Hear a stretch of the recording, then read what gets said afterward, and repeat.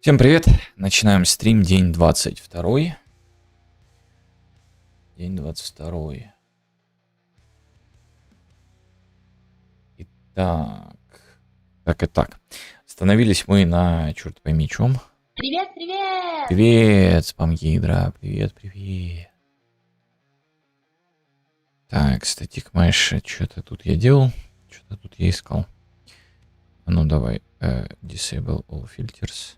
Нет, подожди, remove all filters. Сейчас будем доделывать. Это вот эти. У нас там были приколюшки с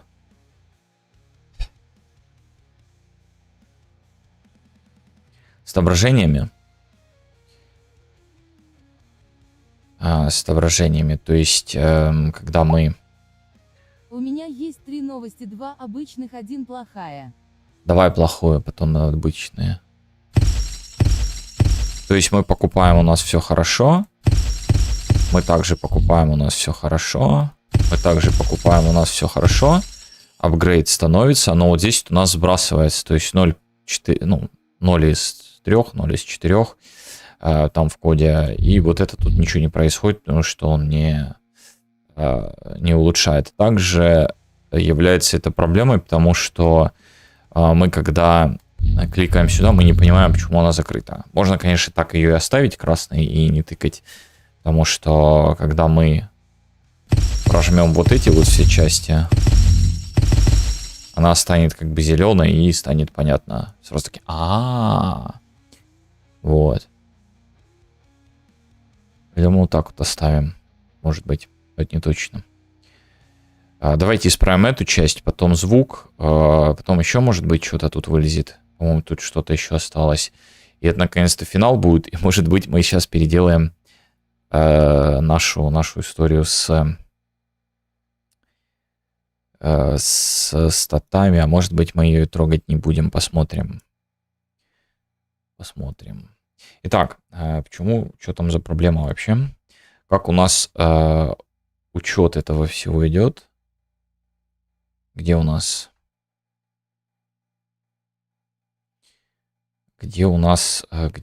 вот это вот все? Тавер, апгрейды, бла-бла-бла-бла-бла-бла. Stats is empty. Beacon upgrade. Ну вот сюда. Эта история началась так. Сестра меня ударила, взбежала в комнату, я всегда бил по стеклу, ничего не было, в этот раз слишком сильно ударил, стекло разбилось, и об стекло я порезал руку, теперь она в бинде. В бинде? Да, Рау, делай как? Я ею мало чего могу делать. Но тебя не останавливает от письменности, это правильно? Здорово, делай хорошо. Но это печально, конечно. Оно меньше будешь теперь быковать. Везде есть плюсы, как говорится. А вторые новости? Какие новости? Давай, нам очень интересно. Так.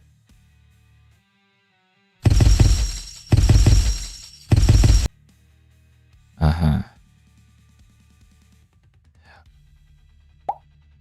Таха сбрил бороду. Это кто?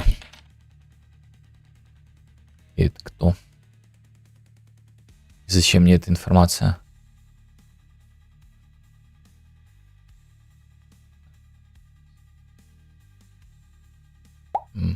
А 3 я забыл. Great stats empty. А почему он сюда бросил его? Это одноклассник.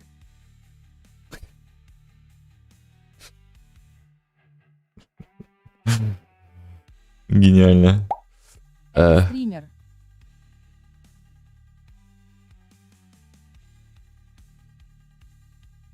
Tower Light Name.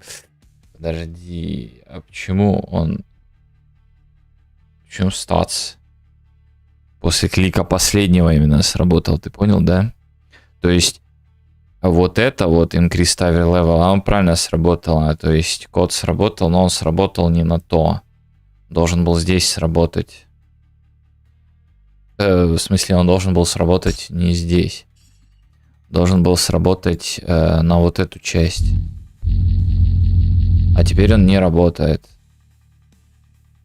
А тут вообще беда, он сразу сюда залетает. Так статс нам вон один. Он не пустой.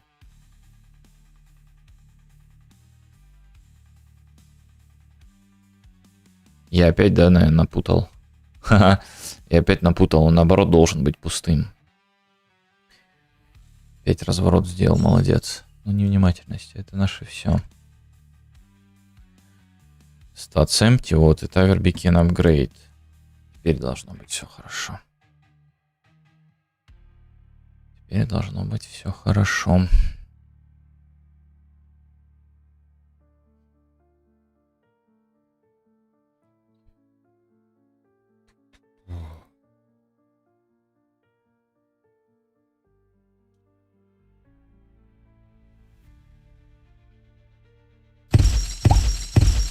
Брейкпоинт. Из-за этого я не могу играть в игры, для них нужна вторая рука, теперь не смогу играть в КС 1,6. Это печально.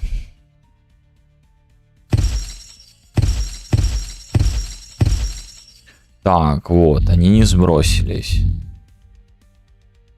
Вот. Вот оно. Вот оно, вот, вот. Вот же есть же. Ну, подожди. Прощай.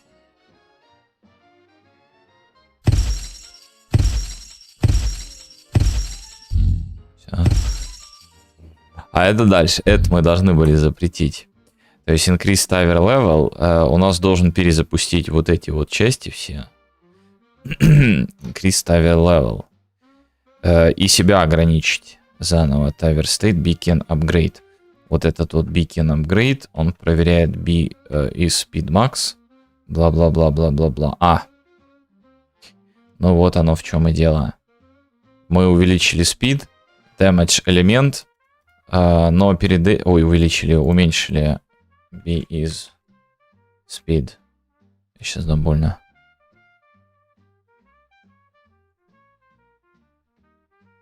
Почему не ищем?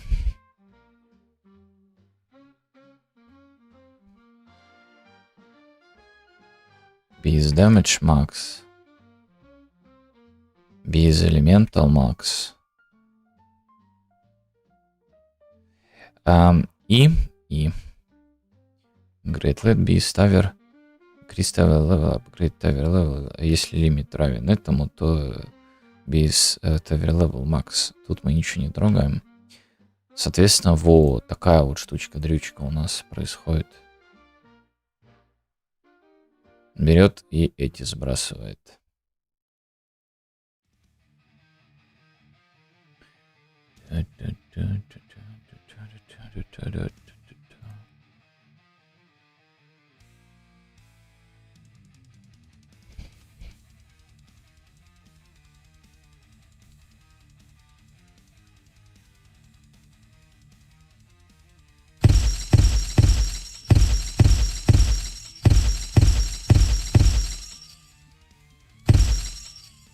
Вот, есть контакт.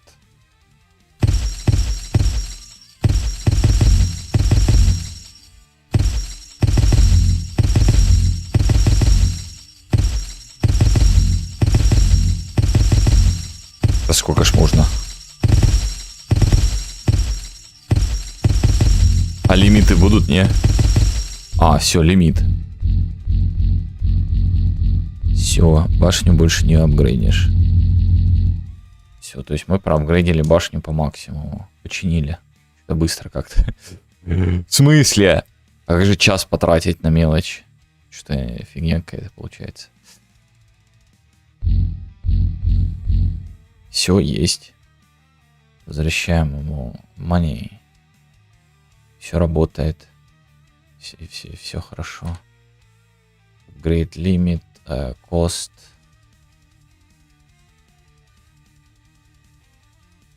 Damage 5.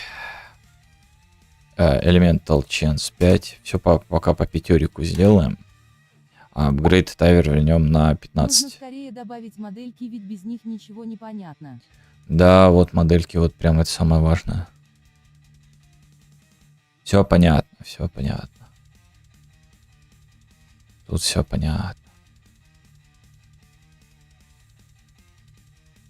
Ту-ту-ту-ту-ту. Добавь модельки тех зеленых квадратов из игры Данаэра.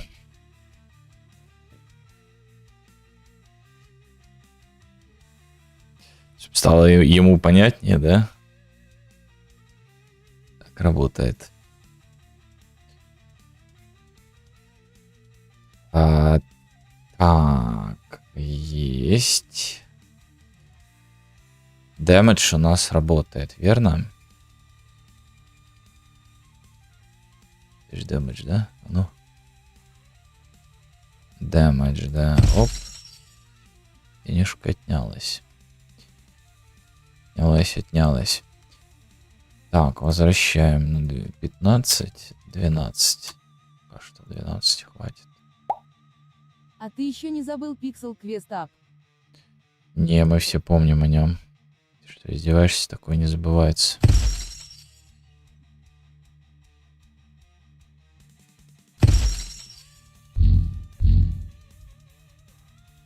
Все, побежали, побежали, побежали. Раз, два, три. А чё он там не плюнул в него? Что? Это новая какая-то, это прикол какой-то новый или что? Или он просто урон не наносит? А ну-ка, подожди, давай еще Короче, одну. первая игра, которую я создам на Unity, это 3D-версия ПКВ. А, не, он спамит. Это мы так МХП подняли, да? Что они теперь это самое... Или что происходит? 3D-версия PQ. Это что за игра такое? Что это такое?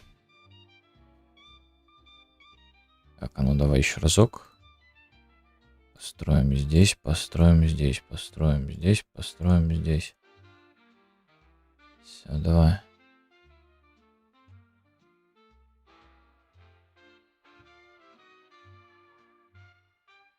Не, это мы им так хп дико подняли. А, прикольно. То есть одна башенка это сразу все, это ГГ. Одна башенка это ГГ. Вау. Это мощно, конечно.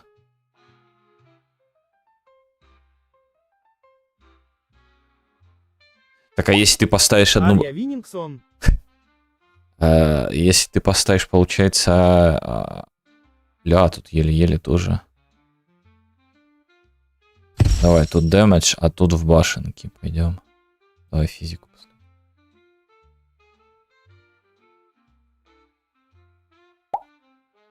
Назови свой канал Аникарнспам 10 лет. Да, обязательно. Ну, слушай, 3 башни пока побеждают. Спам 3 башнями. Более выигрышная стратегия.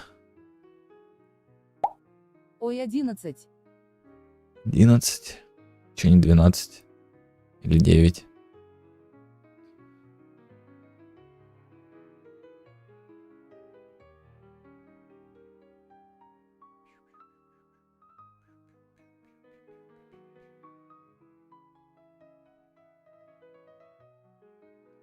Так, хорошо. Тут мы давай улучшаем скорость. Всё, больше нет. Тут башенку ставим. Холод.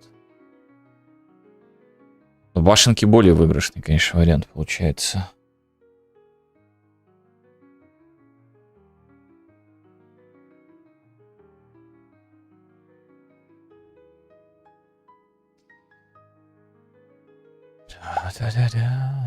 Вроде сейчас осень, но вайб зимы уже первые мандарины появились. Это здорово. А ходячие болванчики наследуются от Павна. Они наследуются от характера. Блин, там не успел.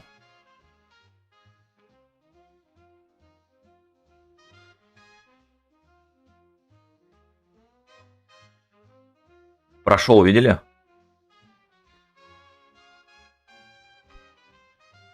Один прошел. Один прошел у того. И второй прошел. Сейчас третий пройдет. А, все уже, ГГ. А ты сделал им асинхронный расчет в Movement компоненте? В Moment компоненте это зачем? Чтобы они двигались и там, и там? Так смотри.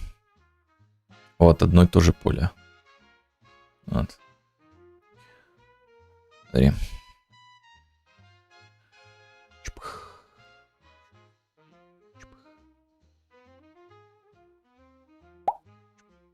Чтобы врубить многопоточность в расчете их физики. Зачем?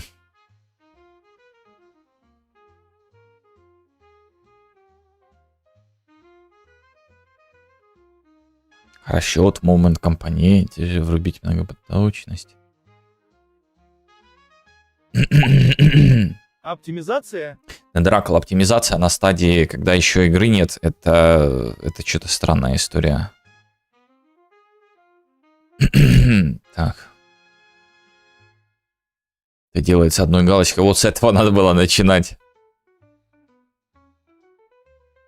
Но ты мне поподробнее Это объясни. делается Расскажи, одной галочкой. что это за звери. Короче, я так разбил яйца, что аж рука была вся в крови, а стекла там почти нету.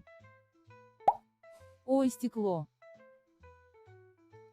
Ох уж эти шутки. Ох уж эти шутки. Что там за галочка? Правда, не помню где. Ща у ГБТ спрошу. Ты мне скажи, как это называется, и я спрошу у ГПТ, и пусть он расскажет, что это. Может, я не хочу это врубать.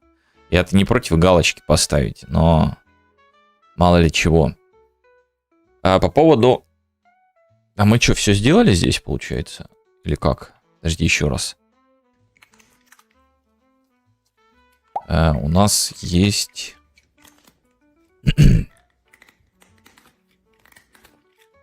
Кто у нас есть? Ну, у нас есть эта штука, она полностью работает. Она будет всегда на кост ссылаться, да? Ну да, она... Ну, сейчас у нас денег уже нету, да. Уже не проверить. Она же будет всегда на кост ссылаться именно. А, нет, не, когда бабла не будет хватать у нас... Точнее, бабла будет хватать, то все будет окей. Ну, типа мы ставим единичку. Запускаемся. Давай здесь. То есть просто нам показывает, что нет. Нельзя.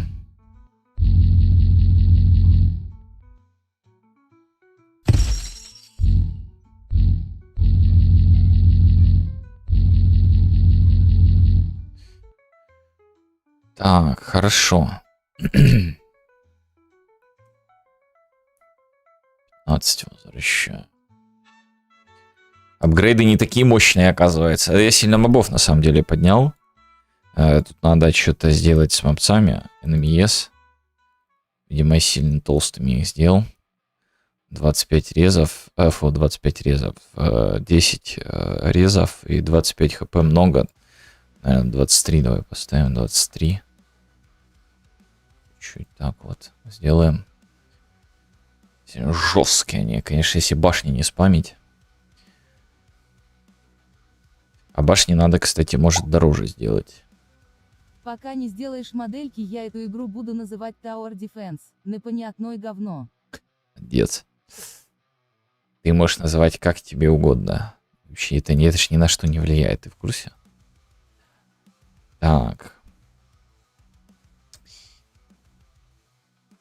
Саунды поменять и статы затронуть. По поводу саундов. By sounds. Здесь сделаем. Они же мета-саунды. Что это такое? Ходи. Так. Они же мета-саунды, да? Create QE. Диалог, create импульс. Или как они тут называются? Sound. Аудио. Meta Sound Source. MS Upgrade Tiger. Upgrade.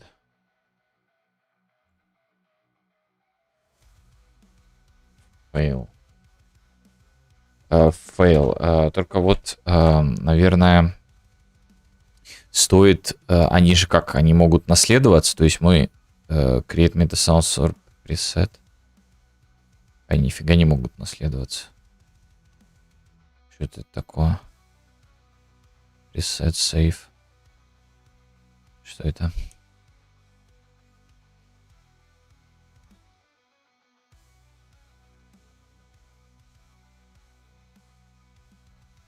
То есть его нельзя отнаследовать друг от друга? Я просто думал создать, вывод сделать. Просто-напросто Ctrl-C, Ctrl-V. И вот тут вот где-то в детейлсах. Тут вот в детейлсах. Бац, указали. Так. Твоя Далее. гралайна нібікоті роблять цугароу. Так, upgrade. Ну ладно.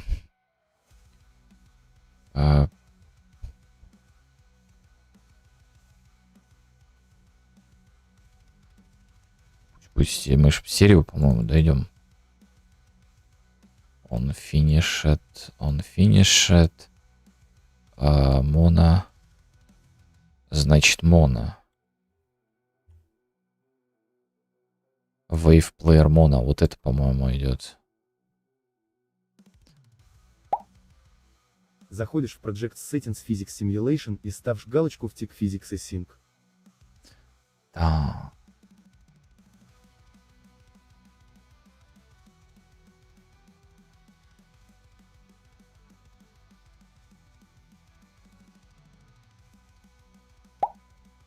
На русском украинское слово лайна называется говно.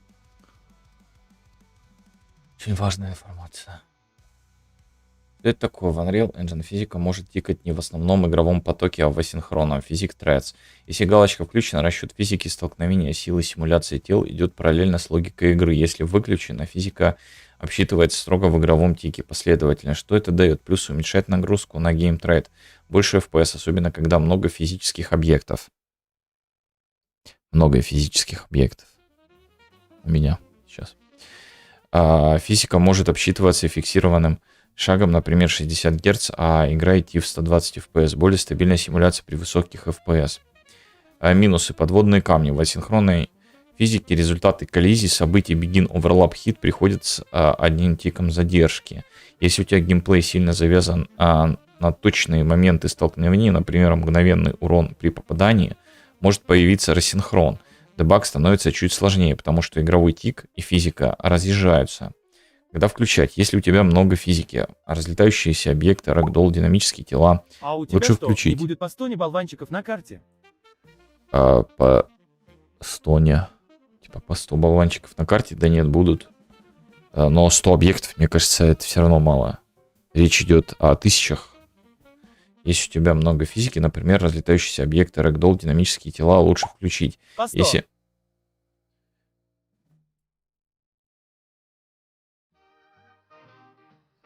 Если проект в основном геймплея без физической нагрузки, шутер с простыми коллизиями можно оставить выключенным, чтобы не ловить задержки. Вывод. Async Physics. Физика работает на отдельном потоке, дает прирост производительности, но может ввести один тик задержки в Вот событиях знаешь, коллизии. некоторые говорят мат 70 лет ада, но когда украинцы говорят роблять.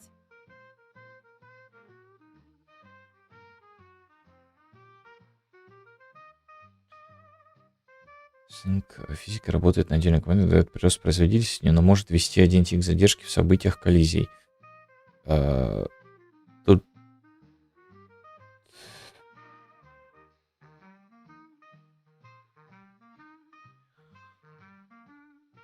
Ох, вот я сейчас введу Дендракул, смотри, давай так, сейчас на берегу, так сказать, договоримся. Я сейчас ставлю галочку. Но потом, если возникает какая-то проблема, у меня начинаются какие-то проблемы, короче, да, вот. Я не понимаю, затуп. А когда Это- русские говорят употреблять? Не психуй. Как его? Так вот, начинается затуп, и я не понимаю, а это из-за этого. То Какое наказание тебе будет за то, что ты вот сейчас вот меня сподвиг эту галочку нажать?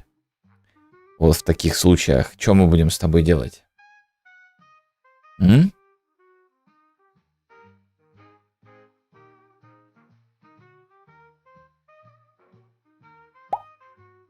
Я рассчитывал на то, что ты потестишь.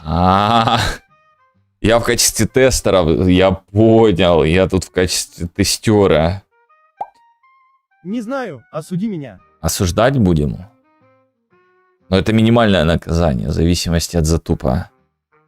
Согласен? Давай вот здесь вот сейчас. Давай подпись свою, я согласен с условиями сделки. Вот так вот пиши давай.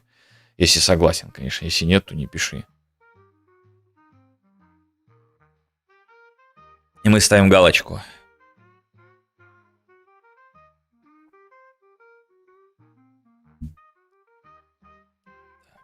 Settings, Physics. Где этот пусикс? Пусикс. Simulation. Simulation. Так, Simulation. В нем Tick Physics Async. Ставлю подпись и отдаю тебе подписанный документ. Все. Молодец. Молодец. Об отказе об ответственности. Молодец. Bounce threshold. А где тут тик? Смотри, тут его нету. И у нее Simulate, аним. Вот, анимation Physics After Reset. Подручник вони Есть. кинули. Tick Physics, этот, тут его нету.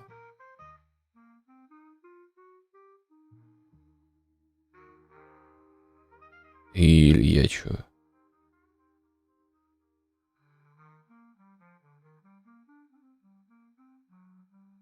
Или в Advanced он? Я не вижу, где ты. Ты в адвансет. Да нету, видишь, уже открыл. Active Actors, Name Physics. Full 3D. Full 3D. Disable CCD. SSD отключим. Я знаю, что это не SSD. Значит, нется. Simulate Anime Physics After Reset. Забей. Search. Мне больше слово забей нравится. Все забей. Вот так вот. Если бы оно прочитало, я бы такой, типа, все. Давай, тик. Тик. Усикс. Async Physics Ticks Enabled. Вот есть. Алю ніхто не знав, що вони підробляють хліб. Tick Physics Async есть. Framerate. Physics. Пусикс. Но у нас в Пусикс Один за интересует. всех и все. Пусикс Simulation. Он, видишь, не в Simulation, он именно Привет. в Пусикс. Привет. Один за всех и все. Tick Async. Async Physics Tick Enabled. Вот есть галочка. Never to use Да, async это оно. Physics Tick with this. Tick with this actor. Ну, окей. Окей. Ну, ГПТ соврал. Ну, наверное. Ну, а может быть, просто в 5.6 А чего там. сы кривые? Сыкривые. Да, вот так получилось. А что такое? Бесит? Или что? Вот так растут. Так. Мне нужен Tower, Upgrade Tower. Upgrade Fail. Fail. Вот сюда вот хочу. Там же еще пичут этот рандом. Мы же хотим, чтобы он прям вообще уф был. Next. Все, всем пока. Меня в дырку уводят. Жили пупа и лупа пупа укусил за лупу. Молодец. Плохо настроил карту отзеркаливания анимаций усов. Да, именно так. Вот так. 1,5 и 5. Пу-пу-ду-пу-ду-пу-ду-пу-ду.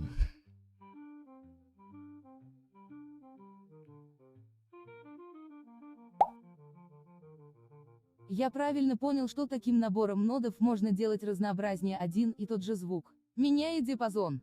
Да. Слышишь разницу? Вот, допустим, можно здесь 10 поставить.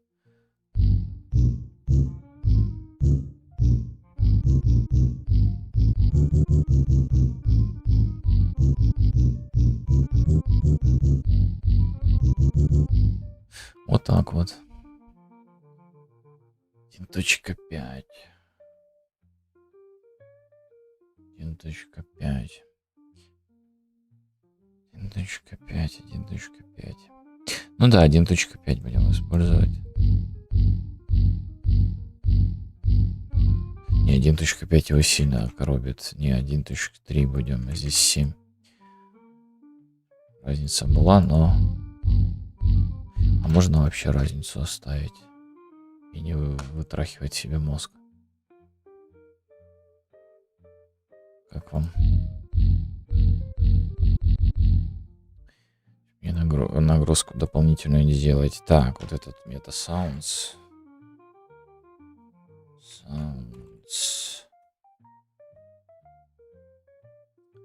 Meta Sounds. Идешь сюда. Move here.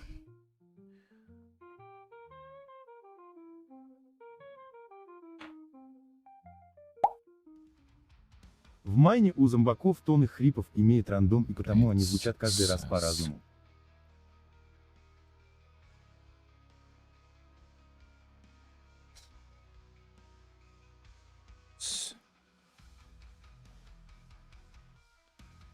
MS.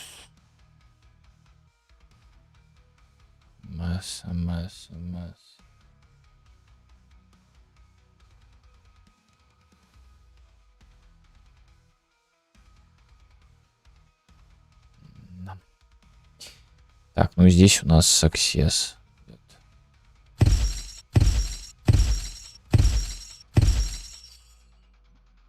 Еще бы установку взять, поставить, потому что у нас при спавне ничего не вызывается. Но сейчас мы... Блин, надо бы какой-то создать менеджер, в котором это все будет.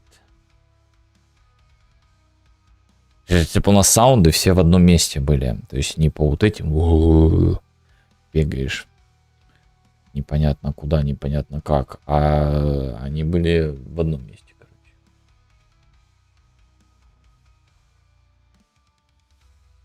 Контрольный такой. Можно U-Object шлепнуть.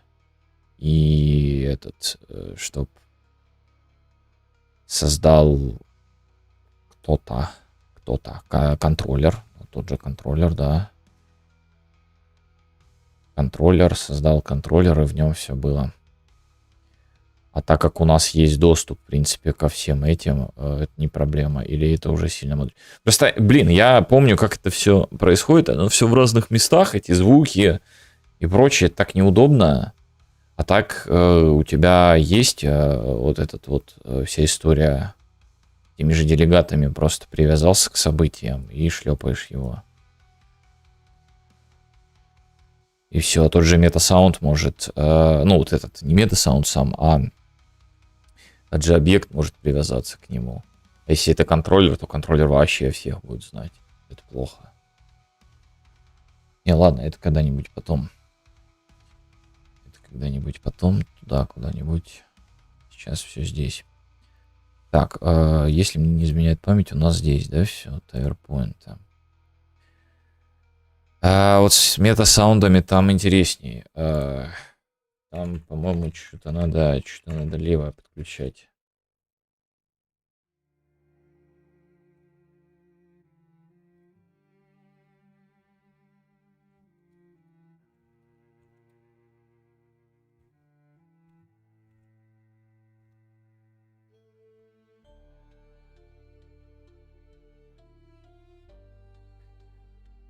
Так.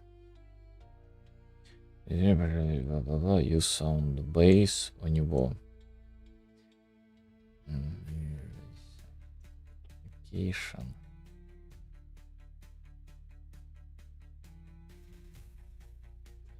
Gameplay statics по-любому вызов идет, да? С контролем через я уже стопать паузу, менять параметры, мета sound asset, аудиокомпонент. Оу.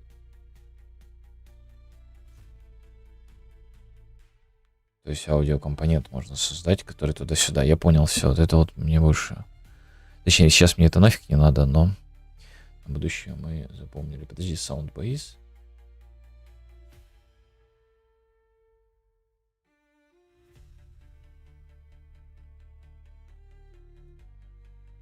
Чё?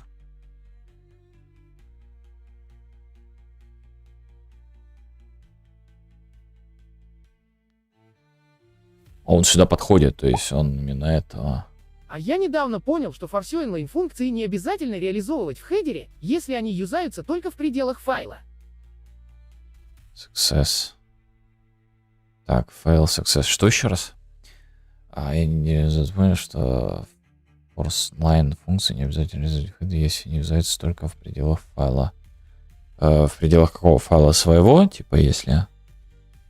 То есть в своем файле CPP об этом речь. Ну, вообще, насколько я знаю, у тебя просто-напросто при сборке начнет дрочить Unreal. Ба. Чё, внучок? Чё? Да. Да я понял, что да.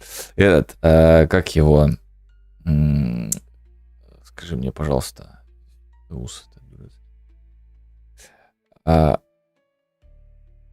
Меня, короче, он дрочил. Но это, видимо, потому что я его в разных местах юзал, поэтому он меня дрочил.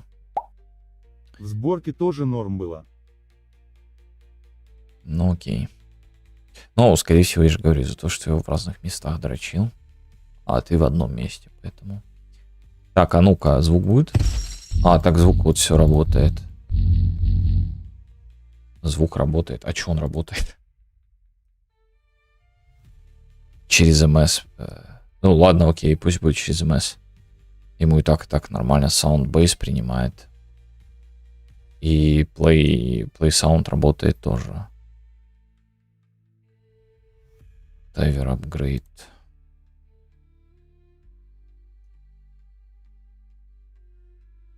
Play Sound у нас вот идет. Хорошо, что мы его вынесли. Метод. И вот здесь мы делаем Play Sound 2D. Ну, тут можно всякие разные остальные вещи повесить. Хорошо.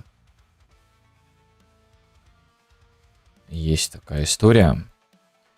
Что мы делаем дальше? Дальше по поводу статов. Опять и это закончили. Смотри, 38 минут, а мы уже все сделали.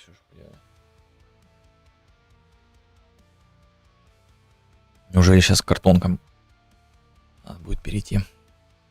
Я не готов. Статы. Какая у меня возникла идея? И, ну, я понимаю, что я сейчас буду повторять репликейты, да, функцию, то, что он делает, сам репликейт. Но, не Пора совсем. начинать новую игру делать. Да.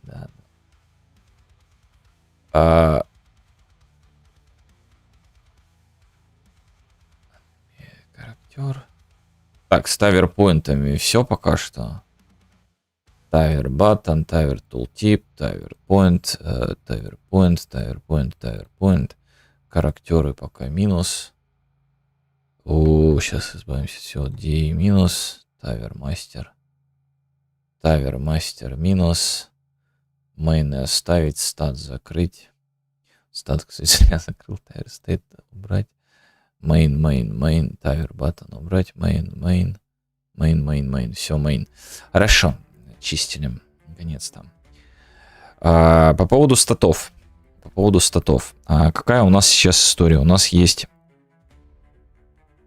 наша компонента. Я сказал, у нас есть наша компонента. Где наша компонента? Actor Components. Stats. И вот он, Stats IS. Actor Component. В ней у нас имеется TRA, который replicated. И в нем Stats Array. Array, в котором Stats Array. В нем наши статы. То есть fstat, наша структура. И мне что не нравится? Мне не нравится то, что нам надо при каждом вот этом сеттере, геттере и прочем постоянно его менять. Пробегать по нему. Это мне не нравится. Это мне не нравится. Соответственно, какие варианты есть? Есть team-up. Replicate у него работает. То есть все тоже будет работать, но с маленьким нюансом. Это будет очень накладно по ресурсам, потому что он его постоянно пересобирает. То есть если у нас есть там 10 элементов, мы обращаемся к какому-то элементу и меняем его значение, то Replicated возьмет и пересоберет все заново у клиента. То есть весь этот team-up старый он удалит и соберет новый. И это проблема. Потому что если он к нам залетает, и куда больше проблема, чем вот это. Потому что если к нам залетает постоянно какие-то изменения ХП, постоянно удалять и пересобирать team-up, это прям беда. Большая беда. То же самое с этим. Как его? С такой штукой, как... Короче, пересборка — это фигня. Да. Пересборка — это фигня. Что я придумал? Во-первых, Replicated мы не ставим team-up. Setter у нас является uFunction сервер Reliable. И в конце сеттера он запускает еще один сеттер, который уже является клиент Reliable. И они меняют одни и те же эти. То есть они делают, короче, одно и то же, просто это делает на сервере, другой делает на клиенте. И получается, что происходит? Тот метод private, поэтому к нему, извини, никто не обратится.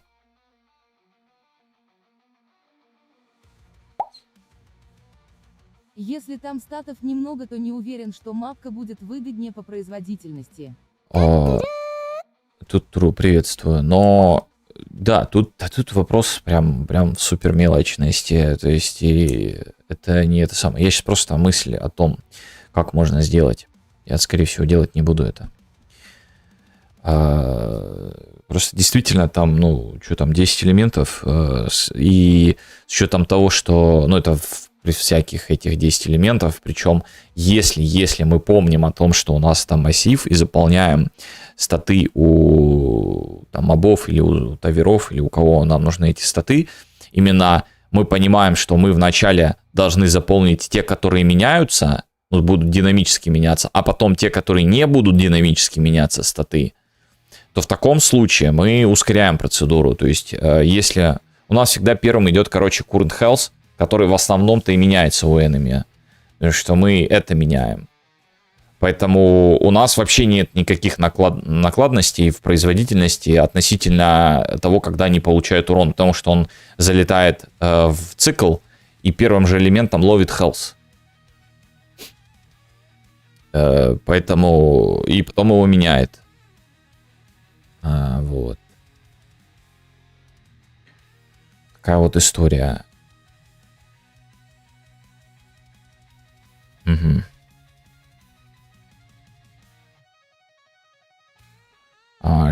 Так вот, что касается team-up. Таким образом, если у нас есть сеттер, который серверный, и сеттер, который клиентов, у клиента будет сразу же там меняться именно team-up, значение именно меняться. Но это действительно будет иметь смысл от сотни и больше, если уже. Да нет, даже меньше сотни, но явно не 10. В общем, меняться будет только одна. Нам не надо будет его постоянно пересобирать. Там есть проблема. Проблема заключается в том, что это мы отправляем на сервер. Сервер это все обработает.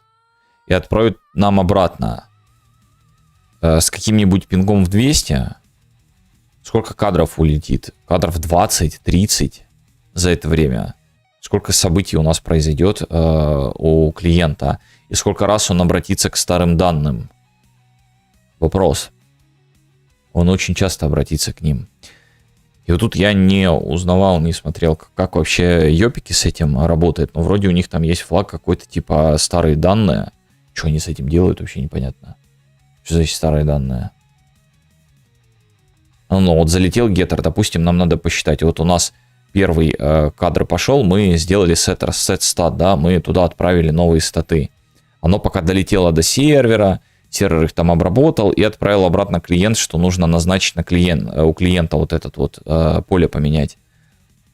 Оно еще летит там, оно еще летит даже до сервера, а мы уже вызываем getter, который свой, да, обращаемся к своему полю. Ну, клиент обращается к своему полю. Там данных еще нет, тех, которые мы назначили в предыдущем кадре, или 2 кадра, или 3 кадра, да даже 5 кадров, в зависимости от дальности, скорости вот этого всего, как пойдет туда-сюда. Что будет? И в том-то прикол, что мы получили getter, старые данные, мы их уже можем обработать, ну, то есть там какой-то урон нанести, там умножить, разделить, что-то отнять, добавить и отправить на сервак. Ну, тут вопрос, конечно, да, то, что как бы клиент не должен этим заниматься. Вот этими вот всеми умножил, разделил по вот это вот. Все это все не на клиентской истории должно происходить, а на серверной. Тогда вопросов, в принципе, и не будет. Ты просто отправляешь расчеты эти все на сервак, и так как у тебя первая уже улетела, полетела вторая, и как бы первая уже отработает, когда вторая прилетит, история, и тут проблем не будет. Ну а для отображения, а что для отображения? У нас есть специальный там делегат какой-то, он что-то там replicated using или как? Нет, replicated using не то, по-моему. Что мне там ГПТ писал, как это параша называется? Где она?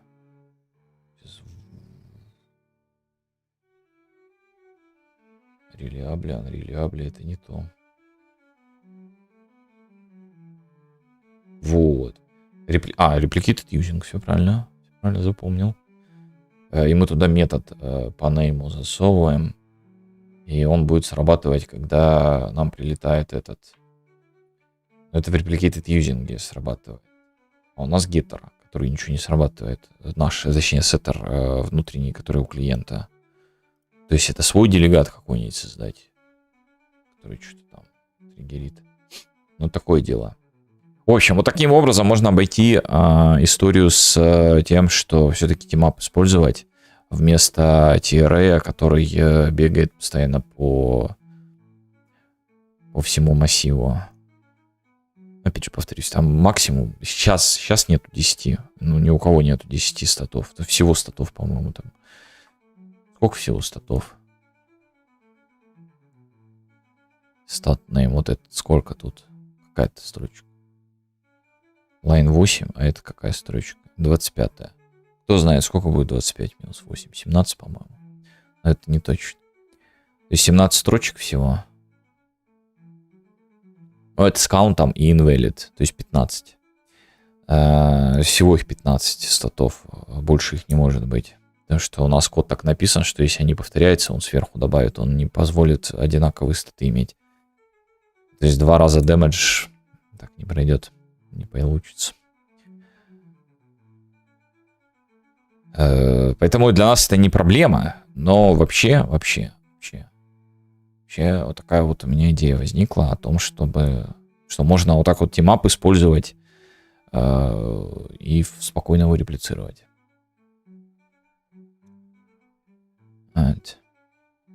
В принципе, да, вот эта вот история о том, что якобы, ну, это проблема, но не проблема, которая, что мы данные изменили, а мы потом их хотим получить, но получить-то мы их хотим на клиента, а клиент, в принципе, что, он только отображает информацию, И клиент это только для отображения информации и для триггеров, которые все равно отправляются на сервер, и там все расчеты производятся. То есть, как бы, поэтому это нет такой проблемы. О, такие вот дела. Такие вот дела. Ладно, в общем, статы мы не трогаем, я мысль свою высказал. Чё я тут напридумывал? Давайте добавим спавн. Я хочу спавн. Я очень хочу спавн. Вы хотите спавн? Спавн. Да, вот в апгрейд все-таки тавер вернем. Давай спавн сделаем. Спаун. Саунд. Спаун саунд. Spawn sound. Spawn. Тавер. А чё ж такое-то, а? Тавер sound.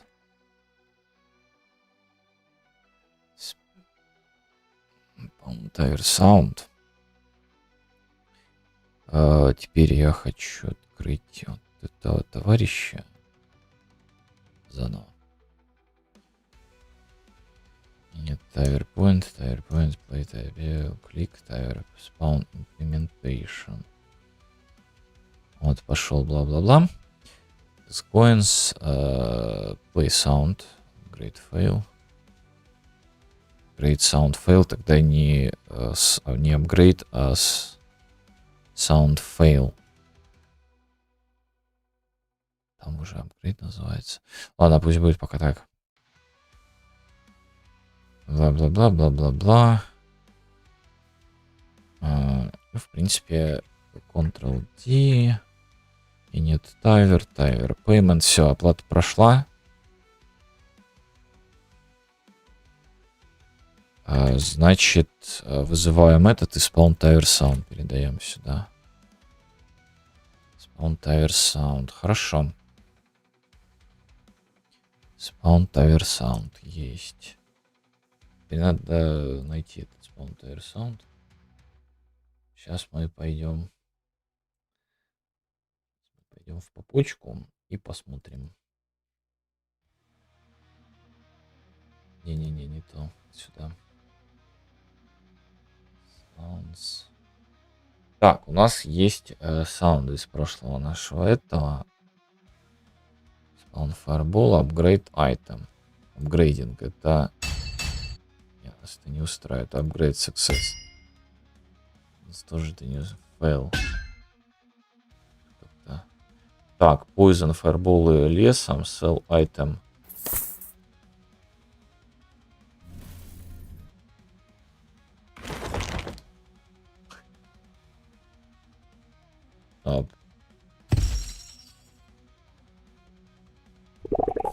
Нет, ну это нет. Нет, тоже нет. Пусикал шот.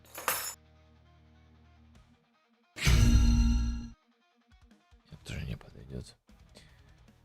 Lightning Wolf, Fire Shoot, Exploding.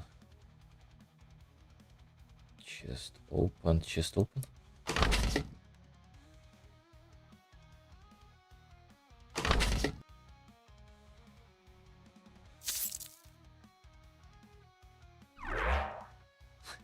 Ой, весь экран сделал. Босс Swing. Это не слышно даже. Spot Physical Wolf, Airshoot.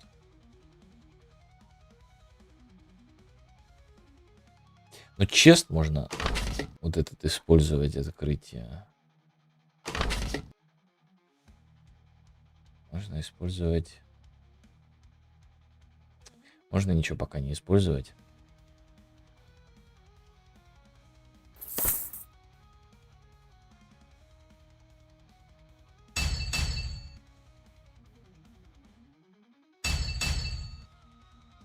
Я вот это хочу использовать. Все. Так, иди сюда.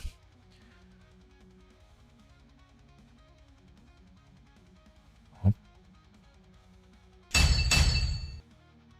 Подходит. Так, тавер спавн. Тавер спавн.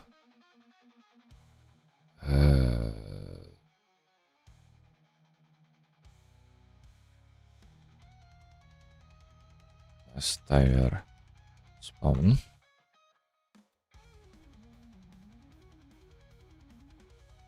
Здесь убираем тайвер спаун. Тайвер спаун. Ну, тут, может быть, я и хочу, кстати, рандом.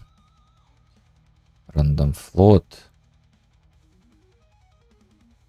Next. 7,3.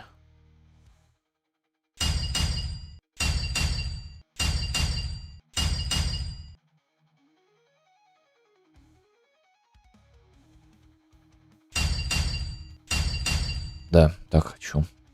Так, но это надо перезапустить на всякий случай, потому что мы уже добавляли всякого.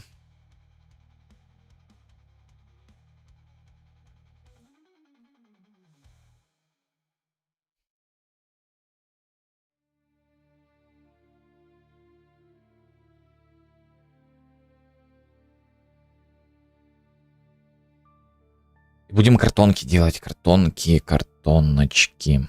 Руночки. Или картоночки.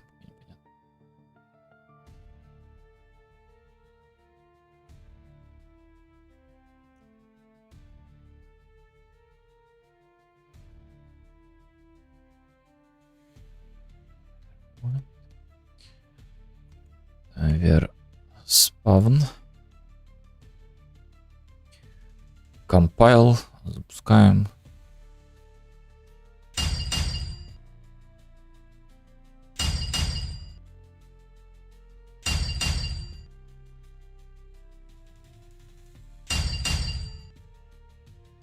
Оно. Это оно. Есть контакт. Закрыть. Таверспаун.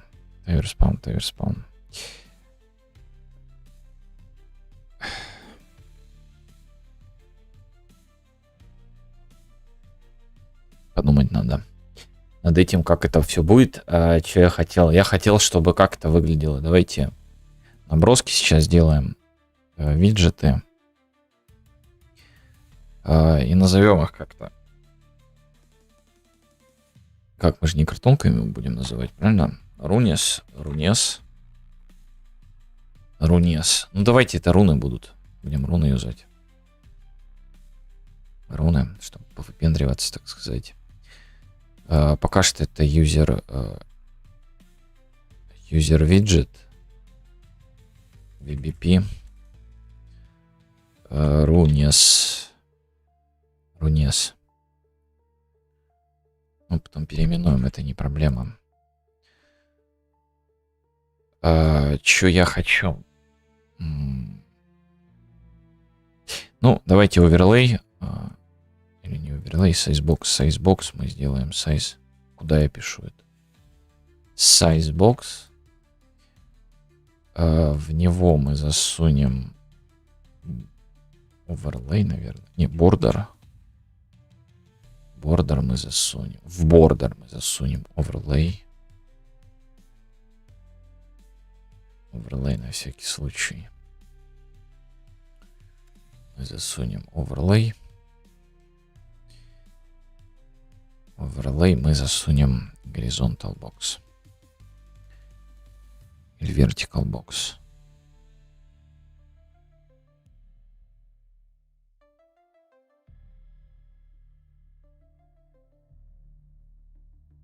Horizontal box. Horizontal box. Ну его растянуть, да, надо. И оверлей. Оверлей-то растянут. Ага.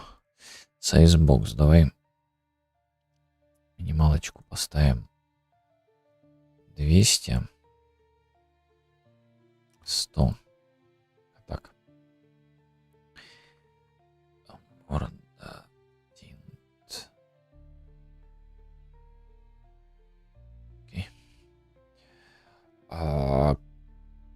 что там должно быть? Что я хочу? Я хочу, чтобы там была кнопочка 1, кнопочка 2, QE. Слева Q, справа E. Неожиданно. Отображение. Давай создадим их. Батон. Не, пока не надо. Пока мы добавим просто текст. Текст на батон добавим. Это понятно, что там наш батон будет, а другой, который... 0, в смысле. Текст блок типа Q. Тип Q. Здесь дублируем типа E. Q тип E.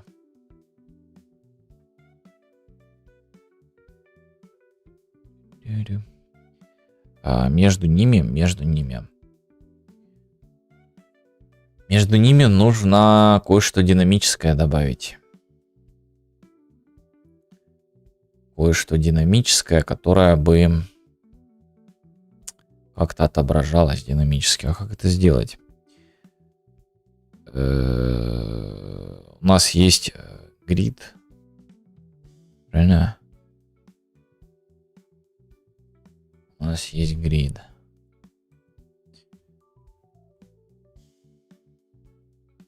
Uniform grid панель. Вот этот нас интересует сюда. Так, вот ты всегда fill. И в него мы будем добавлять наши эти элементики, правильно? Но не совсем так. Не совсем так, потому что они должны быть фиксированы. Они уже фиксированы. Подожди, если они фиксированы, то может сразу и добавить. Я хочу... Сколько я хочу? 1, 2, 3, 4. 1, 2, 3, 4. Ну, нам их надо будет 6, потому что те элементы, они чуть-чуть, совсем чуть-чуть, они немножко должны быть за пределами этого. Типа втоплены. А он же не понимает, что такое втопленность. Да, Z-координаты у него здесь нет. Z-ордера вот этого. Плюс их никак не подвинуть, они расширятся, да?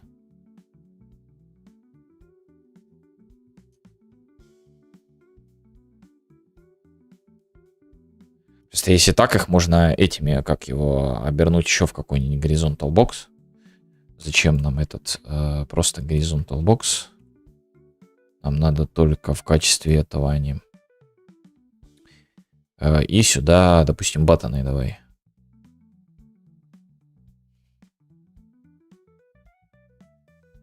Ну да, баттоны пока сделаем. Батоны.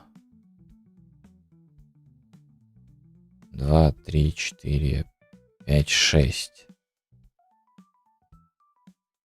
Да, 6. Но я хочу здесь оверлей.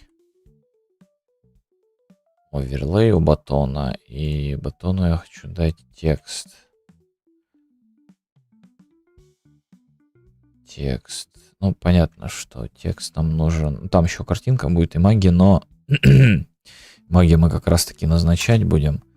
Текст 1 условно. И он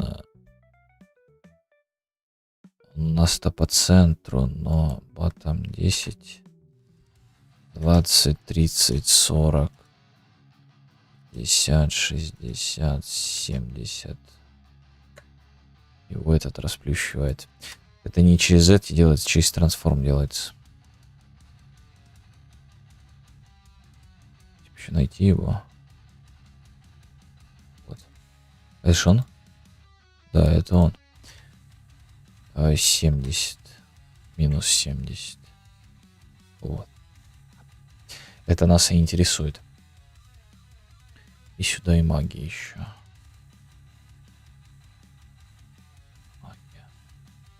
Магия у нас строго по центру. Текст после магии идет. И магия у нас раскрыт. Всей своей красе, во всей своей красе. По нулям. По нулям, но ты почему-то батон. Это батон, это все батон. У батона есть тут вот такие вот вещи, которые нас не интересуют. Хорошо.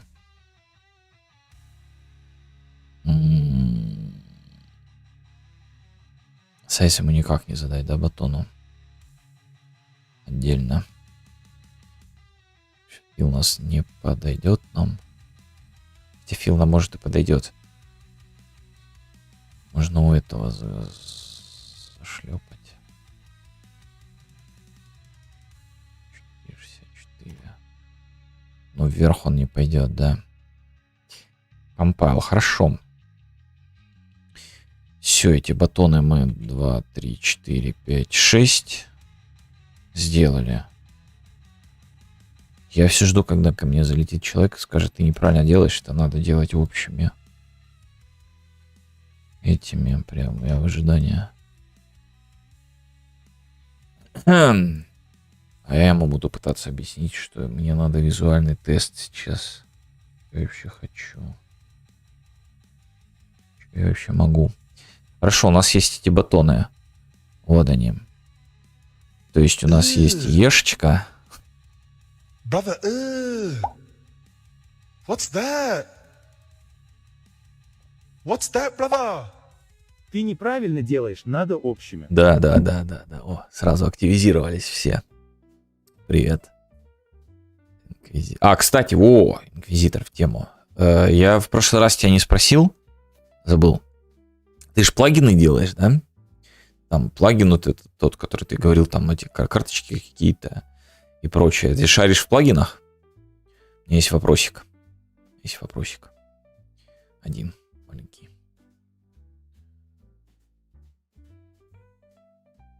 Или ты не шаришь в плагинах? Так чисто. Просто что-то. Так, а что там шарить? Один кнопку нажал и все. Че, не, ну, в смысле, один кнопку нажал. Ты ну ты же создаешь плагины, в смысле, одну кнопку нажал. Или как? Или я что-то не так понял. Ты создаешь плагины, потом выкладывать его, собираешься в фаб. Вопрос по поводу... как его? Ты на плюсах это делаешь, да? Или там блюпринтовый ты делаешь плагины, он на блюпринтах. Это не основной вопрос, но так, на всякий случай уточнение.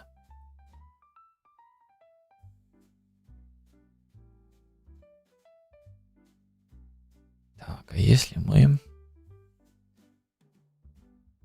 возьмем... В едиторе создал пустой, и в нем код пишешь, можно чисто на плюсах или на без разницы. Не, это то, как создавать плагины, я знаю. Я пытался. Я пытался, я его создал, он работал, все классно, но есть нюанс. У меня какой вопрос? Ты чистые, ты на плюсах пишешь.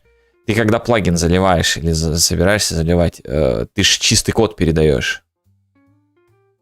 Или ты чистые бинарники как-то передаешь? У меня вопрос по этому поводу. Потому что я понял, как сделать так, чтобы можно было передать и плагином пользоваться. Но как только дело дошло до шиппинга, там, короче, беда. У тебя Unreal ругается, ему надо, короче, чтобы эти файлы присутствовали.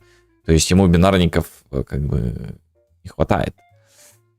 У меня вот вопрос. Можно ли как-то не передавать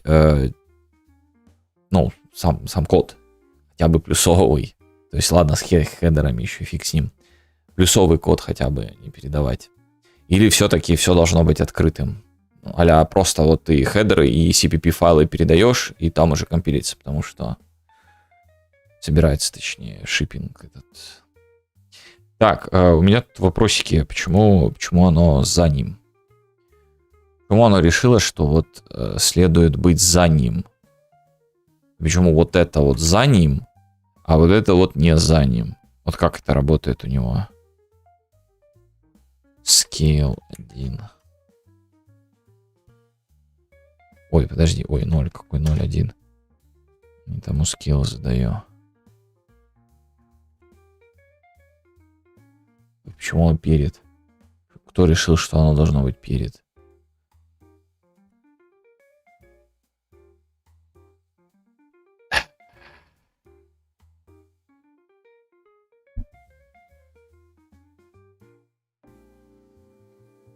Можно даже их тогда, если они в оверлее, можно их не вместе располагать. Есть костыль, но это шляпа, и то не вариант, не пробовал.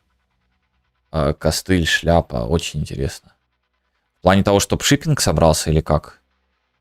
Я же говорю, вот все вопросы о том, чтобы, допустим, передавать плагин в виде, ну, без кода вообще, и чтобы им можно было пользоваться, там, создавать классы, отнаследоваться, логику выполнять, пользоваться и так далее, без вопросов. Но дело в том, что он не собирается. Дело в том, что он не собирается. Шиппинг, как бы, это Типа как патч можно попробовать. патч. Типа в конце передать код, а-ля тебе такие, мол, типа, слышишь, это самое, мы тут собирать, проект собрались, дай нам этот файлы. Или как?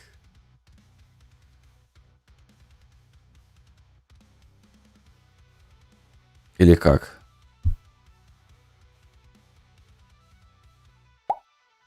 Умеешь частями шипить? А как это тебе поможет?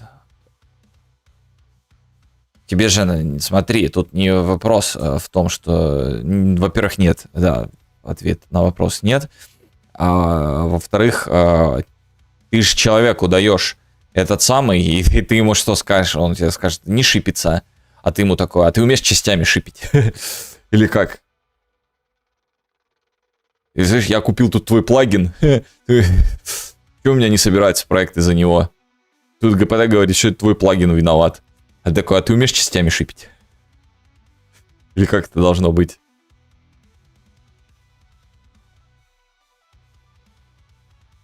А ну, а если я вот так? А, какая разница?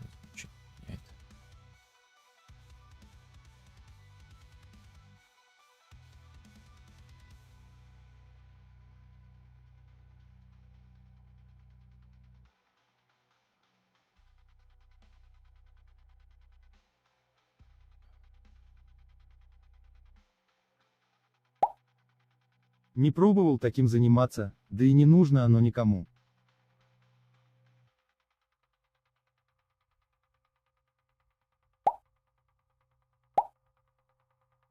А зачем ты в бордюр оборачиваешь все? Можно ведь оверлай оставить только. Можно. Окей, без вопросов. Ну, это то, о чем я говорил. Только пришел, да, привет. Это то, о чем я говорил. Ай, так где он тут replace with child? Оставил. Без вопросов. Ой, я оверлей убрал. Смотри, что ты наделал. Я оверлей за тебя убрал. Это самое. В бордюр зачем? А в бордюр я за тем, чтобы ему этот, как его дать? Потом можно было всякие там, ну, бордюры. Ну, там прозрачность дать, еще что-нибудь. В этом смысле в бордюр. А в этом тут мне вообще пофигу. Я визуально хочу понять, что я хочу. Тут вообще пофигу, что происходит. Так вот, не пробовал таким заниматься, да и не нужно оно никому. Короче, в общем, вариантов с тем, чтобы не давать код, нету. Правильно? То есть ты должен передать именно чистую в код свой, в чистую.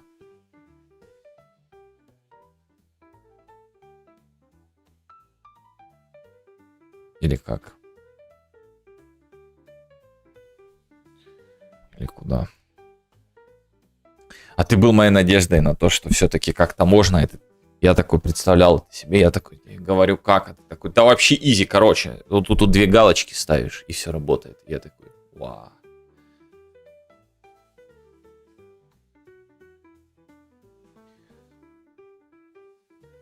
Так, 6. А я-то хочу 4. А я-то хочу 4. Плюс вот эти должны быть сдвинуты. Значит, вот здесь вот 1. Да можно как-то, только я хз. Можно как-то. Ну, это я тоже хз, как? Потому что, блин, ну делать... А как ты делаешь плагины? Ты типа на пофигу, пусть берут. Вот так вот я хочу. Так вот я хочу.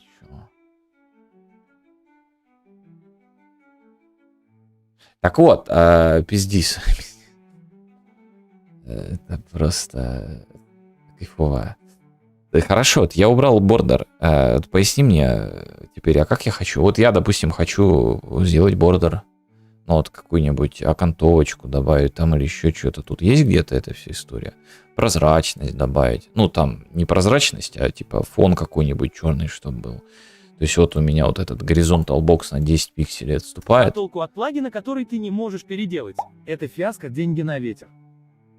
В Overlay кинь имидж поверх всего. Кинь имидж поверх всего. А зачем его, зачем его имидж бросать? Если у меня бордер был, который уже подстраивался под все и все. То есть он уже был. Зачем мне имидж? Что не так с бордером? И просто одно заменить на другое. Ну, это какая-то странная фишка, нет?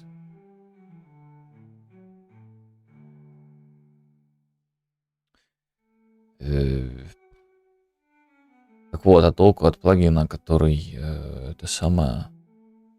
Ты не можешь переделать это фиаско деньги на ветера. Во-первых, такой плагин, как ты хочешь, это может быть троян. Не, я ж не о том. Смотри, давай, допустим, такую фишку тебе сделаем. Вот тебя... ну как, вот тебе надо сделать что-то для Unreal, да?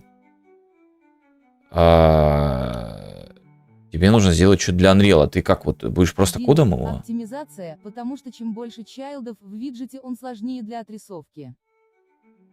Так какая разница у тебя чайлдов? Какая разница? У тебя количество чайлдов у сейсбокса, ну, по иерархии там не станет меньше. Значит. А во-вторых, этот виджет в единственном количестве существует. Какая оптимизация?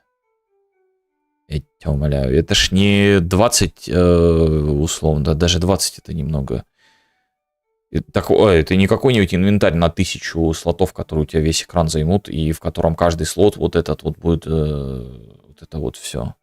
Даже если вот так вот. Вот так, тогда может быть, а когда один, это все. Так вот, по поводу этого, просто, ну короче, вот ты хочешь кому-то передать код, и ты не хочешь, чтобы код именно передавался, но все работало. Как это сделать?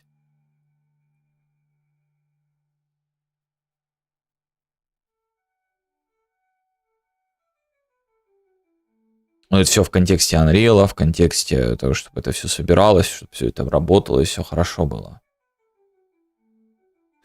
Допустим, иначе, смотри, вот у тебя есть чистый код, и ты хочешь такую фишку проделать, типа, мол, на подписку посадить.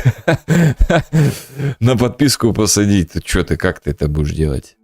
Если код у тебя чистый, ты просто кусочек кода взял, удалил и все, и нет ничего у тебя. А так таймер поставил и все. Это просто полезная привычка. На самом деле чайлдов сейчас стало меньше. С бордером путь до батона SB Border Overlay Button, а сейчас без бордера. А, ты про вот эту иерархию. Типа, что путь до батона меньше. Ну, окей. Но у меня вопрос... Ну, короче. Ты же понимаешь, что в единственном количестве виджета он вообще никак ни на что не повлияет. Ну, в общем. Если хочешь на подписку, делай как Voxel плагин. Они нормально собирают. Как? Регистрируешь свою эту самую и... Выпускай фри. Выпускай фри и делай... Что там? А что? И не понял. Если хочешь на подписку, выпускай фри. Я ничего не понял. Что такое Voxel?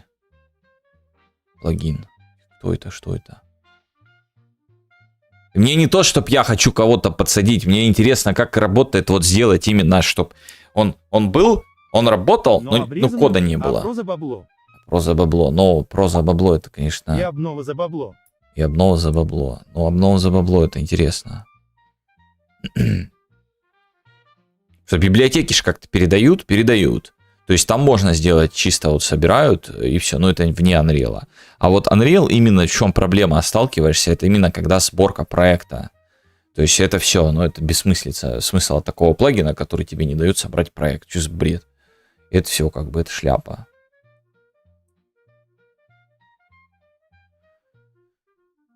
Так. Вернемся к этой фигне. К этой фигне вернемся. Вернемся к этой фигне.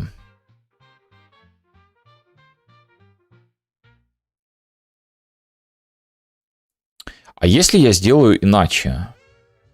Я же могу, так как это оверлей, я же могу вот это вот вообще убрать. Правильно? Replace, да, конечно. Надо всю эту фигню выделить.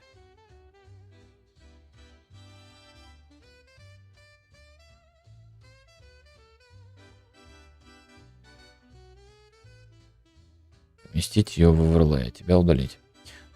Так, ты... А что это ты у нас? Это... Потому что ты у нас это, да? Батон слева. Батон справа. Угу. А у них, как у канваса, нету оверлея, правильно? Этой всей истории. Еще есть вариант просто его как канвас сделать и все. И не морочить себе голову. То есть вот здесь wrap with canvas. Ой, wrap with replace with canvas. Оверлей нам не нужен. Горизонт ванчала списка Ким.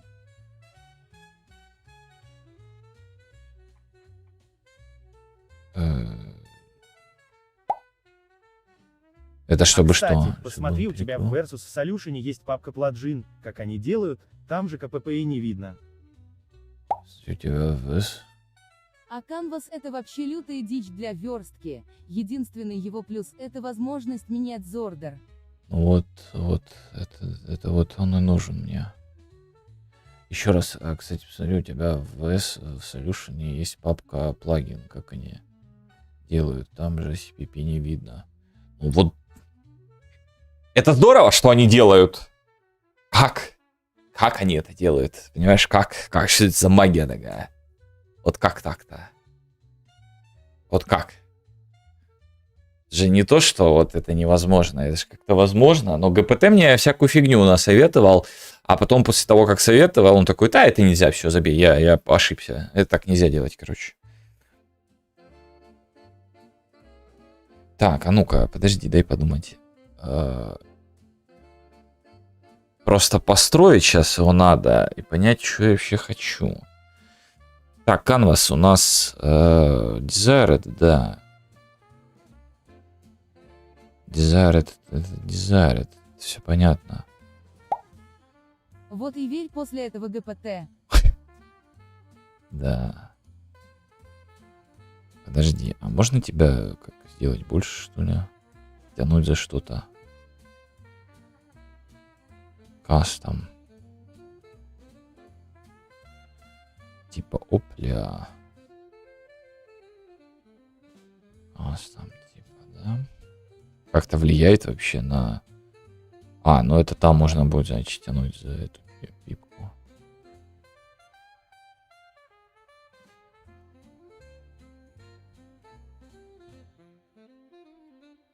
Не, подожди, T1, T05.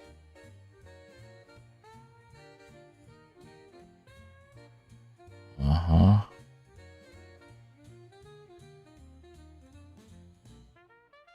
Чё? Вот именно. Так, хорошо, допустим, предположим. Ну, Сай, 64 можно, кстати, сделать 64. 64, то есть так, оп. Сразу подогнать его под этих ребят. Так, теперь эти ребята. Horizontal Box.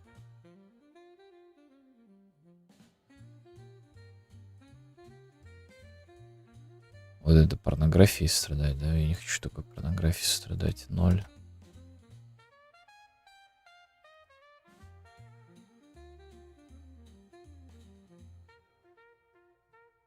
Вот. Уже сексуальней. Же то, что доктор прописал. 54 на этот самый. На сколько?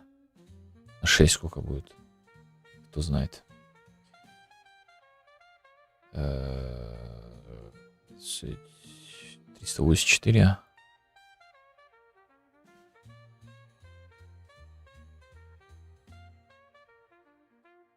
А что он выходит за пределы, если он не выходит за пределы?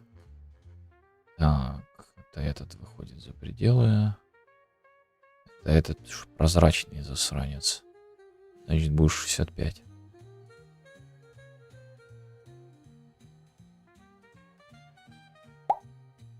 «64.6» ты ведь прям в этом поле можешь написать «Ди». А, да, кстати, я забыл об этом. Не, ну мозг-то надо напрягать хоть чуть-чуть. Подожди, что за приколы?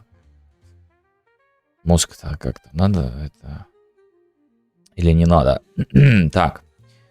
Мы это сделали. У нас вот так вот все выглядит.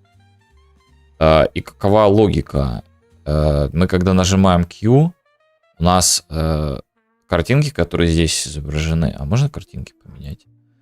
На какие-нибудь, типа, вменяемые? Вот это да, вот оно, да. Меняешь на картинку, а там...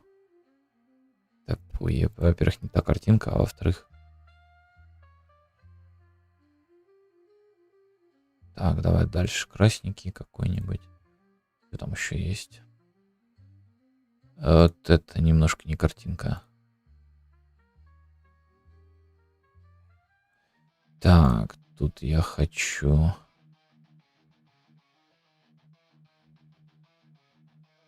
Так, тут я хочу...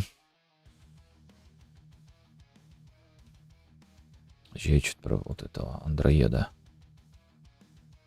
Все. Мы нажимаем Q. Q. И у нас... в идеале, конечно, анимацию сделать, а как это сделать, я вообще не представляю. А как это сделать?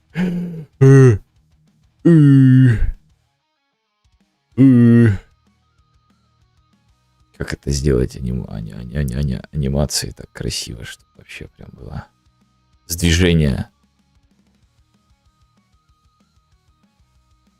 Ну ладно, вначале не анимация, вначале...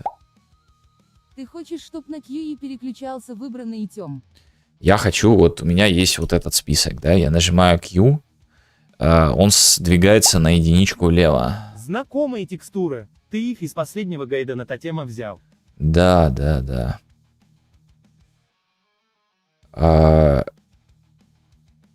Какие текстуры? Иконки? Ты что, задрачиваешь? Стандартные эти. Нажимаешь Q, и все уезжает влево. То есть андроид туда уходит. Этот становится здесь.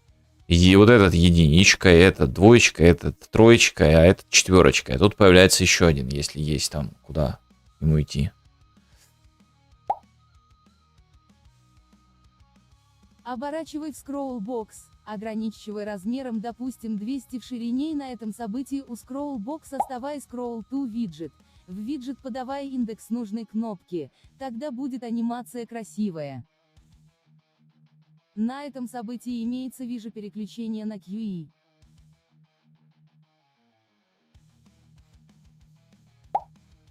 А что за натотема? Дайте ссылку.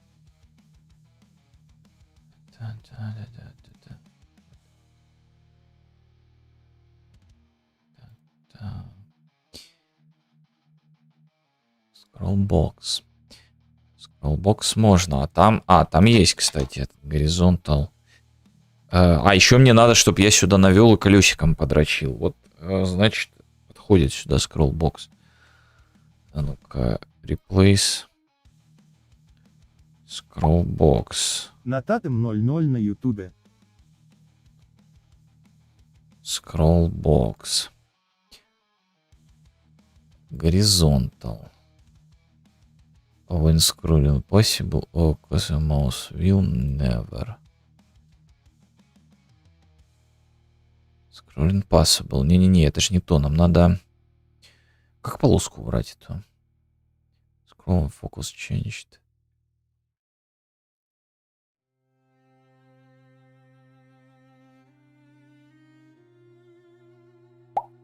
Глянем пассив. View, top left, center. Не то, scroll animation.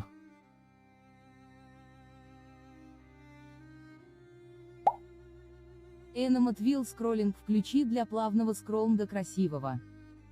Animate wheel scrolling. Animate wheel scrolling. Скроллинг Не за что. это здорово, а как этот самый из Focusable Style? Bar Style, вот, и тут, наверное, Draw as non-thickness 0. Что это такое? Мы не знаем, что это такое. Normal, horizontal button, slot image.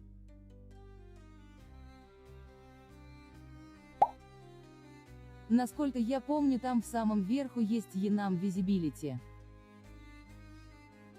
Scroll bar, да, visibility, hidden, collapsed. Чтобы отключить бар. Есть, да, благодарство. Вот, а то я полез в стайлы. Немножко не туда.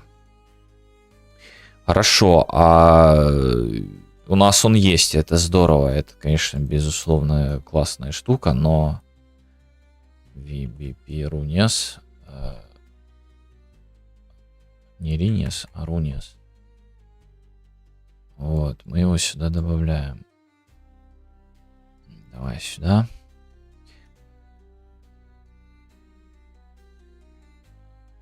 И выше.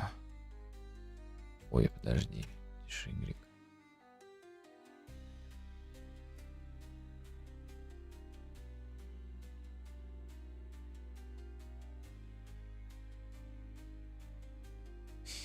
Хорошо, есть. Ну и чё?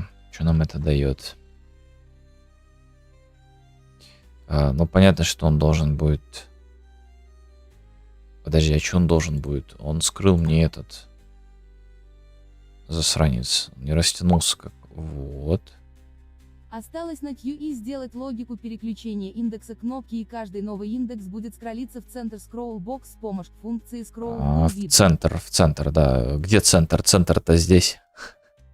Между 2 и 3. Что такое центр? Что такое центр?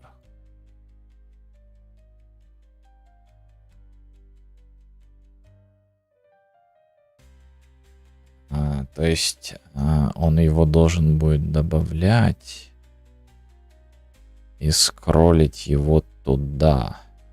Ну а там пусто, и пустую должен еще добавлять, да? Центр относительно скроллбокса он будет ловить. Но мне-то надо, чтобы он нажал 1 и получился 1. Чтобы нажал 2, получился 2. Ну, как бы логично, да?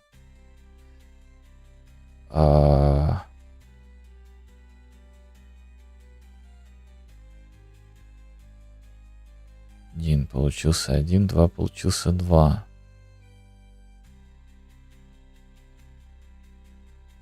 Понятно, что у нас там массив. Как бы индекс все соответствует, но...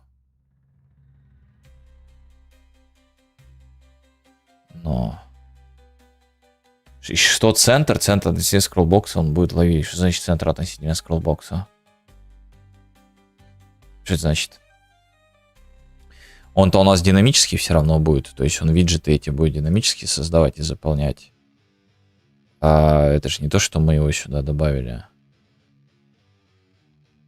То есть тут-то должно быть определенное количество этих У меня еще вопрос так, чтобы он увеличивался. То есть он его действительно скроллил. То есть вот его есть size. Почему он 384? Потому что мы его задали 384. Правильно, правильно. То есть если я сейчас добавлю еще парочку этих. Давай вот так вот. И тебя в конец сюда. Ну подожди.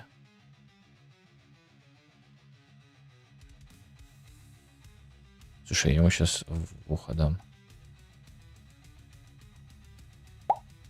Ну неважно, вот так вот пусть будет.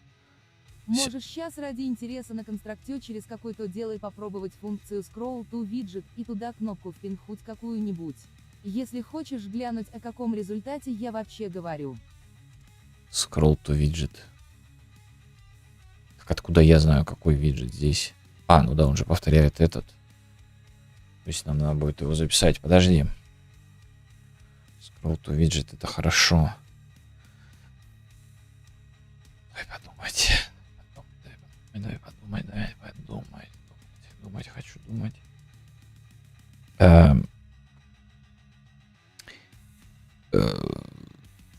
Он вылазит за пределы. Я ему дал размеры, но он вылез за пределы. Как нам сделать, чтобы он не вылез за пределы? Это что, его в этот сейсбокс какой-нибудь засунуть?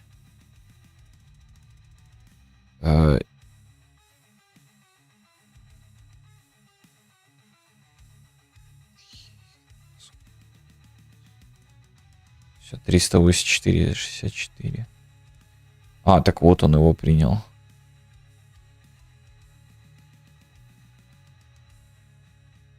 Ничего не дает. Ему пофигу. Там как-то скрывается, что все фигня. Там какая-то у скроллбокса именно есть эта штука. Скроллбокса, фронт-бэк, подскролл. В фокусе был. У Scrollbox ищи настройку клиппинг. Clip to bounce ищи там. Clip to bounce, клиппинг. Клиппинг. Ага, вот есть, да, clip to bounce. Есть контакт. Но он же сейчас ничего не сделает нам. А, не, вот сделал. Хорошо, он сделал. Но там баттоны, у них начинается беда. Беда. Все поисчезало. Но вот это вот приколюшка с текстом. Она нам не нужна здесь. Потому что текст мы здесь зашлепаем. Так, это canvas. Можем спокойно взять, сделать текст. Текст там, допустим, 1.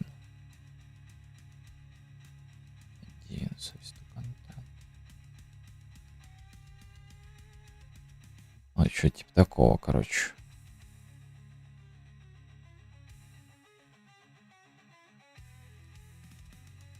Да.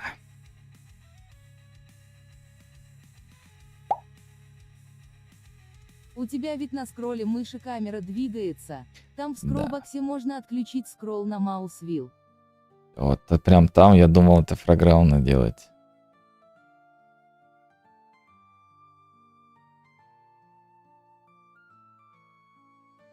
Так а что толку? У меня-то мой код выполняется, что толку? А, или он input не будет принимать.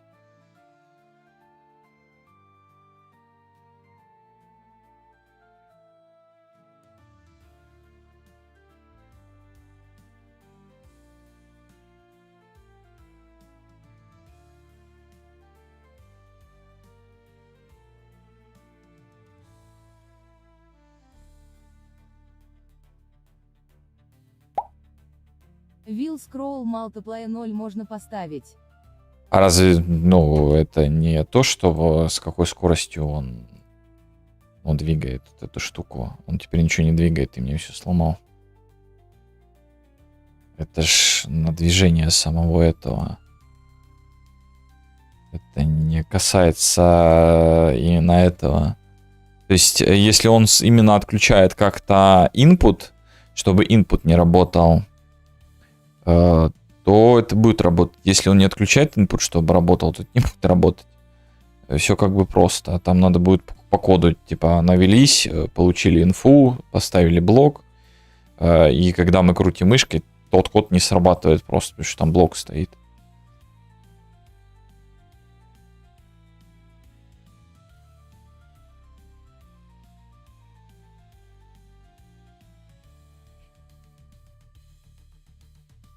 Обожает. Обожает, да.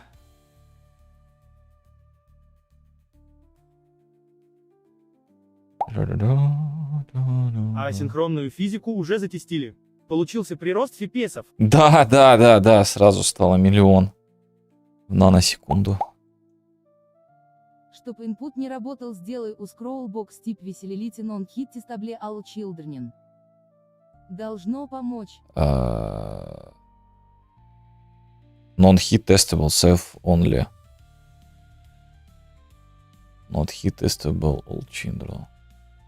Ну вот, all children есть.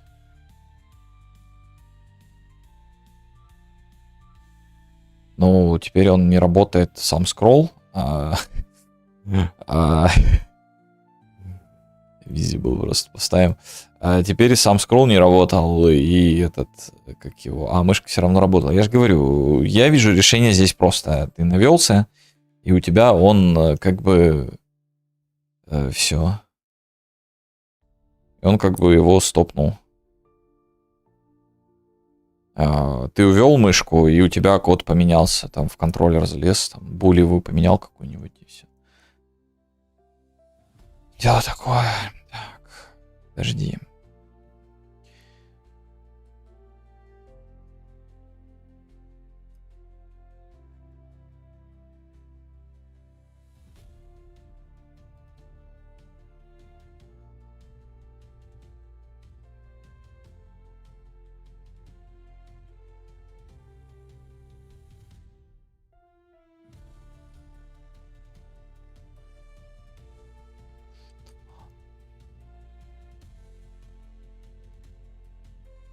Что, подвинуть тебя, не?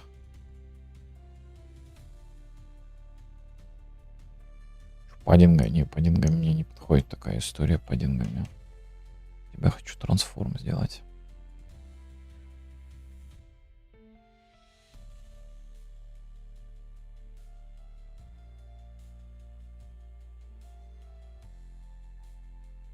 Вот так, что ли, делать придется?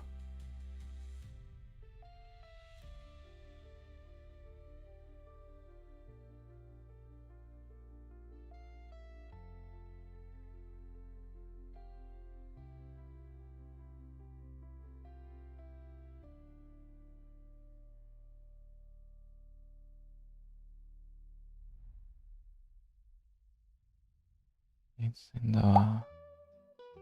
Ну вот, Чё тогда он не врубаюсь? поедет. А почему ты просто каждому батону свою цифру не впихнешь?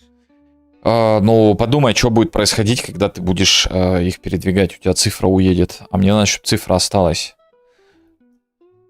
То есть у тебя активны только вот эти вот. То есть когда ты нажимаешь единичку, мне надо схватить именно вот этот участок. То есть вот этого товарища, который находится сейчас под единичкой.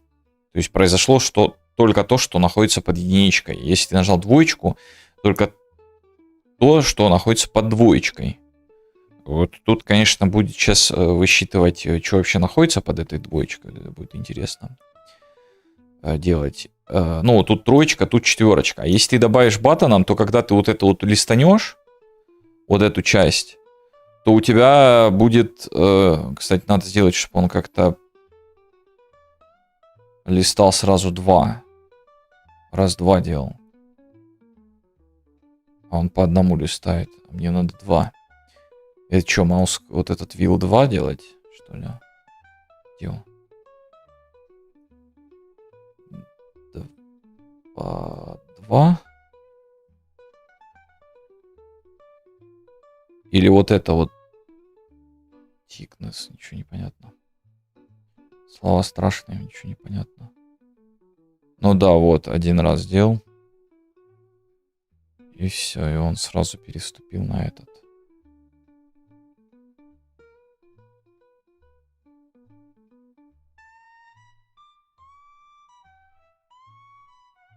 А там пустышки добавим. Там пустышки добавим, и все. То есть всегда должна быть пустая. Пустая в начале, пустая в конце. Это 100% они должны быть. И мы всегда добавляем новый, когда... Блин, он же в конец его всегда добавили. То есть нам надо будет всегда удалять. Это будет весело. Это будет очень весело. Сейчас надо еще нагляднее все сделать. Допустим, дальше продолжаем. Ctrl-D. Вот здесь получается 0. Верни на место. Я что-то нажал страшное. Size. Сколько там size у него? 32. 32. Это не то. 0 это вот здесь. 0. 32. 32. Здесь троечка. Хочешь, накидаю виджет сейчас, какой тебе нужен? Скину в ДС. А зачем? В смысле, какой тебе нужен? Так вот, я сейчас накидываю. В чем проблема? Что опять не так? Что опять не так? Ну, это нечестная какая-то история. Сколько здесь у нас по этому? 96. 96. Brother, И what's that? вот that. What's that, brother?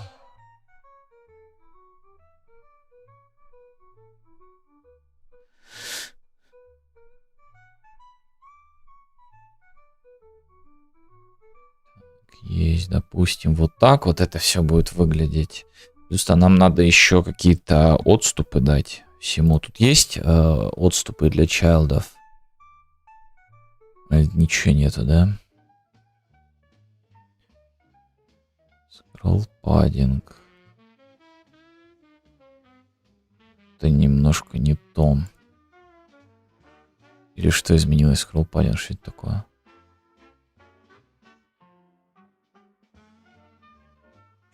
Ничего не понятно.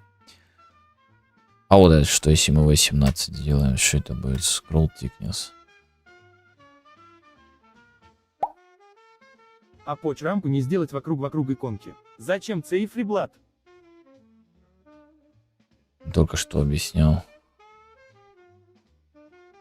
А чтобы было понятно, какая кнопка за что отвечает. Это же активные кнопки.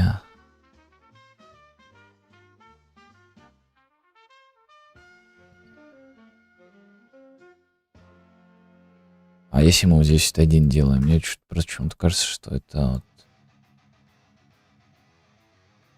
Да-да, не совсем то. Так, вниз. Идем на место. Отскроллинг.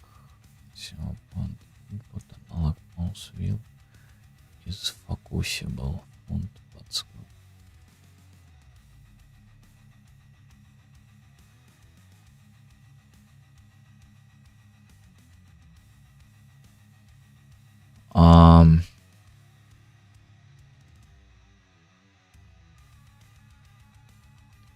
Always, а что это значит?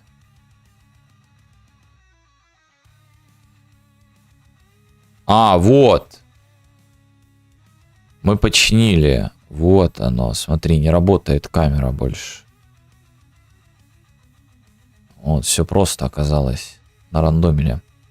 Consume mouse wheel. Вот он. Always. Типа, мол, when scrolling possible. Never. Consume mouse wheel. Вот нашли. Название можно было бы и так понять. Но мы же не читаем. Это не наш путь. Так. А ты типа хочешь, что проскролил, и у тебя на кнопку 1 встала другая Да, руна? да.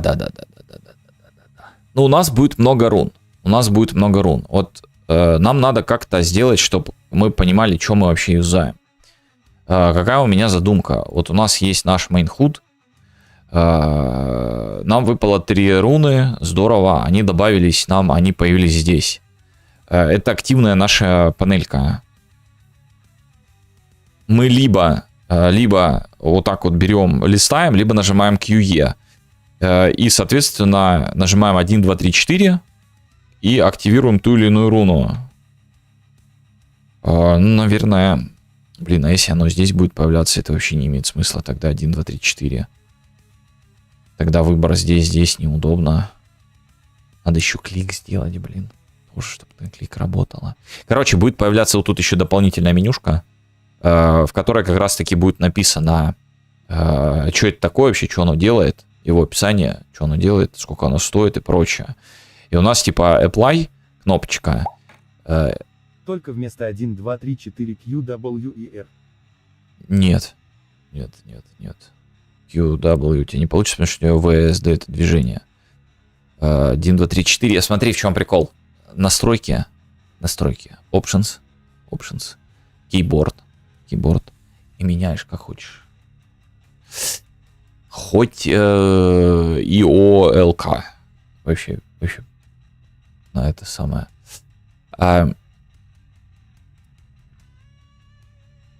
Так вот, появляется менюшка, там все написано, мы нажимаем Apply, там еще кнопочки можно разные другие добавить, типа Combine и Cell какой-нибудь. Мне кажется, это вообще неудобно, потому как ты все равно должен мышку навести туда, чтобы проскролить. Нет. Это, как по мне, больше времени будешь тратить, так как все равно надо будет свое внимание переключать на этот... Нет, мышкой перескроллить это как опция, у тебя есть еще QE, которые тоже это делают.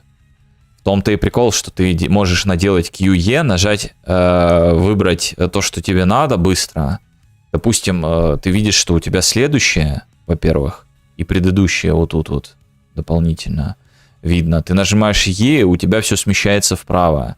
Нажимаешь Q, у тебя все на единичку смещается влево. В том-то и прикол, что у тебя есть и колесико, и QE. То есть ты можешь кликнуть, в данном случае мы видим, что вот здесь находится, нам на единичку надо. Мы нажали E, оно сместилось, нажали единичку. Вот, такая вот история. Тут два варианта у тебя есть. Либо вот этот вот, где ты наводишь мышкой и крутишь его, смотришь, там, допустим, ты много хочешь посмотреть, что там полистать, побаловаться. И вот так вот делаешь. Залетел и начал вот это вот играться с вот этим вот всем делом, вот таким вот образом. Либо нажимаешь QE. ZTVR Defense — это вообще игры тупо для мышки. Ну, делай мышкой. Я же говорю, в чем проблема? У тебя есть два варианта, как делать. И так, и так. Выбор стоит за тобой. Вот. То есть и для StarCraft человека, который вот это вот клик-клик там на клавиатуре набивать. Это будет прикольно, когда у тебя юзаются только 1 руна из 6, и ты постоянно будешь переключать. 1 и 6. Так они рандомные у тебя. Ты понимаешь, в чем прикол? Какие тебе получились, достались. Ну, то есть тебе после каждой юзаются они. Почему, допустим, мне нужно, чтобы еще была дополнительная менюшка здесь? То есть мы ее не сразу юзаем, мы нажимаем ее один, тут открывается менюшка. И в ней куча описаний, куча всего, что происходит. Потому что мне нужно еще кнопочки добавить, я туда хочу. Ибо есть идея реализовать механику, во-первых, продажи. То есть если нам руна не подходит, мы можем ее продать. То есть мы взяли их, попродавали руны, и башенки, допустим, построили. То есть нам нужно, ну, где-то взять золото резко. Мы взяли и попродавали башенки. Руны попродавали и получили башенки. Ну, обменяли их на башенки, на апгрейд, допустим, какой-нибудь. Или прочее. Также комбайн. Хочу ввести такую штуку. То есть мы берем, объединяем 3 руны и получаем одну усиленную руну. То есть усиленную версию. Таким вот образом еще сыграть. Либо там, допустим, просто уничтожить ее. Не понравилась она нам. А почему скролл не вниз сразу на новые 4 иконки? Было бы отлично. Скролл на сразу 4 новые иконки. Не, такой вариант не приемлется. Тогда у тебя QE как-то неудобно идет. На 1, 2, 3, 4 непонятно, что там находилось. Мне такой вариант не нравится. Потому что он мне не нравится. Поэтому... Так. О, такая вот задумка. Сейчас мы нафигачили вот это вот. Можно и влево, и вправо, и вниз, и вверх. Ох ты какой! Нифига себе! И вверх, и вниз, и влево, и вправо. Кстати, вверх-вниз было бы проще. Вверх-вниз было бы проще. Я бы тогда делил бы массив на 4, там бы какой-нибудь этот добавлял бы, этот. Оно немножко проще было, но мне так кажется. Сейчас посмотрим, как оно будет понимать, что где находится. Потому что да. А, кстати, а как мы будем понимать? Нам же нечего туда добавлять. А сторон нет. Нечего добавлять, а он-то должен рун добавить. Но мы пустышки будем добавлять. Вот эти вот сделаем, чтобы он просто имидж с какой-то картинкой заранее сделанной. 4 картинки туда засунем, он рандомно пусть выбирает. Вот эти картинки ему туда засунуть.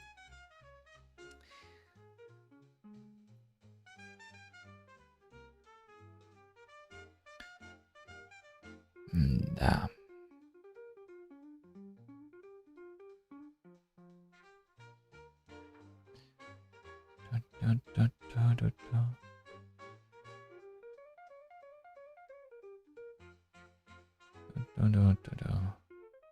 Да, этот я оставляю вариант. Изначально я его хотел, изначально он мне нравился, и сейчас тоже вверх-вниз. Тут прикол в том, что если ты и так делаешь, то меняется, ну, короче, это что-то лишнее. Плюс я не очень представляю, как ты по коду это будешь, если ты и так можешь. Зачем и так, и так? Что тебе даст?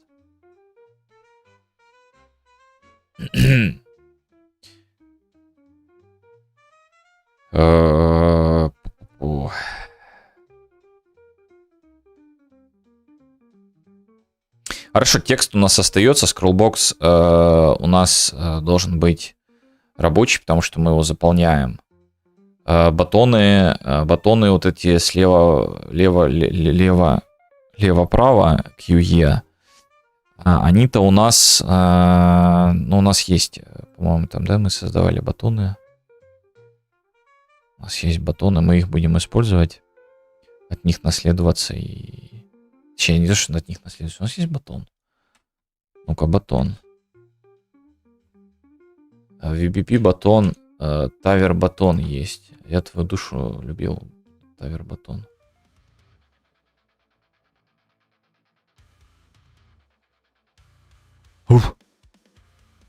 Тавер бейс, не, это что-то шляпа.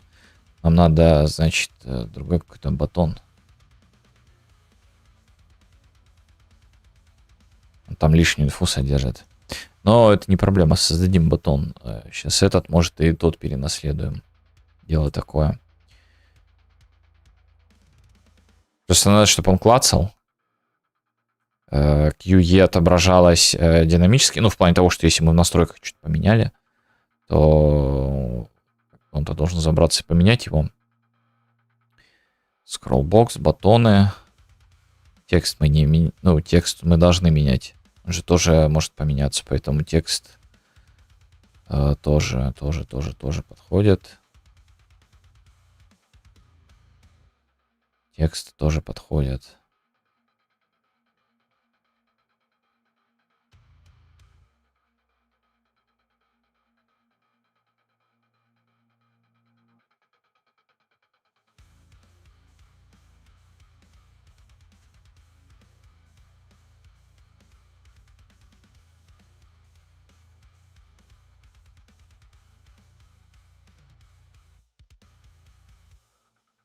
А так можно было? Так можно было? Нам надо будет так сделать.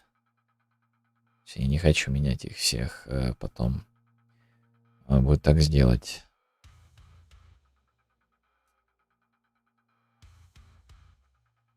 Scrollbox. Widget. Хорошо, интересует scrollbox. Интересует батон. Блин, батон надо создать. Батон надо создать. Main button какой-нибудь. Типа такого. Мастер батон. Мастер батон. Мне нравится слово мастер. Все будет мастер батон. Мастер батон. Мастер батон.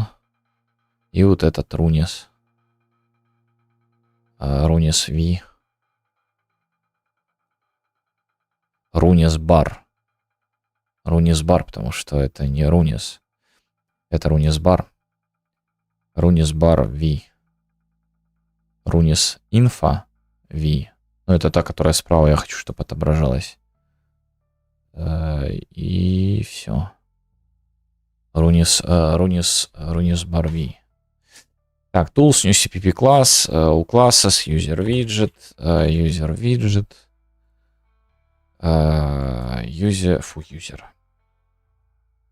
Рунис.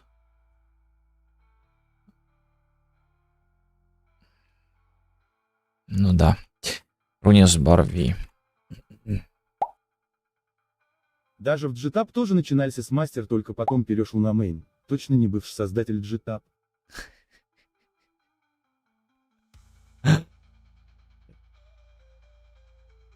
Вот. Точно. Если бы.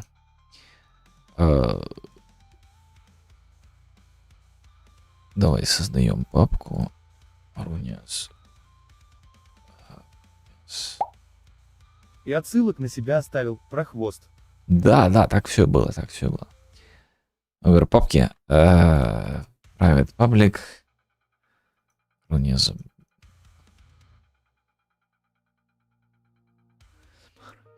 Это класс.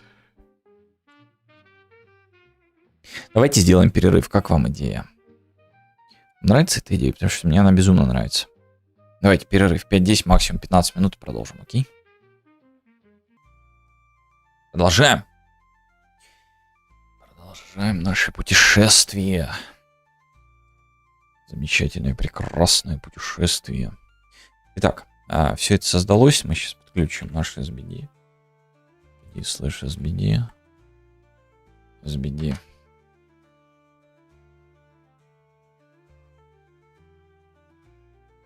SBD. Клик. Public get all forget all. Нет, это я уже сильно далеко забежал. uProperty нам надо. Или может вначале Не, давай вначале запустим, чтобы я ничего не пропустил.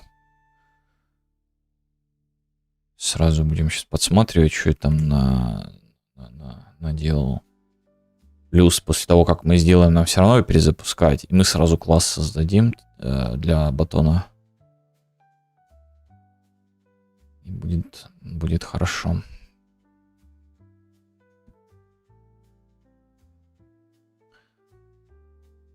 Так, Рунес. Вот это вот давай сюда. Закрыть. Рунес открыть. Рунес бар.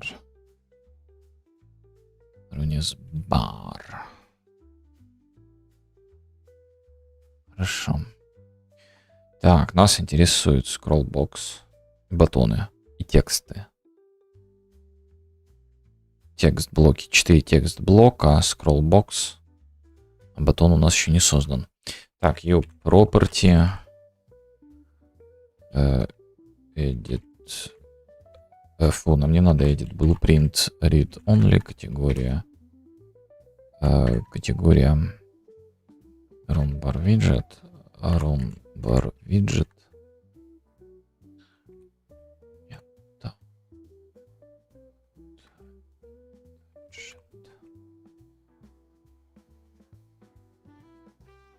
Widget. Был такой код уже.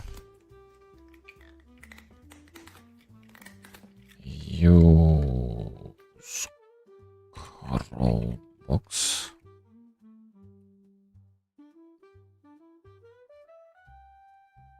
Scrollbox.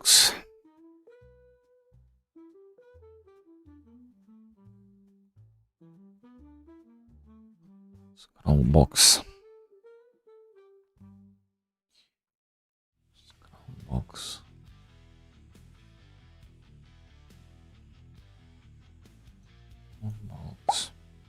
Ну Rust был, удаляй его из рандома. Чтоб тебе легче было это самое? Не, так дела не делаются. Не-не-не-не. М-м. Так дела не делаются. Так дела не делаются. Давай, товарищ Дондоракл. Текст-блоки.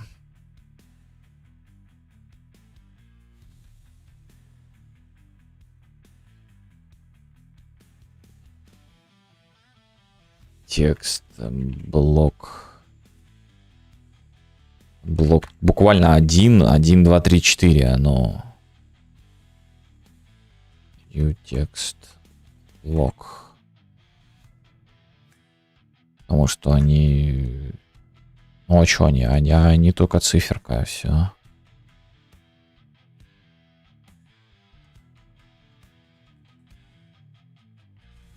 Текст, блок. Так, и батоны надо. Батон будет наш батон. Думаю, мы от мастера наследуемся, что там ему надо для полного-то счастья. Ему надо, чтобы клик работал. С логику клика мы повесим, то есть мастер батон. Мастер батон. V.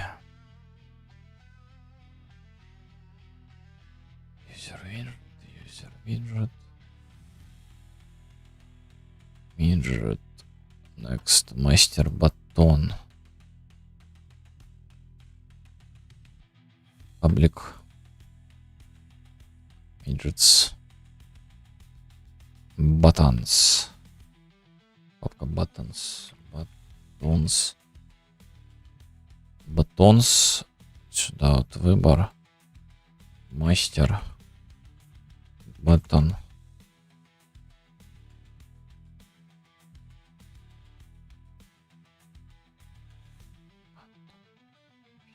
Класс. Мастер батон виджет. Мастер батон виджет.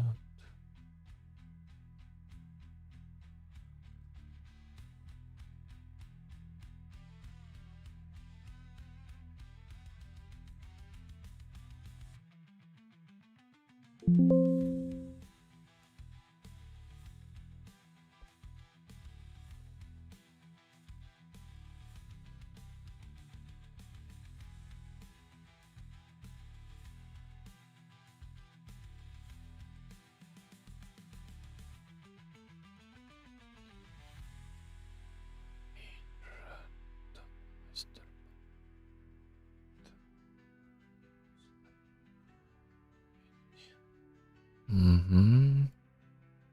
Так, что он в себе должен иметь? Он должен в себе иметь батон. Батон. Должен в себе иметь U-button. U-button. И все. Все. Button. Button.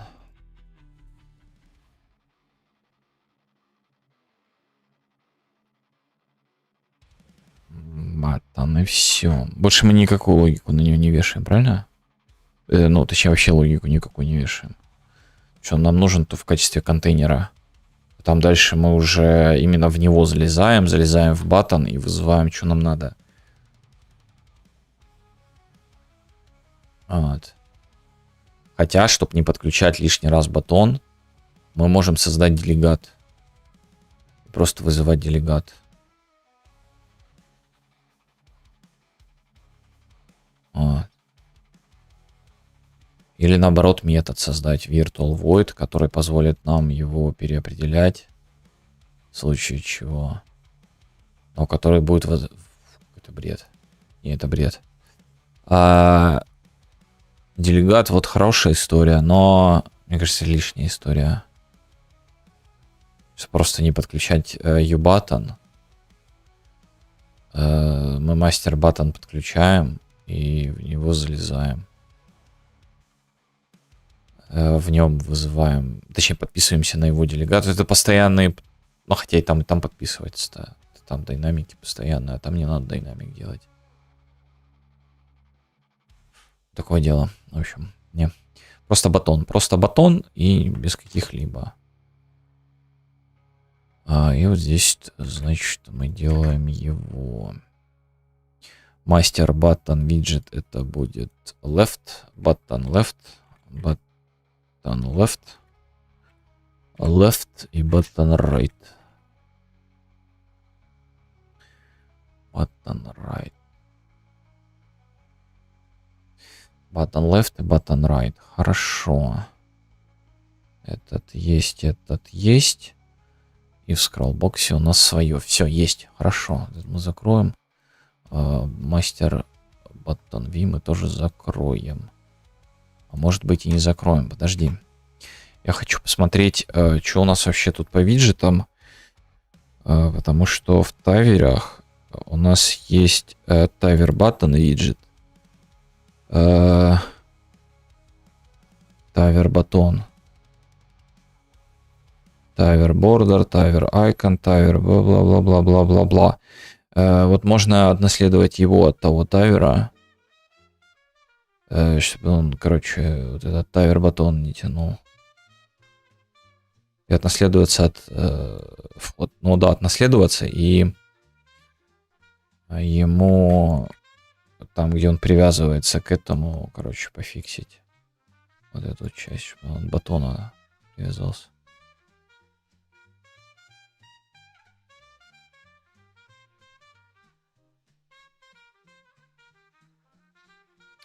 Нужна ли нам дополнительная эта история или нет? Тавер батон. Он нам похерит все. Он нам сейчас похерит все. Это надо запомнить в начале. Не-не-не, пока мы ничего не делаем. Пока мы просто запускаемся. Тавер батон, он кликит, isbound. Все дела. Проверочки идут.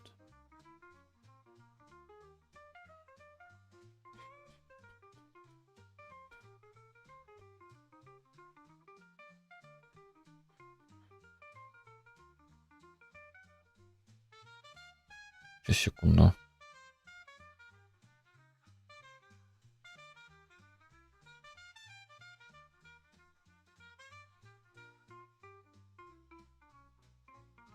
Так, что у нас тут? У нас тут батон ждет. Почему-то этот закрылся, непонятно почему. Так, файл. Нет, подожди, никаких файлов. Вначале создать батон.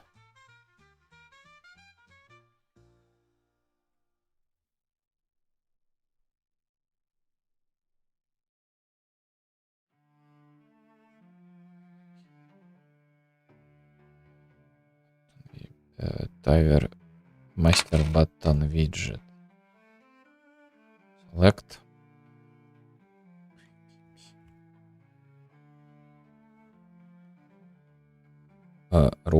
Рунес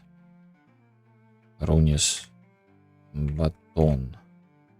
Рунес бар баттон.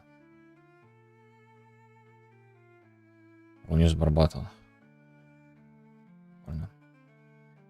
Прикольно, прикольно. Теперь я хочу посмотреть, как у этого, потому что он будет примерно по той же схеме сделан у тавера. Тавер баттон тут как сделан. У него тавер батон.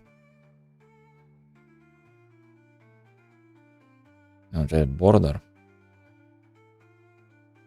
Вот сюда, вот Ctrl-V. Только у нас интересует в данном случае... А может, нас картинка и интересует, кстати. Оставим ее, да. Оставим ее. Только сюда текст еще. Давай текст. Текст. Он добавить его. К центру. Бордер.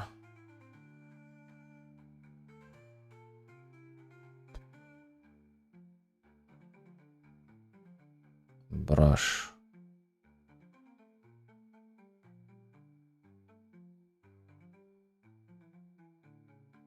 Border brush. И вот это нужен brush. А, это, подожди, это же icon заслоняется.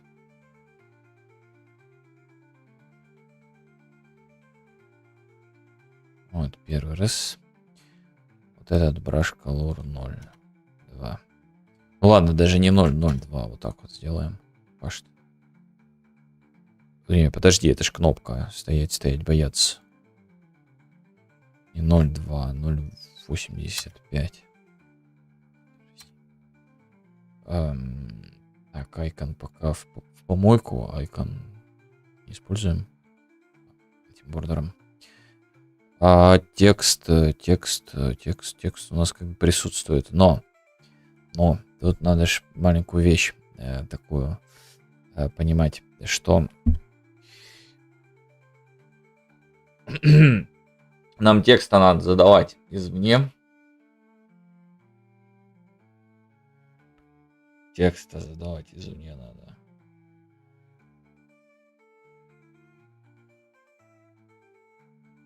Соответственно, нам надо Runis Bar виджет создать. Или...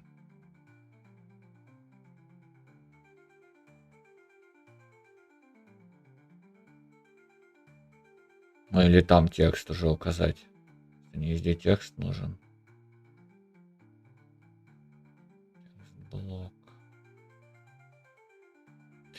Давайте везде укажем текст. Допустим, пока что здесь. Тогда мы от этого не наследуем его мастер баттон. Тавер баттон. Текст блок. Текст.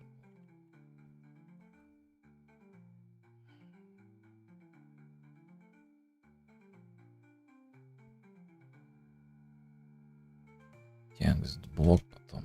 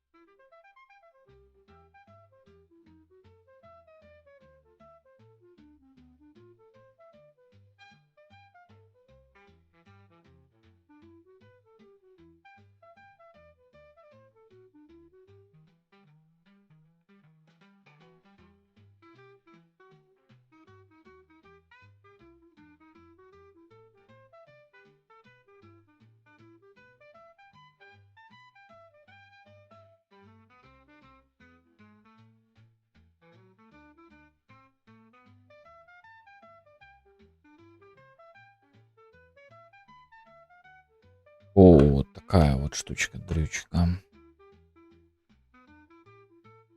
Ее пропишем. Теперь он должен будет подтягивать этот текст блок. Назвать его правильно. О. Так, это не тот. Вот этот батон.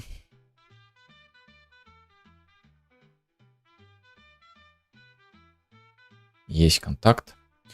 Все, он подтянет. Потом его туда. Вместо этого батона у нас Рунис Барбатон. Рунис Барбатон. Сюда вот.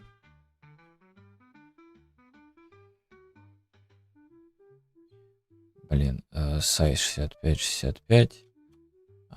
Слева, здесь точка 5. Здесь 0, точнее, здесь точка 5. Здесь 0. Вот, все четко встал.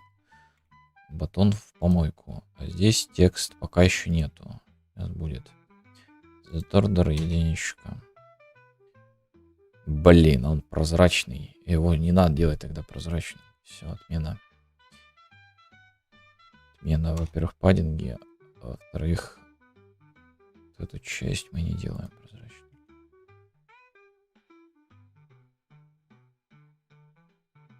А подтянуть вот это вот виджеты, они как-то... Есть рефреш какой-то? Типа делаешь, он типа оп, и подтянул всю инфу. Или обязательно как-то его вздрачивать? Не особо вздрачка помогла. А вот тут помогла.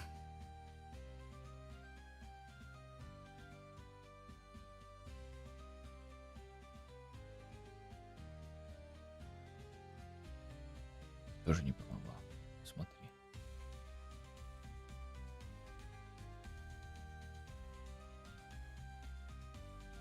А потом потянется. Так, и теперь, значит, Ctrl-C и сюда вот Ctrl-V вместо этого. Удалить. Справа. Единичка. Здесь нолик, нолик. Тоже единичка. Хорошо. Так, я перезапущу.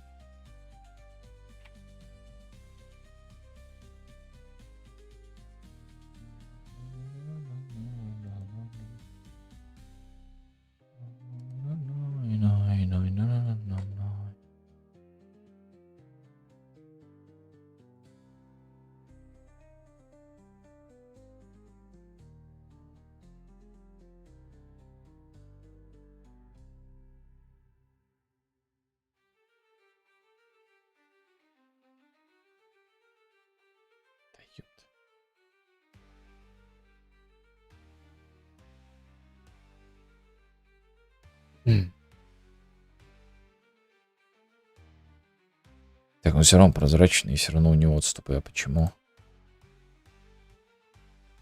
Оверлей нет, этот нет. Он идет как прозрачный, здрасте.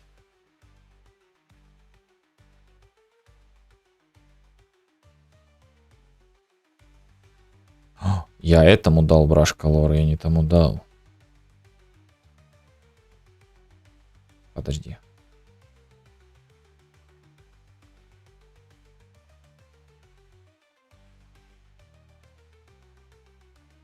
Его плевать на это.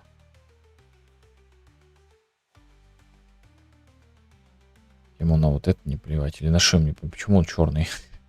Почему он черный? Кто тебя сделал черным? Это черный. Потому что вот этот был все-таки. Все-таки, да, вот это он. Так, все, верни, вот здесь единичку. Все там подтягивает, да. Все равно непонятно, почему отступы. Все, отступов нет. Это был этот бомбардер. В случае отступы не нужны. Так, и текст. Текст мы делаем пока что Q.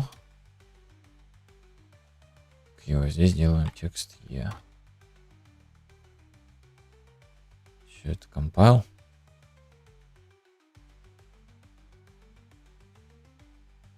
А еще я хочу, чтобы он был какой-то особенный. Bold италик. Не, подожди, у нас дроид, вот этот вот дроид хочу, дроид. И...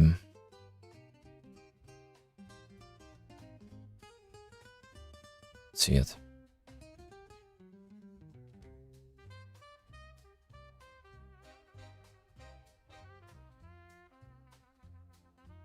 Q. Где ты там? Угу. Зараз цвет у нас все они вот такие. Минус. Допустим, предположим. Теперь вот эти вот циферки надо.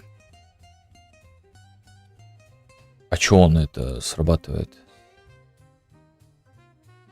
Что он компилится-то? А, потому что я ему репарент не сделал. Так, репарент, runes bar widget. Вот. Значит, текст блок 1.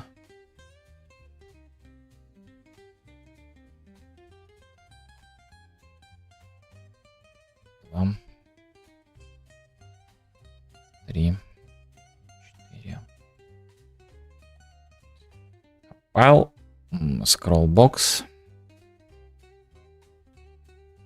Scrollbox.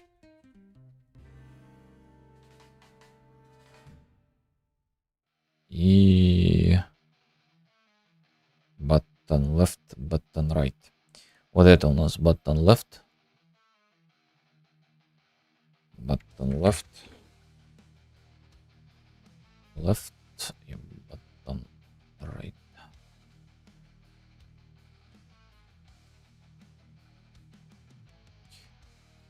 Button left, button right. Есть такая история.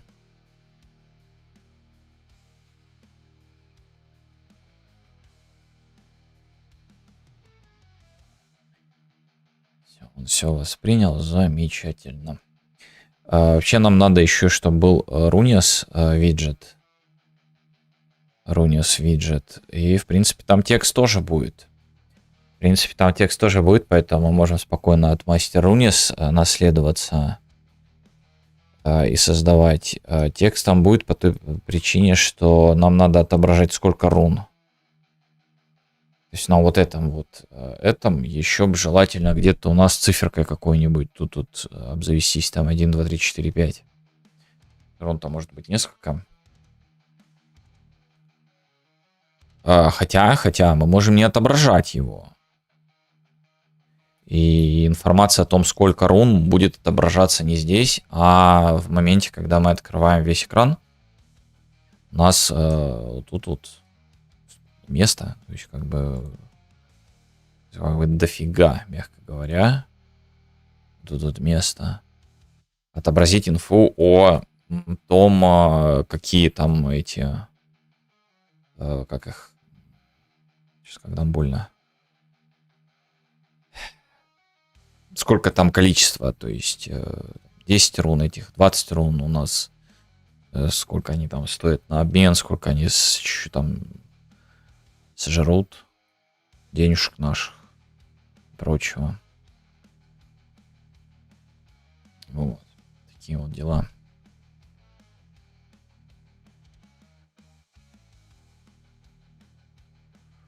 Паддинги хочу. Точнее, отступы вообще. Дезинфицей навал рану и перемотал бинт. Я так плохо пишу, потому что я руку замотал полностью и делать теперь все этой рукой не манею.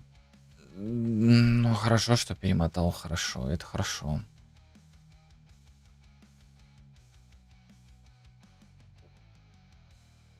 Это хорошо.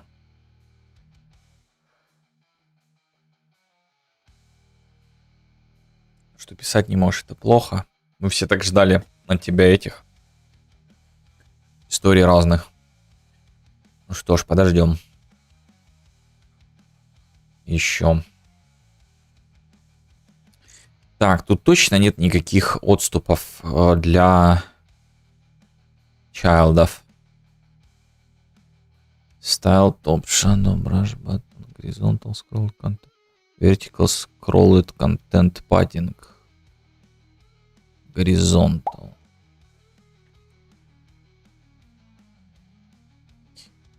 Left. Сотрясений не было. Сотрясений не было.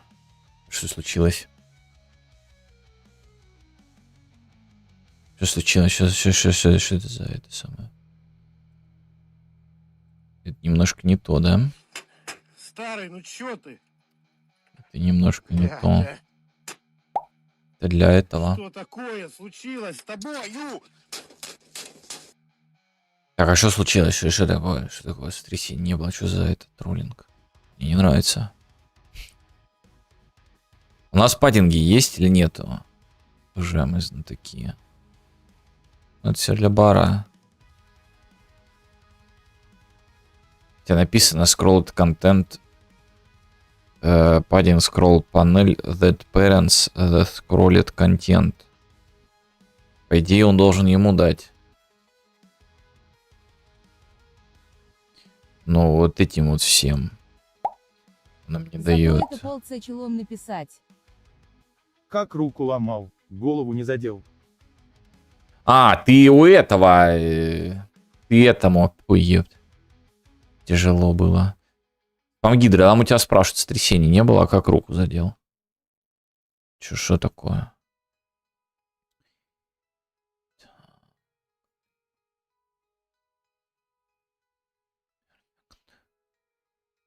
Интервью.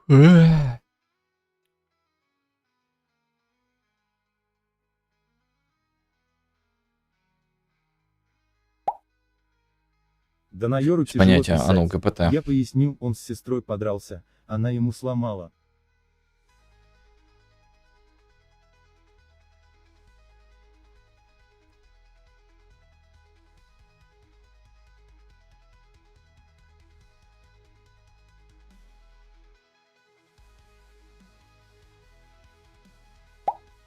Заломала и взяла свое. Нет, я об стекло разбил.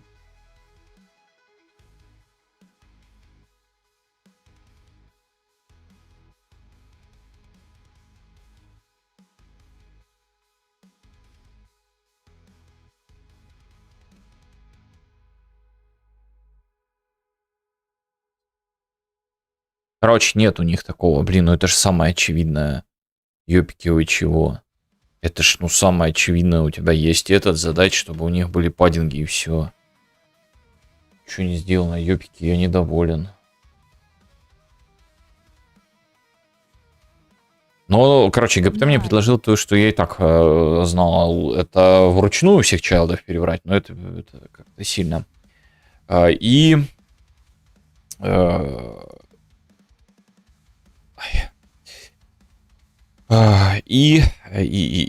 сам виджет, короче, чтобы там был отступ. То есть засунуть его в сайзбокс какой-нибудь. Или бордер и это двинуть.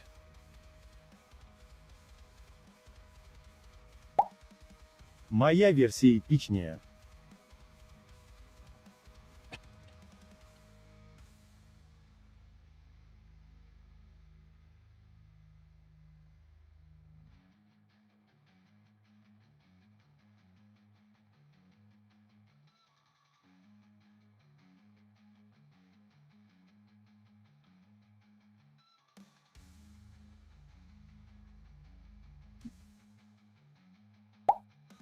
Я когда-то руку ломал, но другу.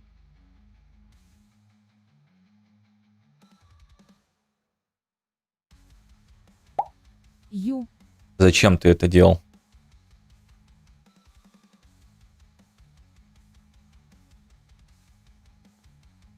Так, значит...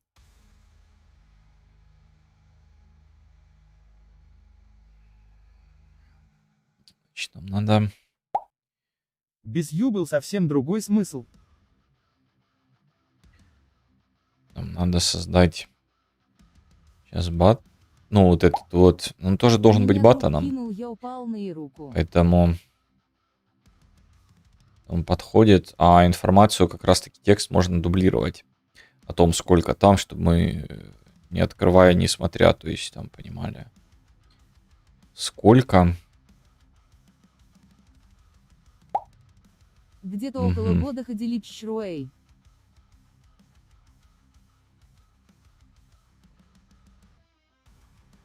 Ну, допустим, предположим, хорошо. Сейчас создаем Руниас. Руниас батон. Руниас батон. И мы будем им заполнять его. Значит, там и магия должен быть. Это вообще метод инициализации должен быть. Потому что они что-то динамически меняются. Плюс этот Руниас батон должен будет хранить в себя индексы всякие, так как мы же передвигаемся по этим. Туда-сюда щелкать. Что-то это. Туда-сюда его этот передвигаем. И, кстати, вот тут вообще непонятно, как он будет их отображать. То есть, где сейчас какой. Вот будет очень интересно разобраться и подогнать его. А с учетом того, что мы его увеличим, увеличение дадим. Ну, нам-то надо, чтобы тут отступы были. И вот эта вся история с 1, 2, 3, 4 поплывет. Ха-ха.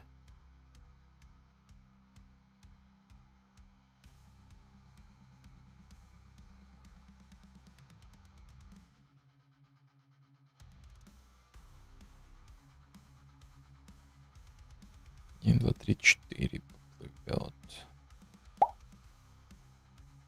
Я правша, но пишу левой, поэтому так плохо получается. Хорошо, что есть Т9, он иногда из паврет. Видишь, не всегда.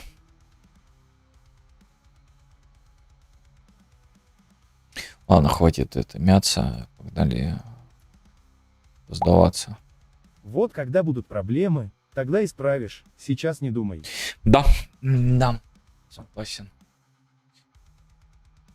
Согласен. По мере поступления, как говорится. Так, баттон.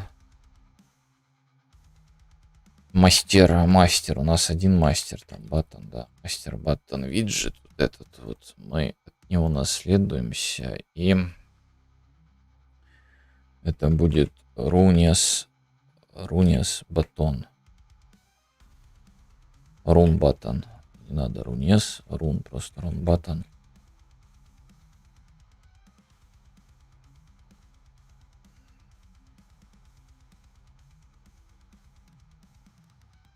И вот это вот тяжелое. Рун, он как руна или как батон должен идти? Вот куда он должен попасть? В батоны или в руны? Но он относится и к тому, и к тому. Вот тяжело.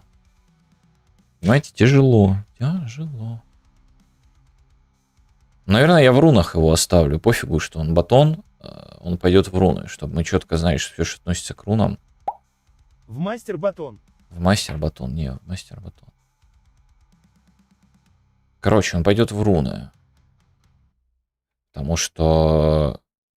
Ну, вот объективно, если я хочу все, что с рунами связано, я их буду где искать в рунах. Я потом офигею, где эта кнопка.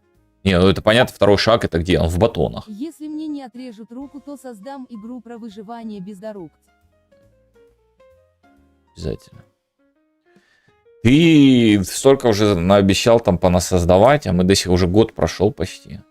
Мы ждем. Ты говорил, там релиз будет у тебя после Нового года. Уже год прошел, а релиза нет каких-то там игр твоих, там паркуров всяких. Получается, ты обманщик? Уже есть такая игра, опоздал. Опоздал. Только другая буква Так там. я собираюсь на Unity Dnrlat игра.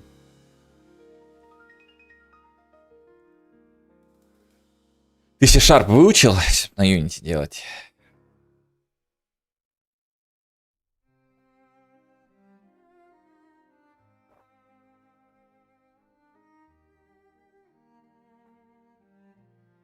А? Или ты не выучил C-Sharp?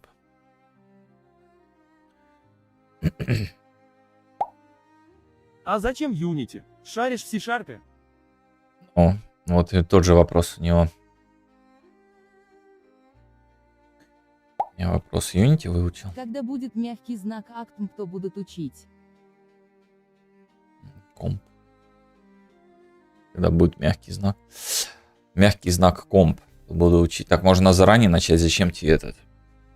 Смотреть пока. Впитывать. Ну как? Чуть-чуть. По мне, блупринты полегче. Эй, C-Sharp не такой сложный. Дракл, ты что гонишь? C-Sharp, он вообще лайтовый такой. Так.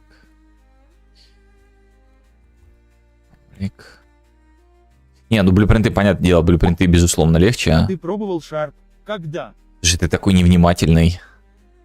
Ты такой невнимательный, Дендракл. А как бы я, по-твоему, Цимао Йошики. в этом, в Unity бы всякие штуки делал? Откуда, по-твоему, вот это вот все? Как по мне, пакет... А паркет, код, Самау, орешки. Молодец. А как это называется, когда вот это шизофазия, по-моему, да? Хотя там связанная вроде речь, но... Ну как, она... По полпредложения они вроде логика есть, а дальше нету. А это просто рандомные какие-то. Говорил же о том, что я в Unity что-то творю, там всякое делаю. Говорили о C-Sharp, Дендрак такой, когда? Когда ты вообще работал с Unity? Тебя шаман заставил?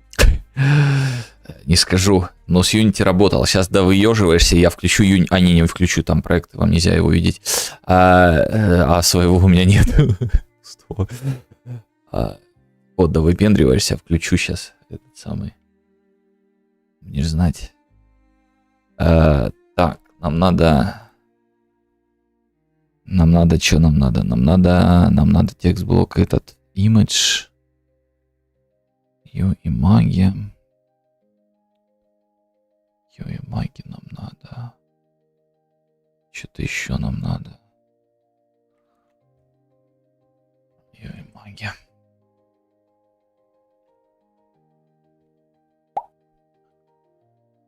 Включай. Я буду смотреть на твой код и говорить, как правильно по моему единственно верному мнению. Это Unity, это там код, конечно... Там, короче, все и сложно. И магия. Там декода-то там как-то странно. Там вроде код не пишешь, а оно дофига делает. Оно дофига делает. Причем самое интересное, что там ничего не надо компилить. Оно само как-то лайфкодингом занимается. Ну, я не знаю, как там это называется. Для меня это лайфкодинг. Ты, короче... Дендракл, как тебе история, что ты можешь в этом поменять спокойно, и он применит это в текстовом в тексте, короче, текстовом документе обычном. Открыть как блокнот, поменять, что тебе надо, и Unity сразу такой, и все применил. Ну, если там, конечно, без ошибок. Если с ошибками, он скажет, иди исправь ошибку. Именно код. Код. Вот именно код. Так, магия.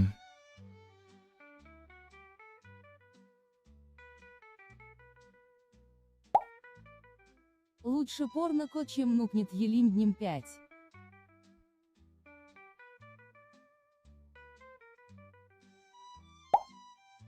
Чё? На любом ЯП можно работать в блокноте. Ну, речь не об этом. Работать это можно, но результат-то ты как посмотришь? Ну, допустим, Unreal, открой блокнот и замени что-нибудь. Ты заменить-то заменишь, но ты не применишь эти самые, как его... Скажи, пожалуйста. Изменения не вступят в силу. Тебе надо его собрать. Понимаешь, в чем прикол? А там он как бы сам тебе это все... Так вот сделал, так, магия, и все.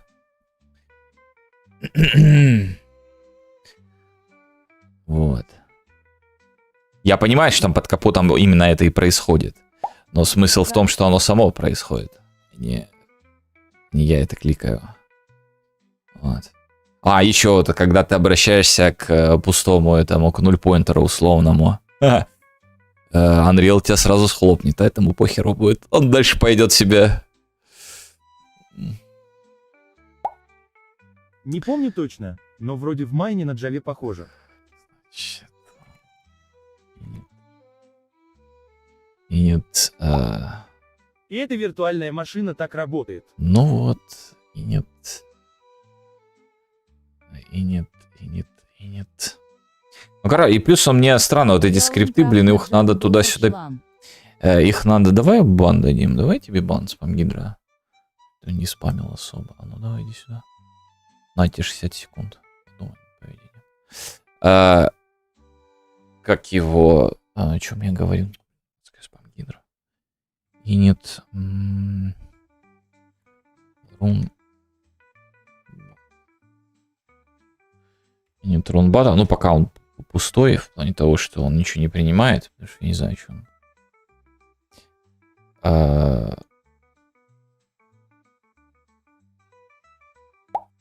Он ведь старался.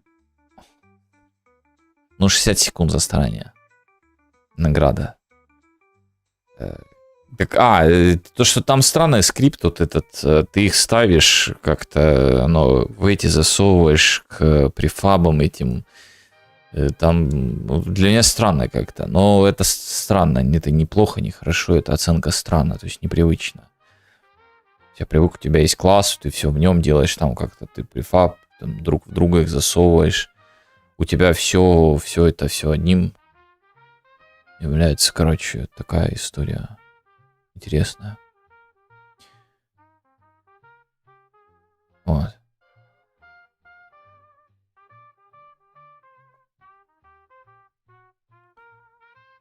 Нет, ничего не подключаешь. Вот любителям ничего не подключать. Вот те, которые у тебя типа много инклюдов, тут начинается история там зависимости, шмозависимости, вот эта вот вся фигня. Вам дорога в Unity, там ничего не подключаешь, все друг друга все знают, все хорошо. Вам туда надо. Так, Initron button. Мы сделали, и магию мы добавили. Батон у нас есть батон.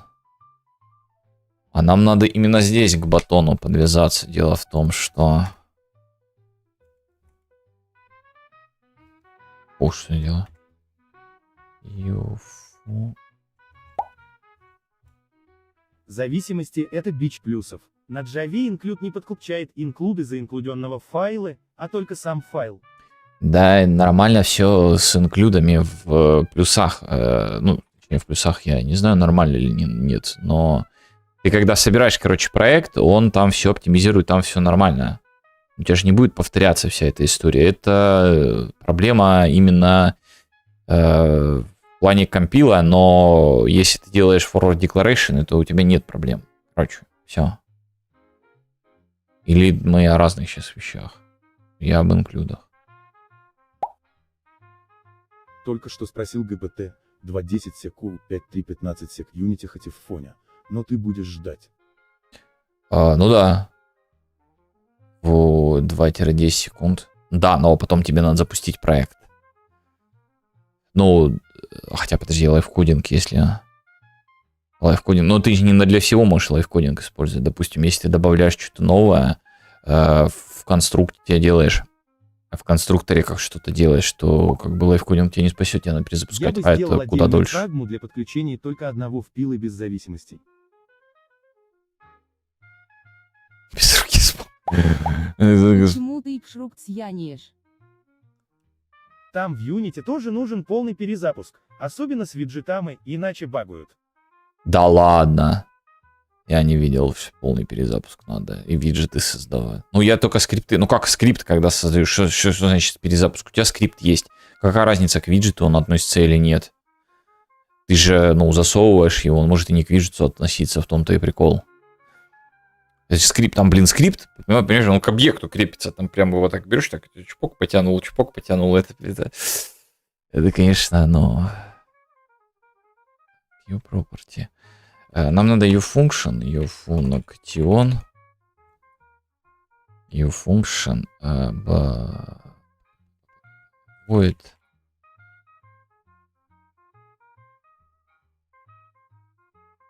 А еще очень бесит то, что принято все в одном файле и объявлять, и реализовывать методы. Бесит. Ладно, не бесит, бесит это сильно сказано, не бесит, тоже непривычная история, ближе к истине. On run button click, but run. Или просто button click. Ладно, давай run button. Click it. Инквизитор, а ты откуда знаешь про Unity? Кто тебе рассказал? А? Ты что, юнитолог? Ну короче, обосцы LGBT Unity, если сравнить одинаковые проекты и т.д. Ну да, Unity шляпа. Безусловно. Но...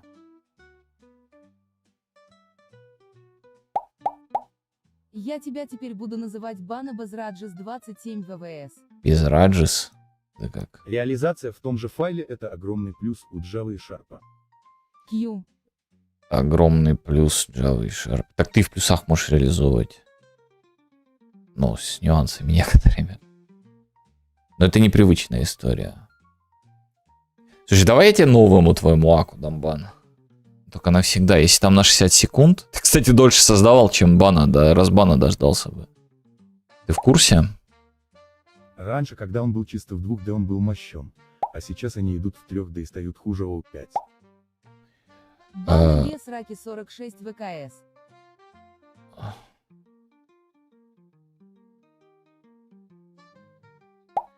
Вот, Плюсы не видят объявления методов, которые стоят ниже. Ну, вот это и было завуалировано в тем, что с нюансами. Вот это вот он и есть нюанс. Ты знаешь анекдот про нюанс? Есть анекдот про нюанс, но нельзя его сейчас рассказывать, потому что этот Гидра.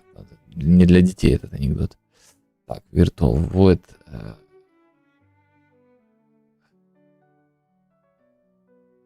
Native Construct.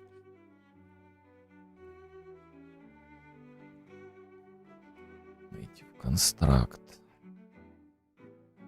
Override.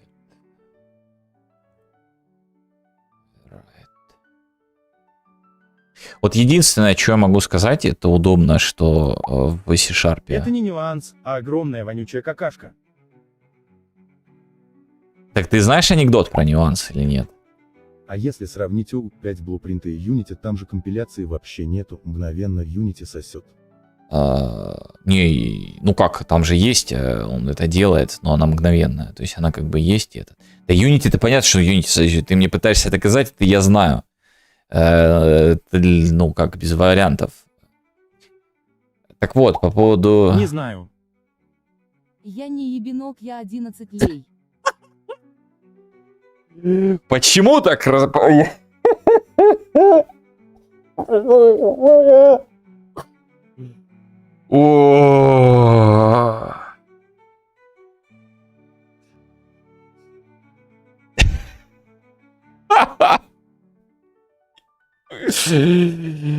Ебенок.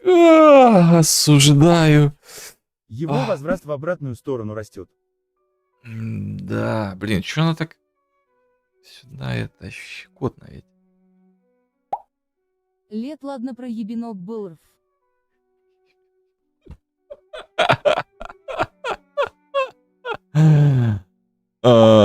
Рофл.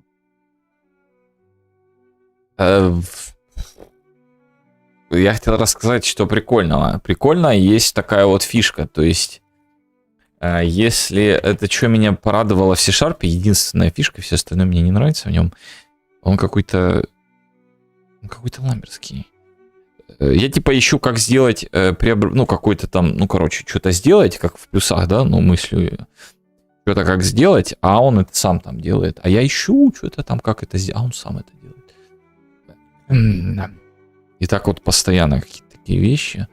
Так, components. И магия. Так вот, что мне понравилось, это понравилась вот такая вот фишка. То есть, как мы здесь вызываем? Мы что-то вызываем там set brush, set brush, да, какой-то. Вот у нас идет метод. Что будет, если у нас здесь 0 pointer? У нас будет беда. А там есть такая вот фишечка. Вот такая вот фишечка есть. Подожди, только наоборот, по-моему. Ёпта. По-моему, наоборот. Не наоборот. Так вот. А еще в Sharp есть встроенная библиотека для работы с JSON-файлами, что меня очень порадовало. А самый главный плюс C — нет утечки, она не понравилась. В смысле нет утечки? А, нет утечки. Течка. Что за течка? Блин, течка у него. Утечки, но да, утечки тоже нет. Так вот такая вот фишка есть. И, короче, если и магия... Утечки? Да, вот про утечку. Если вот это вот, типа, 0 pointer, то просто метод не вызовется сразу. Вот я такую же фигню реализовал через свой поинтер. Через свой... Ну, не совсем такую, потому что моя фишечка... моя фишечка, она еще лог мне пишет, что там 0 pointer, а там не будете ничего писать. Но, короче, не произойдет вызов. Но я не понял, чем это чревато в этом самом, потому что ему И там похеру. вроде нету. Нет, там нету этого. Я же тебе показывал, что там через точку обращение идет. Там вот такая вот параша. Вот. Там все через точку делается. Они же все через этот идут. Там структура есть, но они все как к этому обращаются, все там почти по ссылкам. Структуры только в этот бросаются в быструю память, а эти в медленную все летят объекты. Ну да ладно. Короче, вот такая вот параша. Вот это вот я заценил. Все остальное какая-то шляпа, если честно. Ну и все передается по ссылкам, потому что все является ссылкой. Вот это вот приколюшка. Ну, почти все, ладно, структура это же немножко не то. Ну, короче. Меня сбили своим C-Sharp, отвлекли. Это все вы. Нельзя делать кастомные поинтеры. Ну, я же говорю, он такой, вот, много чего не разрешает. Мне это не нравится. Демале без руки Юанил Донари Однадай выпустил Икпус Бичравсал Ща Эмаю. Так, иди сюда. Вот давай вот так вот сделаем. Ой, без руки спам возбанит. Подожди, а ты его первый, что ли, забанил? А насколько ты ему дал бан?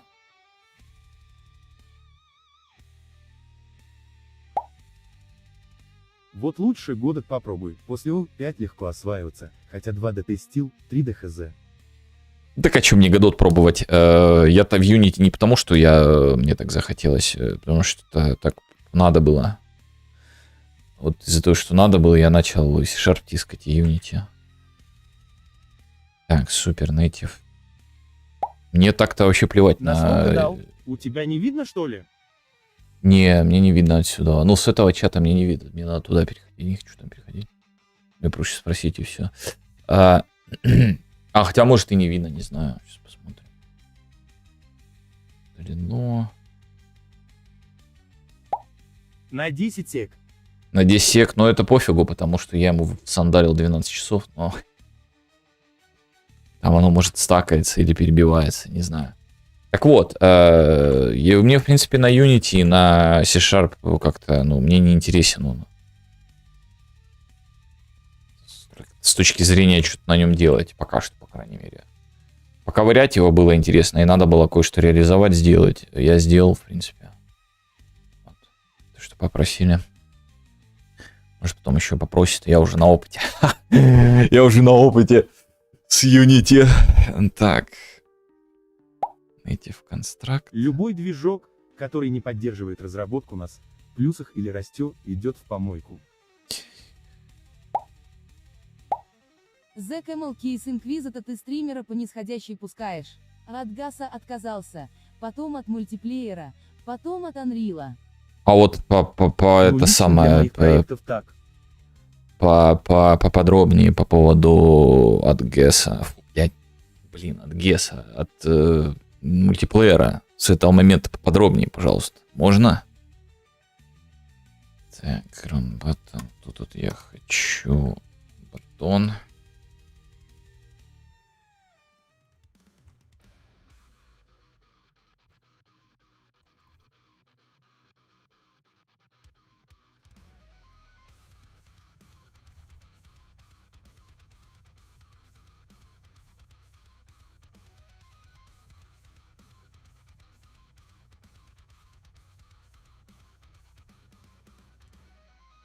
В принципе, пофиг.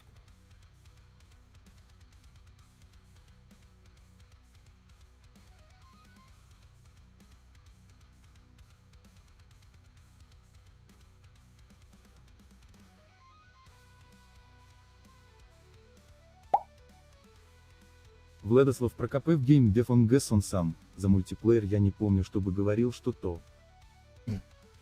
Мне кажется, это смысл дальше, типа, пустили то, что ты на меня плохо влияешь, я дальше откажусь от мультиплеера и вообще пойду в этот, в Godot. Наверное, это имелось в виду. Run button.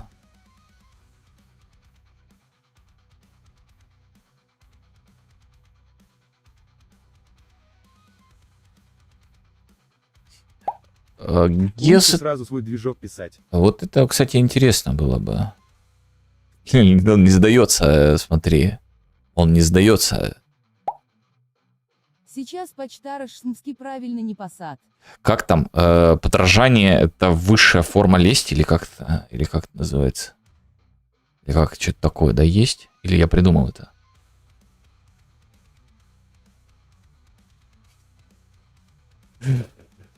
Это гениально. Здесь я, пожалуй, оберну его в поинтер свой. Guess это прям, ну как, это... Ну это лишнее здесь оказалось. Плюс мне не очень понравилось самое, это поэтому обращаться по нейму. Так как считаю лучше, чем Unity. Что делать, если все же обоирался? Ой, ну, наверное, в бан пойти. Можно в бан пойти. Как тебе, кстати, вариант? На 48 часов уже. Не, подожди, 24 после 12 идет какие-то. Что я говорил? Guess. Он, ну, если без шуток вот этих вот из разряда Guess шляпа там и прочая гадость, мерзость, без утрирования вот этих вот всех, то он просто здесь не нужен. Он действительно в таком проекте он ничем не помогает. Он излишество. Гнал на привет на псат. А вот вообще мне его философия не очень понравилась. Вот это вот создание всего и прочего. То есть, а если ты только частично его используешь, это нафига его вообще использовать?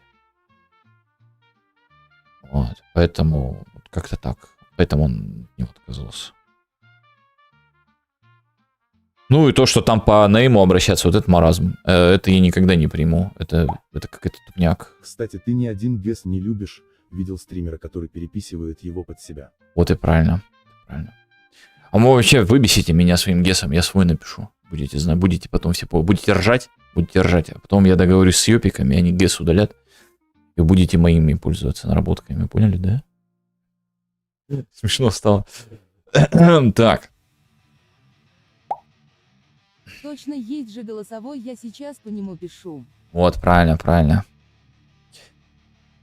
Это молодец. Так, и нет, потом, потому что он должен принимать в себя всякие разные штучки, дрючки. Это тоже потом. Мы создали, пошли создавать его. Просто говорю, а оно за меня пишет. Магия. Представляешь?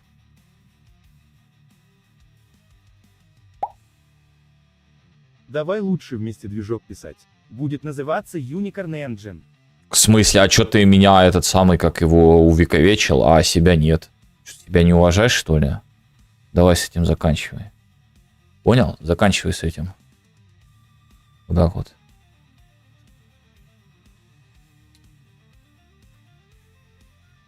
Заканчивай, Дендракл.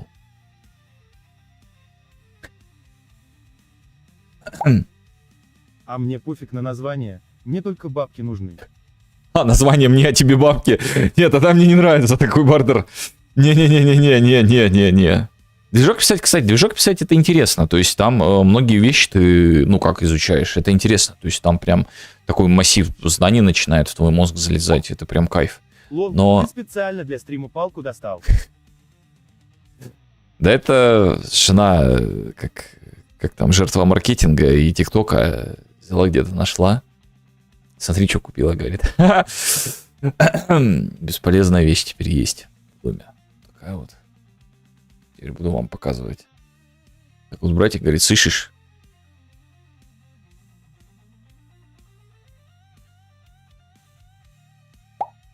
Спину чесать. Да, я не знаю, что это чесать надо этим. Это, ну, это так. Только используйте веб-2, тогда буду патроном.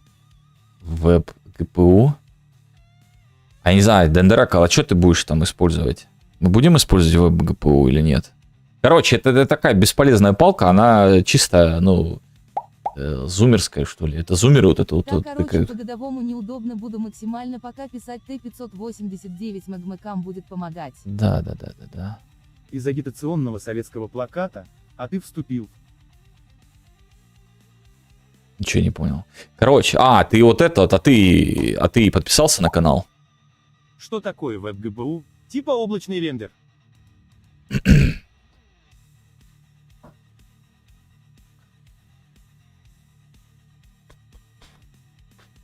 Видишь, инквизитора, значит не будем на веб ГПУ работать.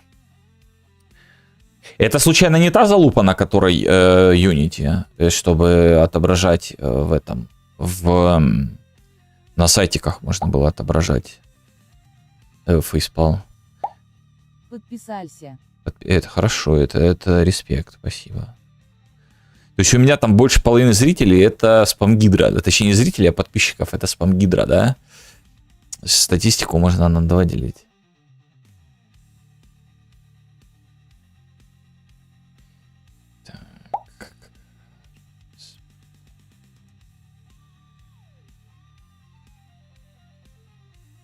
Один плачет, другой фейспаун кидает. Вы как это самое? Вы пояснительная бригада будет, что такое веб-ГПУ? Почему на нем и что это такое? И зачем?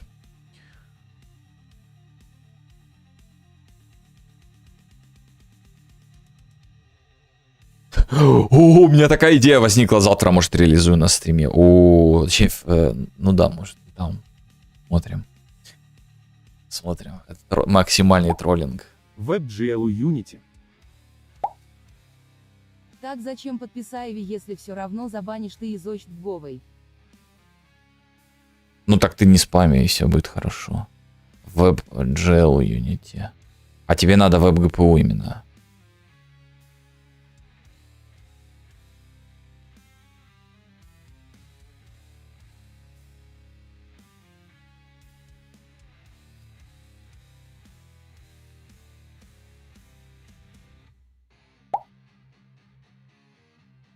Я вообще разрываюсь между OpenGL и Вулканом. На Вулкане намного лучше оптимизация, но я боюсь в нем застрять из-за сложности в разработке. OpenGL, Вулкан.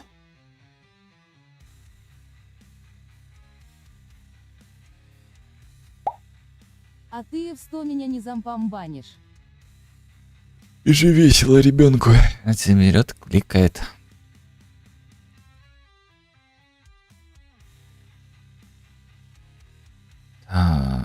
Так, а что тебе? А чем тебе OpenGL не нравится? Ты это самая оптимизация. Что значит оптимизация в данном случае? Сколько ты выиграешь там и там? Так. Имаги, текст есть, имаги мы передали, батон мы передали, а все мы передали, все у нас как бы все есть. А вот этот вот нам тут не нужен. Так вот. Имаги мы потом назначим, обозначим. Единственное, что единичка Тесты должна. показывают, что на Вулкане FPS в 2-3 раза больше в таких же сценах. Нифига себе, в 2-3 раза больше. Я раньше думал, что OpenK это не сеть.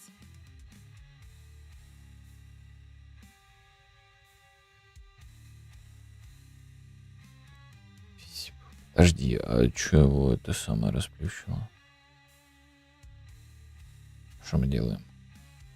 А, мы эти делаем. Проснись. Проснись. Как проще пояснить, в WebGPU ты запустишь свой проект в браузере, а с WebGL вряд. А в WebGPU ты запустишь свой проект в браузере, а с WebGL вряд ли. Так, Тот, что FPS или этот? так в WebGPU ты запустишь свой проект в браузере, а с WebGL... Так ты же сказал, что у Unity этот, а Unity запускают вообще-то в браузере.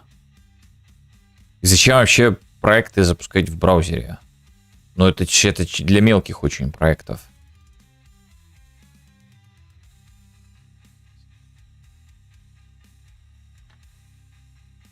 Коты пошли. Так WebGPU это API для игр в браузере. А нафиг оно нам надо? Ну, вот и я для того же мнения. Мы что, будем делать игры для Newground? Типа Newground. Что за новая земля? Кот так смотрел. Как так? Так, это как? Как так?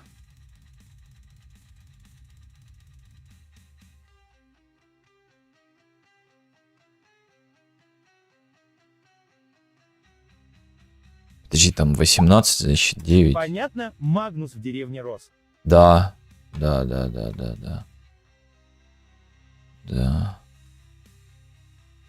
В джунглях. Запидозрую. Осуждаю, что там А напишешь. SBA это новая технология. Она использует видеокарту. И можно уже крутые игрушки запускать через браузер, но карточка нужна сильная.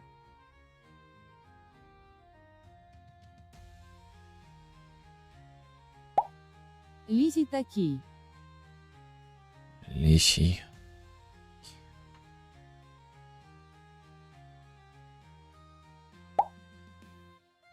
Newground это иностранная площадка бразуерных игр. Я там в детстве сидел, когда ни во что играть было.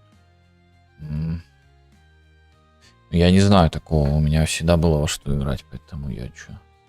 Куда мне это было знать? Так, допустим, вот, мы сделали все, мы задали его. Теперь нам надо заполнить вместо этих батонов. Надо вот этот рун-батон сюда вставить.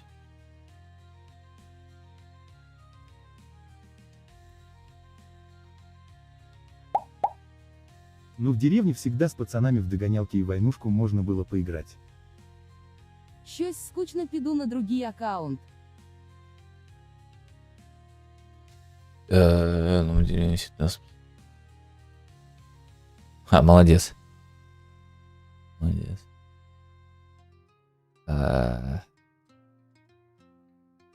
А насколько это самое? У меня комп появился супер рано.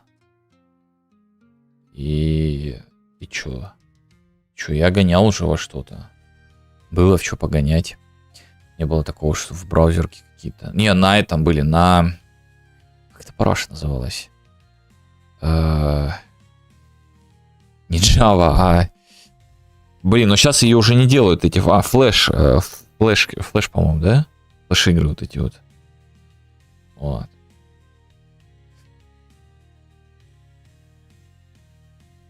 Так, а товарищ Батон, а что ты не Батон вообще, нифига?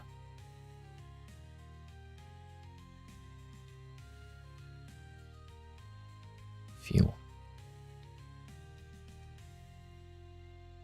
Ой, я балбес.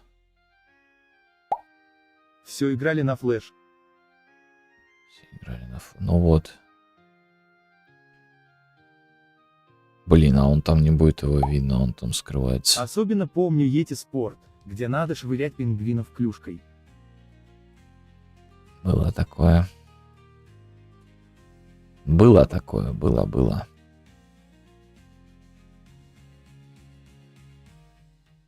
Ладно, ну, допустим, здесь будет справа отступить 2 пикселя.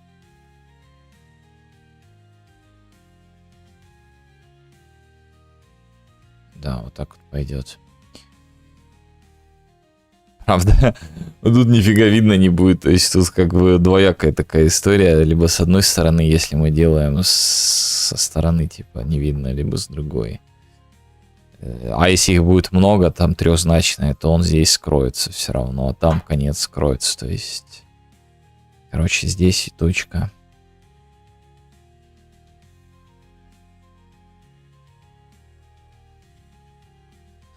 Здесь и точка 1. Разбань без руки спам. 2. Не, там 12 часов тебе ждать. 3. 4. 5. 6. Я могу тебе забанить спам-гидру. Хочешь на 12 часов? 1, 2, 3, 4, 5, 6. Кому тяжело передвигаться. Так, допустим, тестовую мы создали. Давай это 7. 7, давай еще одно. 8. А, он здесь именно центр делает. Я понял. Я понял, как это работает. Не, логично, центр. Это было логично, но... Ну вот, короче, так, получилось. 9 и 10. А прикинь, Дендерек Лтифайлер только на ютубе и не хочет признаваться. Что? Дендрак, Алтифайлер, что? Только на ютубе, ничего не понял. Что там у тебя только на ютубе? Дендерекл, я знаю, что ты тифайлер. Так, ну он здесь в начале начинает. Так это все знают.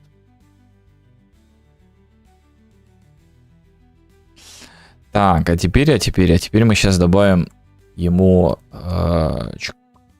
чик-пык,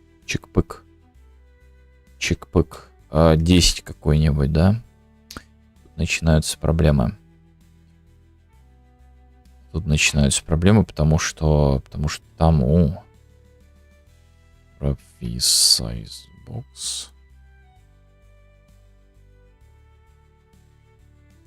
2. Нет, сверху нам не надо, нам надо слева где-то пикселей 5 и справа пикселей 5, потому что там еще те накинут по 5. И будет весело веселье. Вот. И вот тут пошло все по одному месту. Понимаем, да?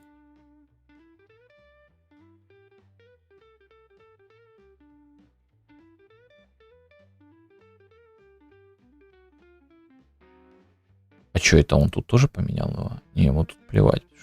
Менять надо. Сайзы задавать тут надо. Вот, ему плохо стало.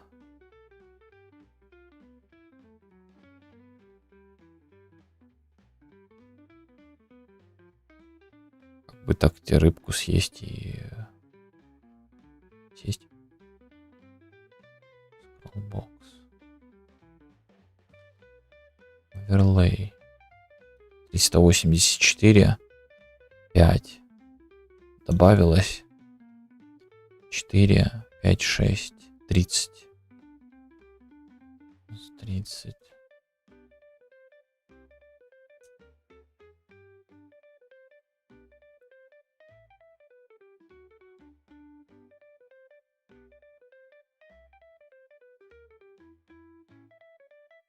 А я твою душу любил. Что ж такое, смотри, закрывает лишнее. Как?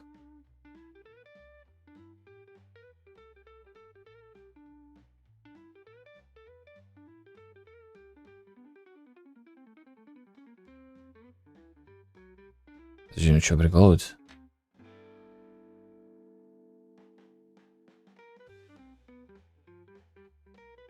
Я твою душу любил. Блин. Я думаю, что не сходится дебет с кредитом. Допустим. Ну, почти подходит. Ну, это порнография, конечно. Я вот это создам вот. такую игру, название Джорни Спамджидра, там на тебя нападают зомби, нужно быстро нажимать на кнопку, чтобы спавнить единорогов, которые будут драться.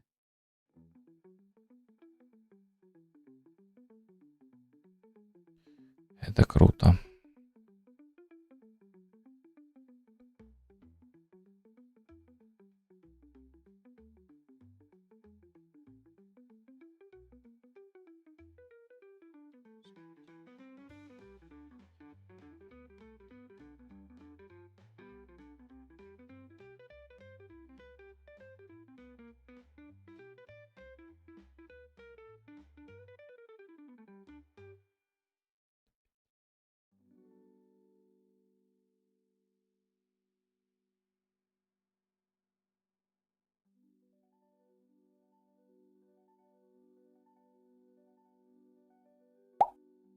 Еле написал без одной руки.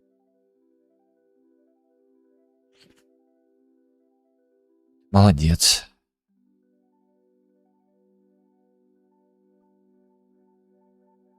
Поэтому ты молодец. Так, и вот тут начинается веселуха с подгоняловым. А как сделать не подгонялово, чтобы он по одному элементу именно?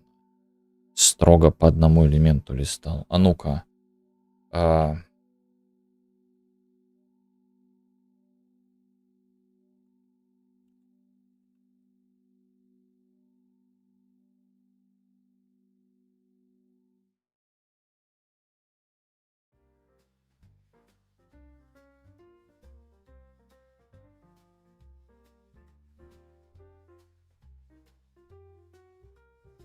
А как он сделает? Они же разного размера. Он же не шарит, что такое размер элемента.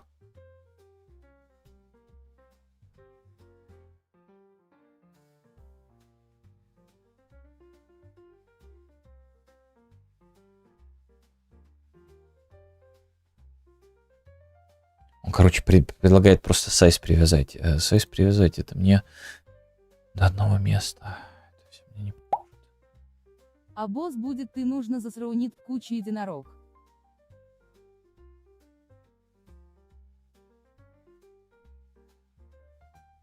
Что, 2,5 ставить, что ли?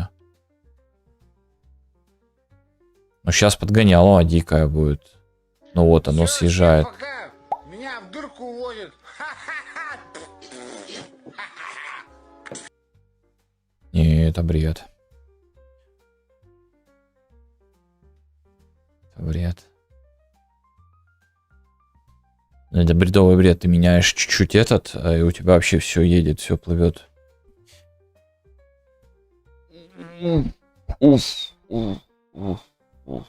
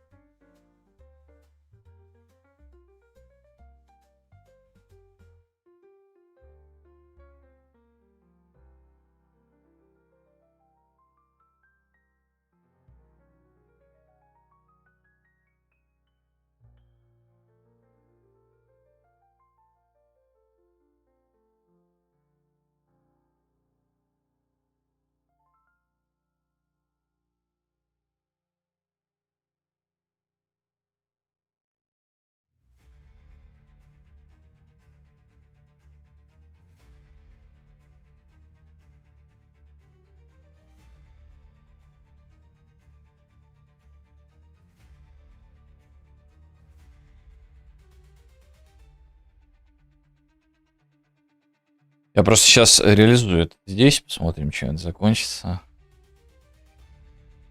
Вот высота, то count in current size. Элемент size. Что такое? Current offset. Round to int.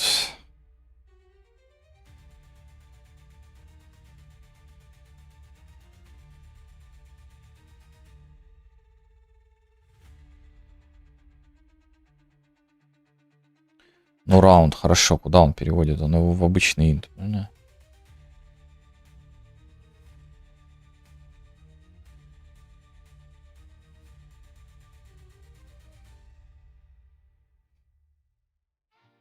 Divide элемент size 200.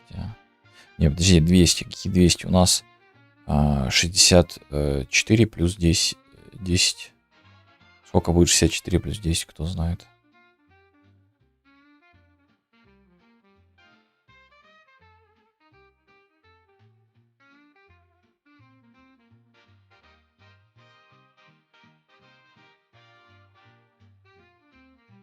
Что такое индекс?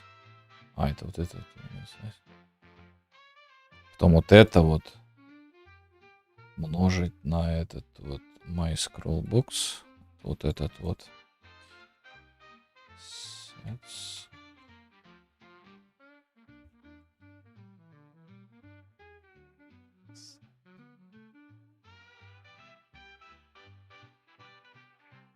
Set scroll offset. Этот умножить на 74. Multiply. 74.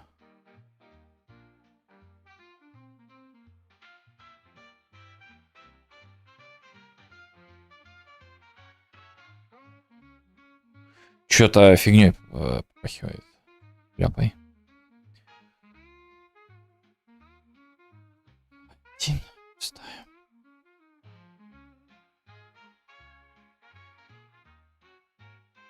Ну да, он полностью его отключил. Вообще не работает.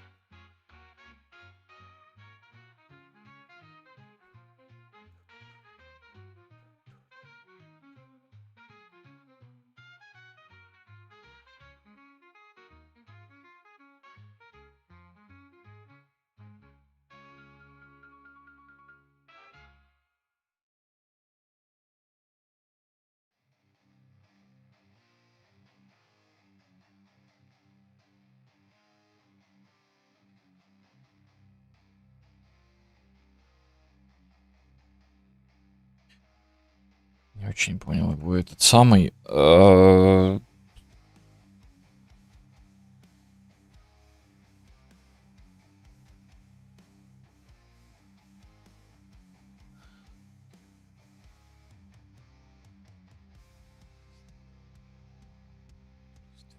них есть инвентарь. Лист View, автоматическое управление фокусом и навигацию можно включить.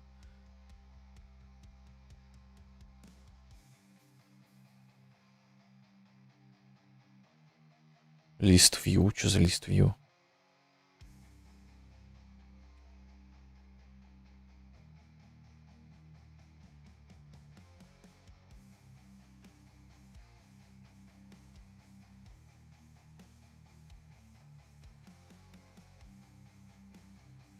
Так, подожди.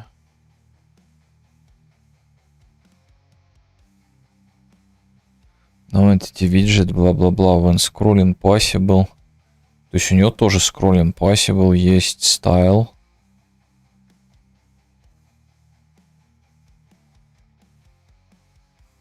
Scrolling button.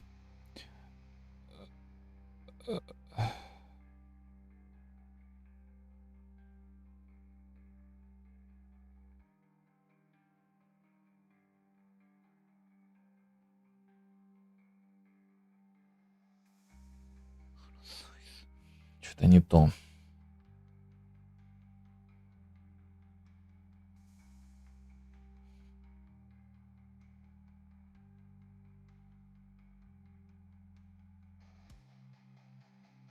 Не, это не та фигня. Ну, точнее, это, наверное, и та фигня, но я не знаю, что с ней делать. Тоже scrollbox size point image. Что нам дает, вообще непонятно.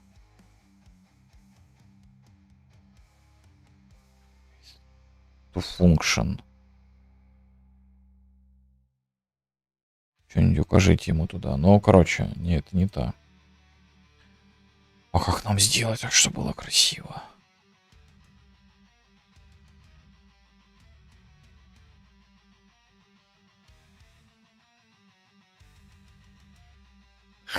Появилась идея. Появилась идея, как сделать красиво. Появилась идея, как сделать красиво. Мы ее добавим в кнопку, да, как ни странно. Но в чем была проблема? Почему сразу-то не добавлялось? Потому что мы-то двигаем, да, и у нас есть трабл. Трабл заключится с тем, что когда мы будем его двигать, движение вот это вот будет происходить, у нас кнопки вместе с ним уедут. А мы, знаете, что сделаем? А мы сейчас обалдеете, что мы сделаем. Мы возьмем и кнопочки будем отрисовывать только у этих 4. Раз, а ну подожди, вернись назад. Вот есть. 1, 2, 3. Не 2,5, а чуть там 2,4 где-то. Отрисовывать их не сразу. Точнее, двигаем мы этот самый, но отключать их в момент движения, то есть нам поступает движение, мы сразу кнопки ставим Set Visibility. А, это же будет отвратительно, у него уже анимация. Ну, я твою душу шатал, не, это не подойдет. Ну, тогда они будут тухнуть просто и потом заново загораться. Это что-то какая-то шляпа.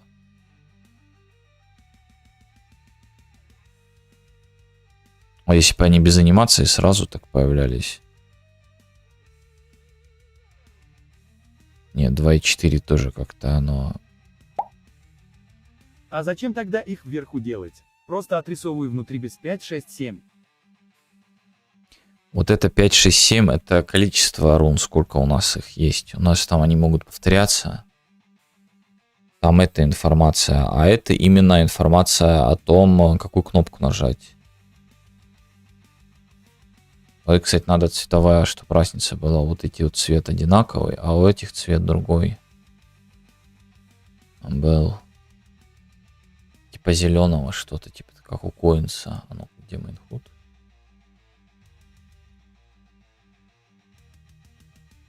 Коинс.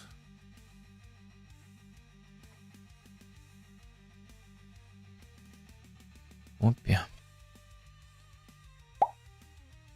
Да я понял, зачем нужно знать количество, пускай то будут хаткёи. Но у тебя все равно ничего не меняется при перемещении. Понимаешь? В чем проблема? Перемещение все равно ничего не меняется. 2.35, я фиг его знаю, 35 сделать.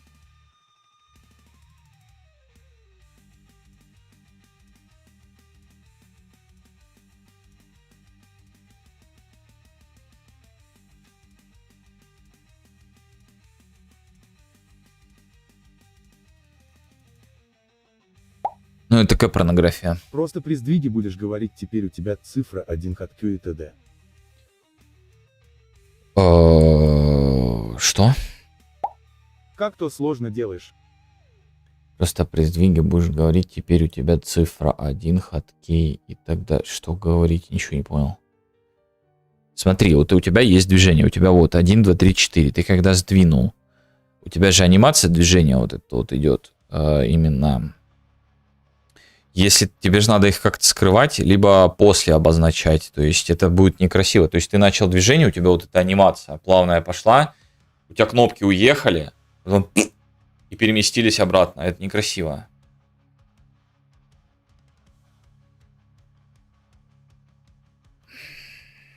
Вот. Это некрасиво, это нам не подходит.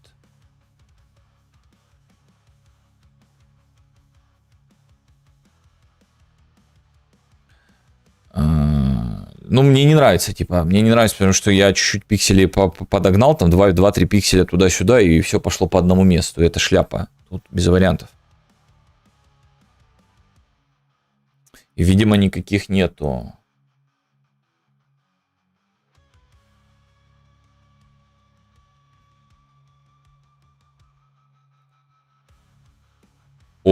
Ну это потому, что я скрыл.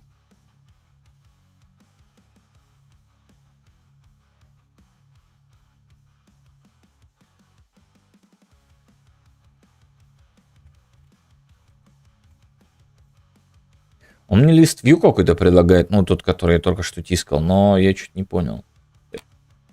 Лист view — это виджет VMG, который создан специально для отображения больших списков элементов, как scrollbox, только с умом.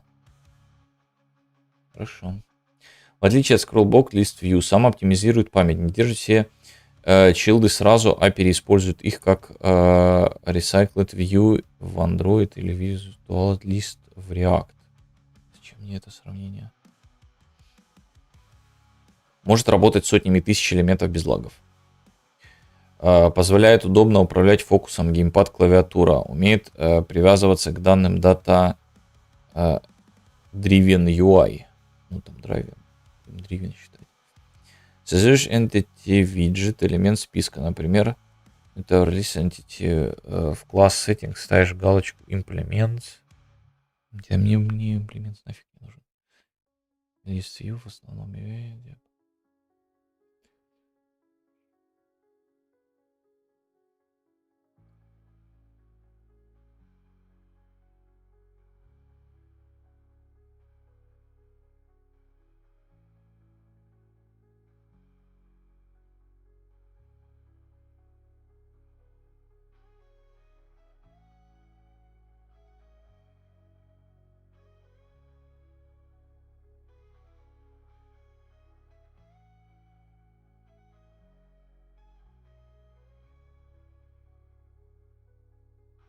Так он не знает, какие виджеты создать. Подожди, он говорит, что ты в него просто засовываешь данные, а он сам типа виджет создаст. Что значит сам виджет создаст? Что, обалдел?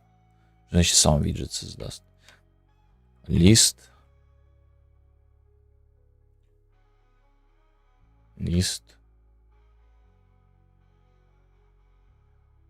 View.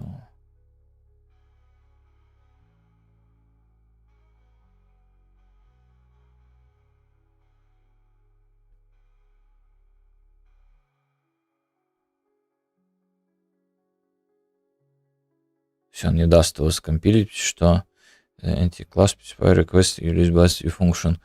А где он принимает? Вот он принимает себя. Entry widget class.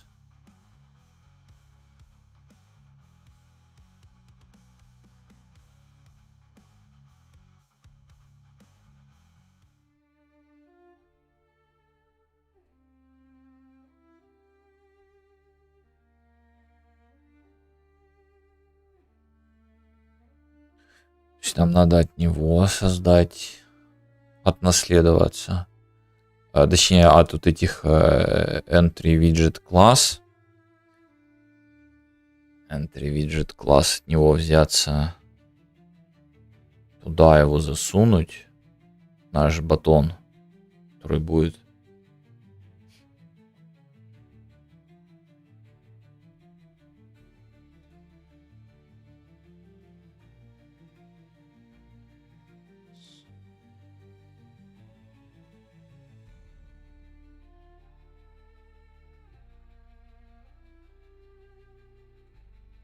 А нет такого, подожди. Еще раз. Enter widget. По-моему, тебя сегодня спамит. Привет.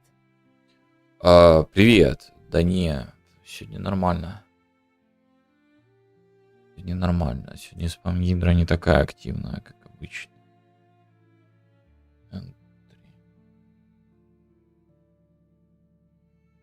Слушай, нет такого. О чем мне говорит создать, если нет такого?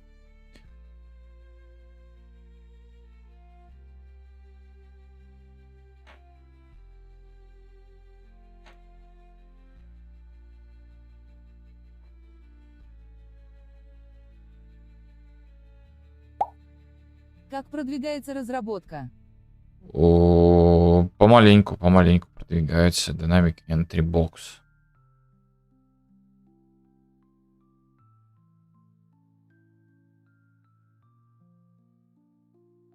Помаленьку идет. Сейчас вот рунами, ну точнее виджетом вначале для рун занимаемся. Я не знаю, что я виджет вначале сделать решил, но... И это не то.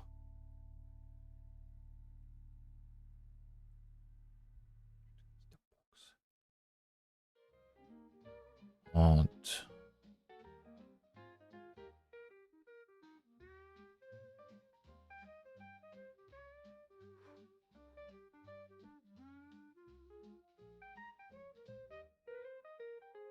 Ну, короче, в общем, пока только так. То есть такая вот порнография подгонялова, но это прям ужасная вещь. Ужасней некуда.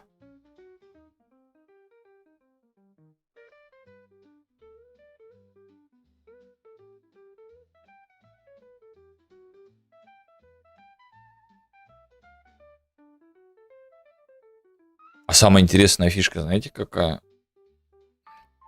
Что может быть вот так вот.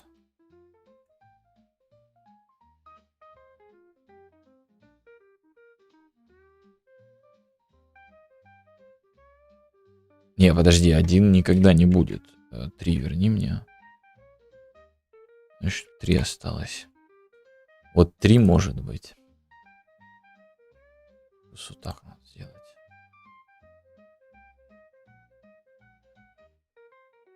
А это проблема. Потому что когда у нас останется 3... Ну как... ну да. Да, 1 может быть, да. Да, 1 может. Те, что скрытые.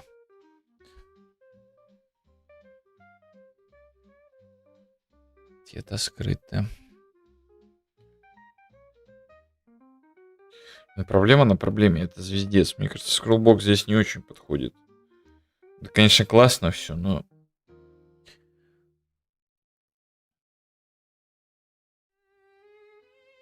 С ним такая беда.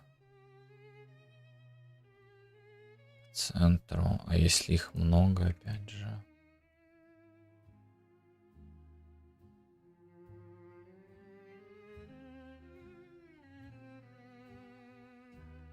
В принципе, ему нормально. Что так, но надо вот так. О, самого редкого сандалил. Вот это Дендракл, красавчик.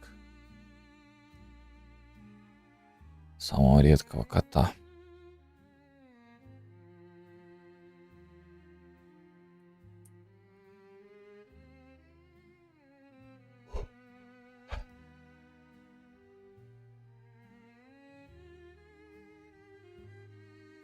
И вот как сделать это, что вот чтобы было, вот чтобы было и красиво, и хорошо, и чтобы рыбку съесть и сесть.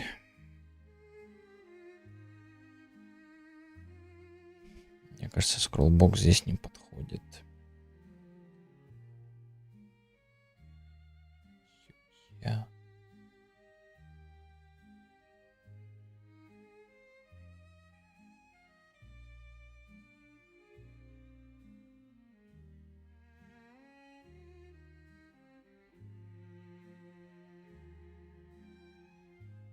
Можно вообще отказаться от кнопок. 1, 2, 3, 4. Но... Да, игры делать непросто. Да. Можно вообще от кнопок отказаться. 1, 2, 3, 4. Ну, в плане визуального. Да, в принципе, и не только визуального отображения. Вообще и проклика. Что мышкой делать? Сделать его шире. Вот этот вот. QE тогда. А, не, QE надо оставить. Потому что, ну... Может, мы хотим QE этому, а не колесиком список выбирать.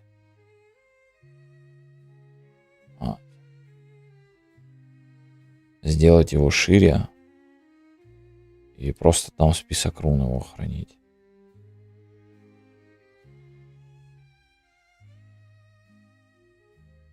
Ну и, соответственно...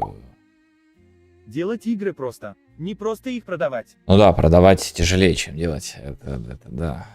Но все равно делать тоже как-то не самая легкая задача.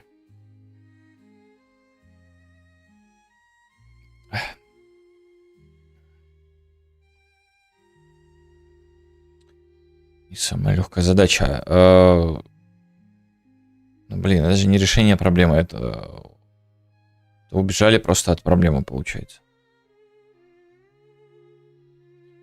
Убежали от проблемы. А чем это чреват? Чем это чревато? Чреват тем, что это неудобно. Хотя у нас минута будет даваться. Чего уж там.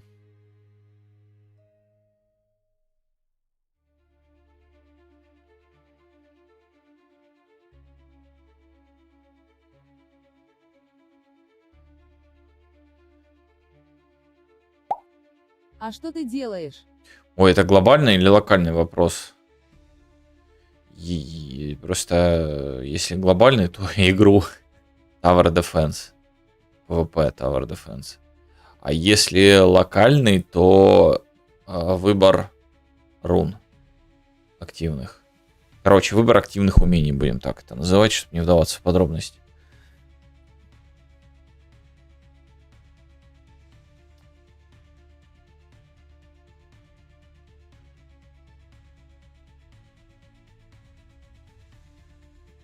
Фу, спать надо, идти, короче, спать. Идти спать.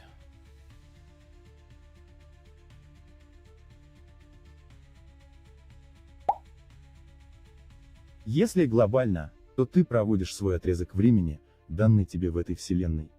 Но это более это супер глобальная история, знаешь.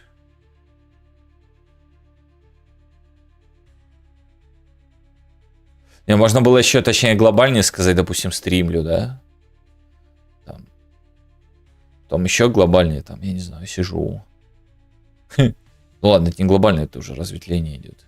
Не то. Не то. Блин. А как вам вариант с тем, что у нас будет он просто шире? 700. 700.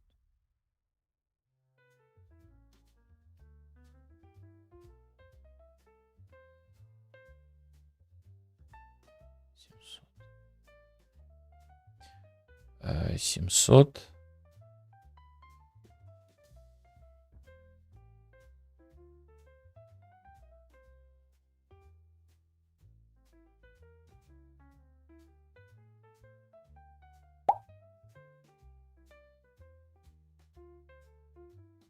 Дракула, смотри, уже 2 кота убираешь. Бинго. Вот такой вот у нас список идет.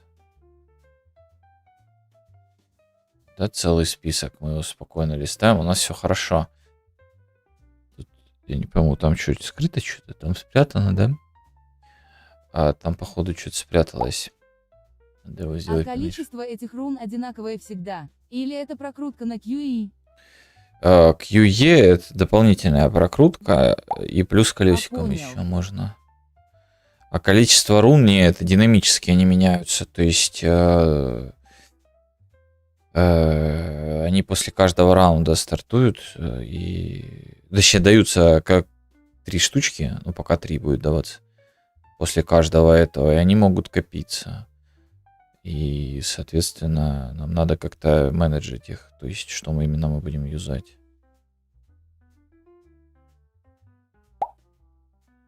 А нужен ли таймер перед началом, если игроков всего 2?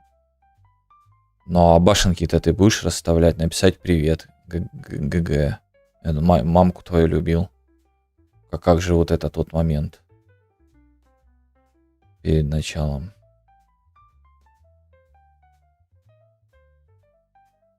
Башенки расставить, почитать, посмотреть, что противник расставляет.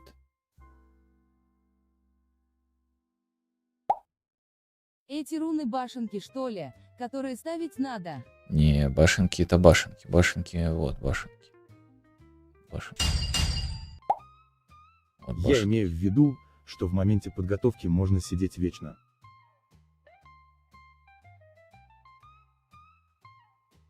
В смысле вы имеете, типа добавить кнопку старт?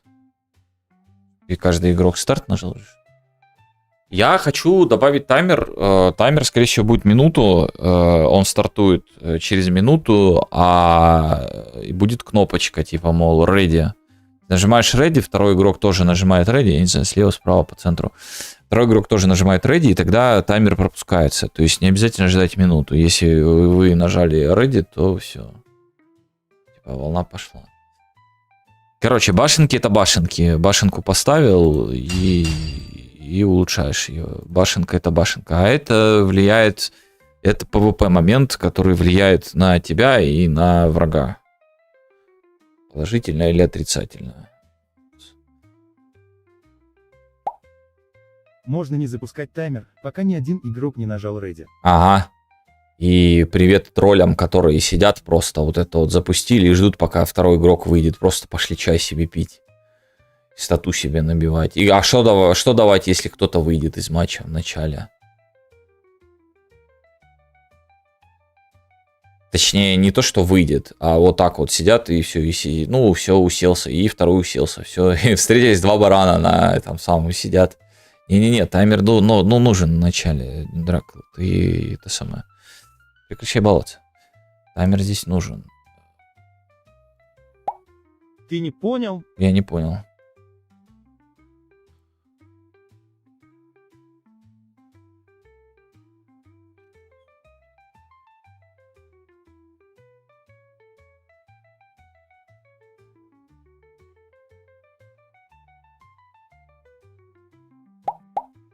Таймер запускается только тогда, когда хотя бы один нажал. А за бездействие будет таймер меньше. И начинается игра, когда нажал второй игрок. Когда хотя бы один нажал, таймер запускается. А минуты таймера хватит, что ты это... Не, мне не нравится такая. Не, я понял, это имеет право на жизнь, но я не хочу так делать тут. И будет иначе. Будет просто таймер запускаться, если в 2 нажали, то начинается. А что значит за бездействие, будет ли таймер меньше? Что значит за бездействие? Точнее, скипается таймер, если оба нажали. Да я понял, но... Я же говорю, не... Кстати, мимо это тоже надо поставить. Этот пока триггерится. Башенку тоже надо сделать, чтобы триггерился. Great speed. Damage. Все деньги на апгрейд. В смысле минус 10? В смысле минус 10? Как ты проапгрейдил его? Я понял, сейчас мы этим займемся. Этим вот надо разобраться. Как я хочу, чтобы это было. Ну, наверное, вот так. Наверное, вот так. И смотрите, что будет. У нас есть вот это количество. 1, 2, 3, 4, 5, 6, 7, 8, 9. Когда у нас появляется 10-е появляется, то у нас будут появляться QE. А до этого они, ну, их как бы нету, они скрытые. То есть у нас чистый список. Ну, иди сюда. Делаем тут. Давай делаем меньше их. Вот у нас такое, вот эти цифры вообще мы удалим. А, сейчас у нас ничего не скомпилится, если мы их удалим. Баттоны мы сделаем на время сейчас hidden. Вот так вот это выглядит. То есть у нас есть вот такие вот баттоны. Без вот этих 1, 2, 3, 4 вверху, которые мы юзаем. А потом, когда доходит до 10-го элемента, у нас появляются кнопки QE. И мы дополнительно можем ими еще переключать его. Скроллить. Не только навестись и скроллить. Хотя этого достаточно. Но также еще и QE делать. Как вам вариант?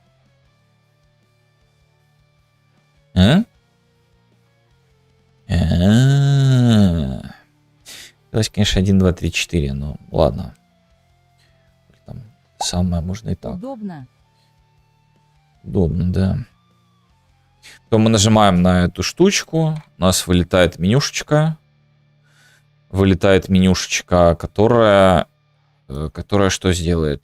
Которая возьмет и что-то сделает. И что она сделает? Ну, там информация всякая, и будет юзнуть или скомбинировать, или продать, или уничтожить. Короче, всякие разные вещи, которые можно сделать с этой руной. Хорошо, вернемся к вот этому моменту. Вот здесь, кстати, тот самый момент, который я вначале рассказывал, с тем, что информация позже доходит. Как с этим быть, вообще непонятно. То есть у нас есть улучшение, вот мы ставим башню нашу. Она стоит 5 золотых. У нас 5 золотых. Но дело в том, что если мы быстро проклацаем, то у нас он его изменит. Как с этим бороться? Точнее, он их проклацает. Хотя у нас минус 10. Но если мы это медленно сделаем... но здесь это не сработает. Здесь такая фигня не пройдет. Потому что это сервер. А вот здесь эта фигня пройдет. Потому что это нифига не сервер. Вот если мы нажмем, подождем, он обновится, то есть все хорошо. Проблема с обновлением. Как нам быть?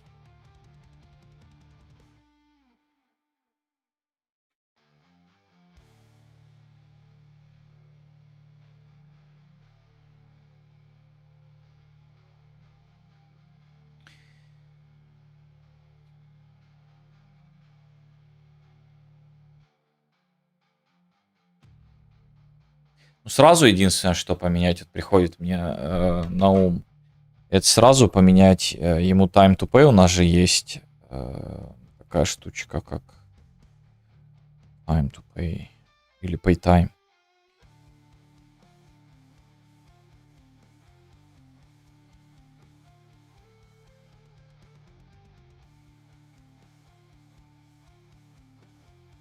Тайвер Point, где у нас апгрейд?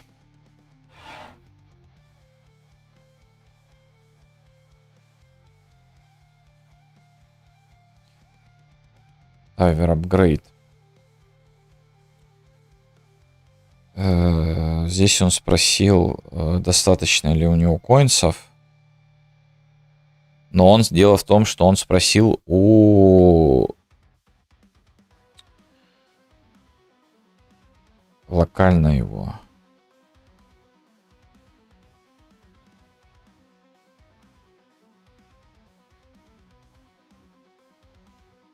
Тайвер Payment. Вот он запускает метод Тайвер Payment.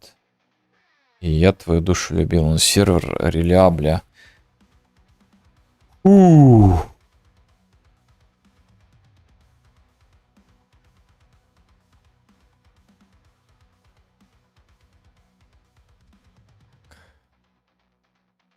Короче, он должен запустить его, сделать вначале на клиенте. Тайвер Payment. Произвести его на клиенте, а потом запустить изменения в этом. Только так я вижу, как сделать. Тестировать плагин не хочешь на стриме? Какой плагин? Можно завтра. Какой плагин потестировать? И зачем? Ну, я догадываюсь, ты, наверное, про свой плагин, а каким образом мне его тестить? Я чужой код имплементировать свое это не буду. Потестить просто, а куда, где? На пустой какой-нибудь? Или о чем? О чем речь? Короче, во-первых, что за плагин? И где мне его засунуть? И как именно потестить? Вот, много вопросов.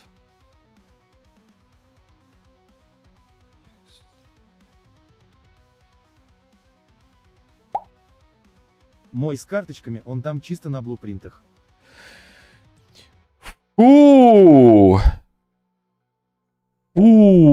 Блюпринты. Я хочу посмотреть, как ты будешь карточки добавлять. Так, а что карточки добавлять? Подожди, чисто на блюпринтах такая... Ты про то, что он подходит моему этому проекту? Просто не, я добавлять это самое, я такое не люблю.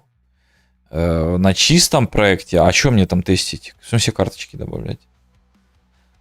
Что мне с этим делать? Не, он тебе не подойдет. Ну так это тогда надо новый создавать, этот какой-нибудь его туда добавлять. Так а что значит карточки добавлять, как ты будешь?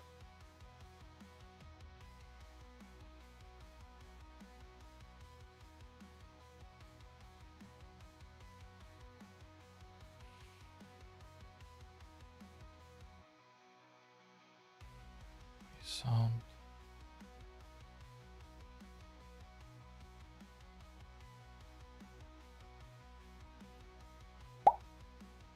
Создать свой да, настроить и добавить в колоду. Блин, это же буквально разбираться в это. Ну хорошо, настроить и добавить. Хочу посмотреть, правильно ли ты будешь делать и что будет непонятно. А, ты как тестера А то хочешь? тестеров нету. Ну так Discord, как бы все дела. Там тестеры набегут. Там люди, кому ну, есть это самое, тебе затестят. Ну, ссылка в описании, все дела. Подписываемся, не стесняемся. Так, где мой палец? Сейчас это самое. А ты подписался на Discord. Вот так вот. Ну и там люди затестят. Это надо создавать новый этот. Я ж тяжелый на подъем, товарищ.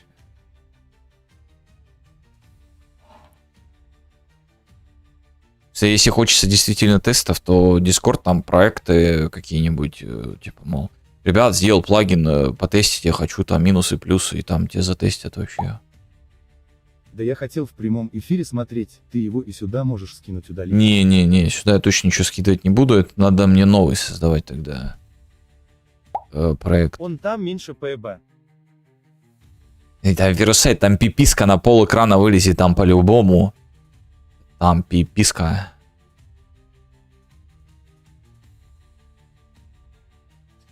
Ну это новый надо создавать, короче. Новый проект, блин. Я не хочу новый. Так тяжело, это надо ждать, он пока это. Ты чё фейспалм? Там пиписку засунул в плагин, а фейспалмит. Чё и блюпринтовую пиписку.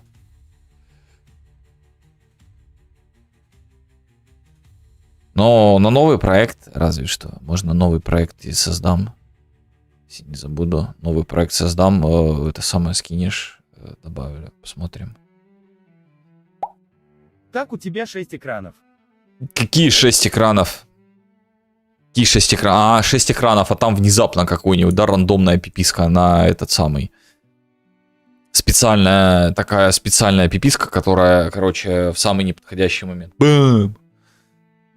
Я понял.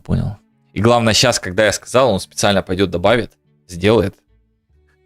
И порофлит потом. Ой, я из-за тебя удалил кусочек кода своего на плюсик.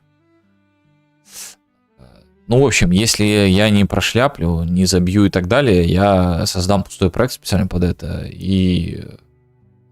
Что очень вряд ли. Что я не хочу создавать пустой проект. И завтра потестим. Я же говорю, там сильно много но. Сильно много но.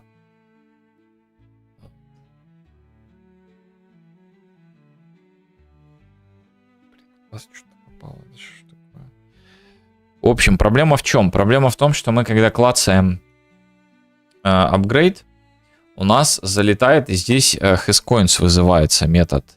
Hascoins, в свою очередь, где у нас hascoins? Вот он у нас. Вызовем. Он обращается к нашему player data coins, вот этому, который replicated player data, и достает оттуда coins. Но дело в том, что он еще не успел вернуть нам эту информацию, соответственно, там еще старые данные находятся. Это то, о чем я говорил. И вот как с этим бороться, вообще ничего не понятно. То есть нам надо буквально взять ему и сказать о том, что вот измени и не только на сервере, короче. То есть вот это вот сделать, убрать вообще полностью. Вот это вот полностью убрать. А вот эту вот часть переделать, то есть дополнительный внутренний будет, который на сервере вызовется, То есть вначале мы меняем то, что на клиенте, а потом мы меняем то, что на сервере. Вот.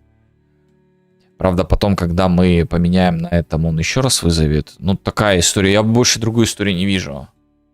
То есть, а как иначе?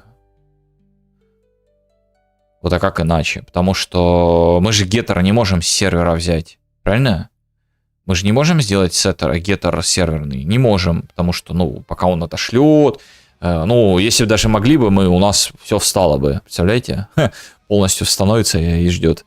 Кадры останавливаются, прога останавливается и ждет, пока пришлют это там и данные. Это же не так, как бы, все просто. Поэтому потом беда.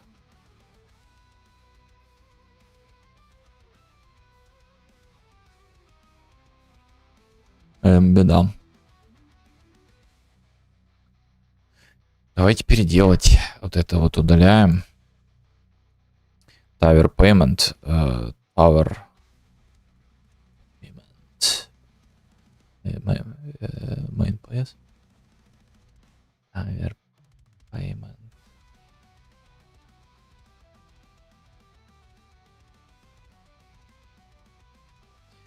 Tower Payment есть. On Coins Changed вызывается.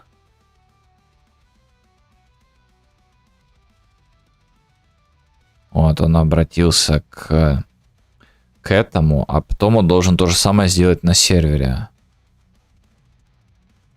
То есть в Protected вот здесь я хочу видеть uFunction. Какой-нибудь. Tower Pay. А ты по образованию в движке разбираешься? Это очень тяжелый вопрос. Ну как, в смысле по образованию? Unreal Developer образование? Или как? Де юре это или де факто будет самоучка сказать? Де факто самоучка. Так вот. Payment сервер. Сервер сделать. Блин, там implementation еще добавится. Тоже int 32 coins. Int coins.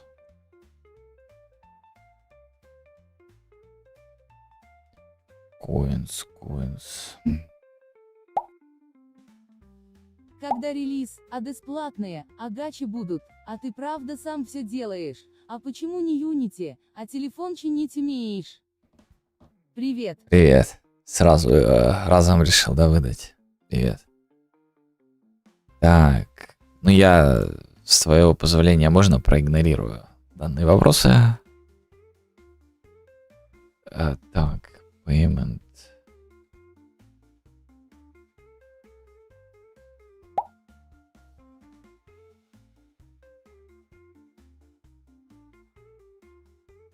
Payment сюда мы перенесем.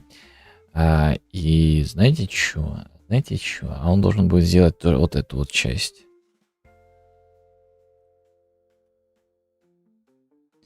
Вот эту вот часть Tower Payment сервер. А вот этот вот должен будет вызвать Tower. Все да и правда. Все да и правда, да? Да и правда, да. Coins. Вот так вот это должно быть.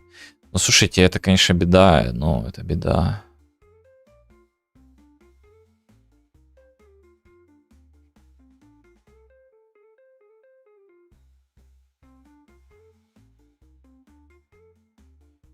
А что у нас подвязано на Когда онку? релиз, да. Да, Понял. до релиз, да. Да. Когда-нибудь. Когда-нибудь он будет.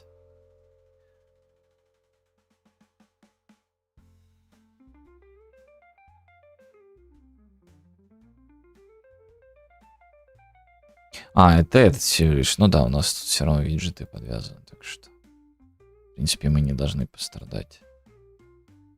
Блин, это беда, это беда.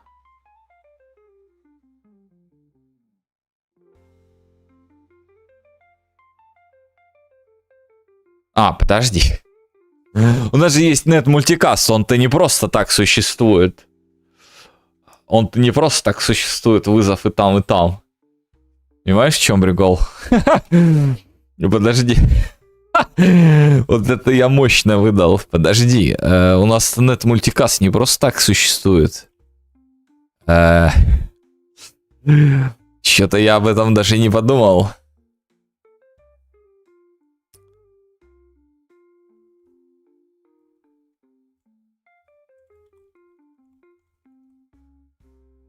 Имплементацион. Не сервер, а нет мультикаст. Нет мультикаст. Да. Бывает. Ну вот, зато доперся. Вот видите, как уже что-то начинает формироваться, там что-то есть.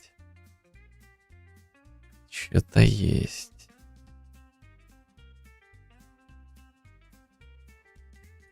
Правда, как там раздвоение идет в этом случае, интересно тоже. Как там ёпики это все устроили.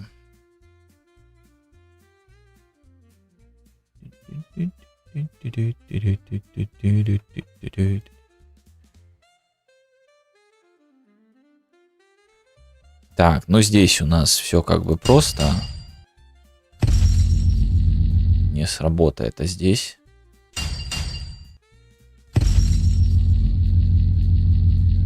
Все есть, видите, один раз только улучшено. Один раз только. Все, на это мультикаст. Что-то я начал свое делать. Ну, я люблю свое делать, это как бы так и получается. Так, значит, следующее. Что мы делали? Вот это вот мы делали, от этого мы отказываемся. Дождался бы Айрис, потом переучиваться получится как с ГЭС. Айрис. А, это вот это новое они что-то делают, да? Вот эту вот байду, какую-то фишку. Или что это? Или это не то что-то?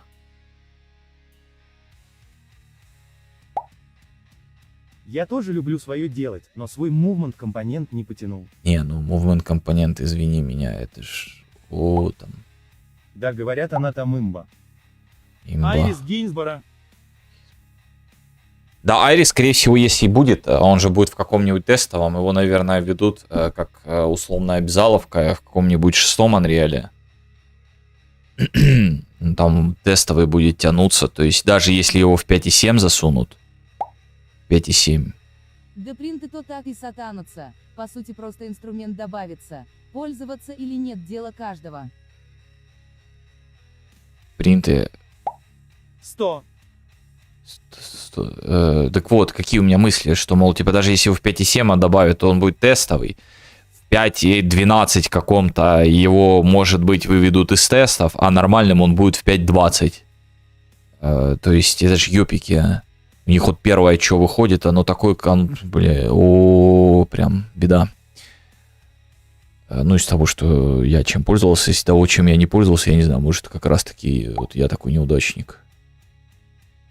Я сижу на стримах у Ростислава. У него 10 лет опыта в Unreal. Он сказал, что нейронка в Unreal овно. Ну, круто. 6 вроде 2026 готовят, но это не точно. Куда 6, 2026? Куда? Я рассчитываю на 20 плюс этих итераций в 5-м Unreal. Куда Unreal 5 так быстро бросать? Куда? Куда 20, 26 Unreal 6? Куда? Unreal 4 сидел до 27-го патча. Или какой там последний был? По-моему, 27-й. Куда? Сейчас только Unreal 5.6. Куда 6 уже?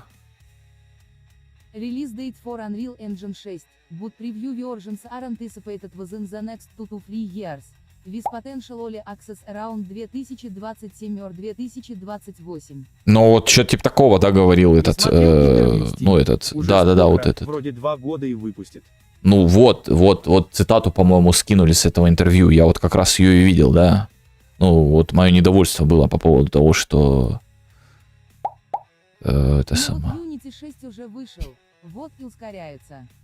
Да. Так 5 обновляется раз в полгода.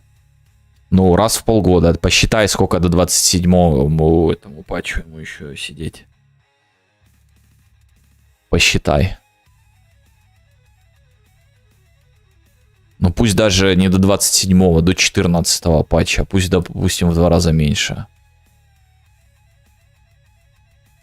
Пусть будет в 2 раза меньше, пусть они... 12,5 лет. Ну вот. Посчитай тогда в 2 раза меньше. Это 7 лет ему еще сидеть, получается. Подожди, не еще сидеть, это ж ты посчитал именно с нуля. Уже-то вышло 6 патчей. Пусть будет до 14-го у них. Планы даже не на стабильную версию. Ранний доступ. Да, да. Но это как, это, знаешь, типа, мол, рассчитывают на один срок, а там в итоге дедлайнчик-то двигаться будет. Я очень на это надеюсь, потому что, ну, что-то как-то, надо 5-й доделать, у них 5-й еще недоделанный. Куда 6-й? Мне не нравится так, это сильно рано сильно. Ну тогда еще 4 года. Ну вот, еще 4 года, да, вот еще 4 года и сверху еще годик-два дополнительно патчами. То есть выходит, вот через 4 года, если выйдет 6-й в превьюшку, ну то есть можно его уже будет тискать, и еще там 1-2 патча дополнительно после выхода в превьюшку выходит на 5-й, и потом уже переход полноценный на 5-й, на 6-й, вот это меня вполне устраивает. То есть. А этот, я считаю, это рано. Ну, это мое мнение, оно обычно может быть неправильным, но тем не менее. Так, а тут этого я хочу избавиться. Этих вот ребят. Через 4 года мне уже будет 120 лет. Быстро стареешь. Быстро, очень быстро. Так, от 1, 2, 3, 4 мы избавились. Left, right остается, скроллбокс остается. Клик. Клик надо будет на баттон повесить, на вот этот. А я не помню какой там. Ну давай иди сюда. Я Солариане С. А, у нас баттон же здесь, нам не надо там клик. Мы уже повесили его. Так, TowerPoint закрыть. Ты кто? Солариан, я не знаю, кто это, что это за магия? Кто-то, воин. Вот здесь у нас клик повешен, все. Есть. Надо создавать сейчас дата-ассет на руны. Вообще, что это такое? Что такое руны? Они в себе будут содержать. Кто это вообще такие? Они же разные фишки делают. А где мы разные фишки будем хранить? Что они именно делают?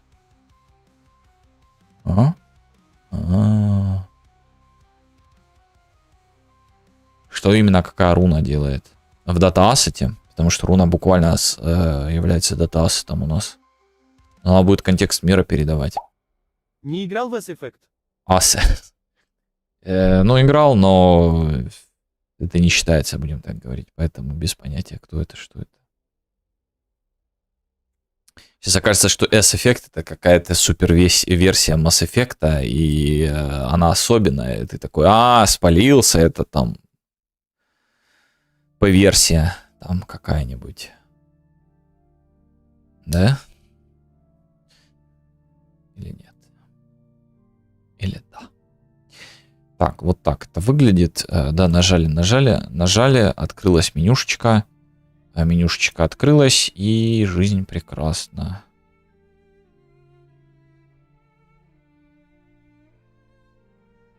Жизнь прекрасна. Вот там двуногие прямоходячие ящерицы. Они взрослые в 12 лет, а в сороку уже помирают.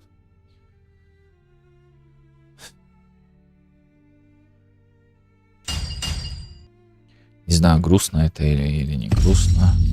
Есть, все работает. Я счастлив. Я счастлив, что это работает. Это тоже у нас есть. Здесь количество пишет, здесь это пишет. Написать логику. Можно не падать, пожалуйста.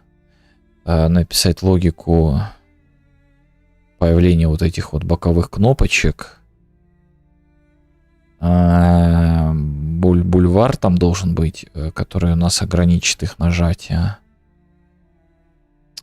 Блин, бульвар надо будет передавать в этот. Делегатам, все это делегатам. Потом...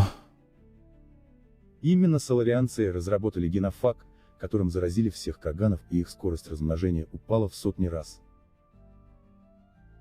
Заклинание кастует. Подожди, а к Айрису вернемся. Так а что там у Айрис? Вот эта новая система у них. Это вместо вот этого будет RPC, Replicated и прочего, да? А что там? Что там такого классного и что там иного? Я сомневаюсь, что там супер иное будет. Будем писать вместо Replicated Replicated какой-нибудь. Что-то типа такого. Я вообще упаду, если так и будет. Replicated будет писать. Помню Айрис из сериала по флешу. Не помню. Каких Арис? А вот у тебя Арисы какие-то там, слышь? ХЗ типа оптимизировано хорошо. Подробное описание. Я сбился.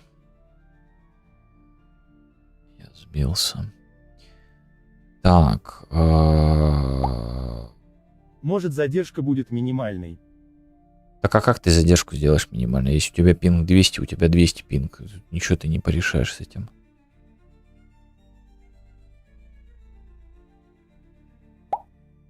Не фанат мультиплеера. Ну, короче, в общем. Если у тебя пинг 200, то тут что-то какую не сделай, у тебя пинг 200. Если у тебя инфа идет 200 миллисекунд, так она идет 200 миллисекунд. Если она идет 500 миллисекунд, так она идет 500 миллисекунд. Что ты не сделай, ну, как бы... Что ты сделаешь? Ничего ты не сделаешь, все. Друзей нету. Друзей нету. А это потому что... Что? Потому что что? Правильно. Это потому что ты не подписан в Дискорде. Понимаешь? Тебя нет в Дискорде. Вот. Подписывайся на группу в Дискорде, и у тебя появятся друзья. Блин, классная штука, мне нравится. Так вот, оп, и все. Так. Так я там уже давно. А, так ты там уже давно. Если пинг 200, то игра должна заключить договор с более качественным провайдером. Это if else, да, вот это вот. Тогда, если ты уже давно там, тогда, правильно ты еще правильно? Тогда ты должен написать предложение, пацаны, погнали, go в доту, я создал. Вот так вот. Вот.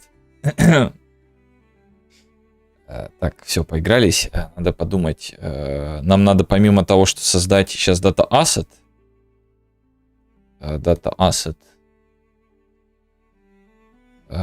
Primary data asset. Что?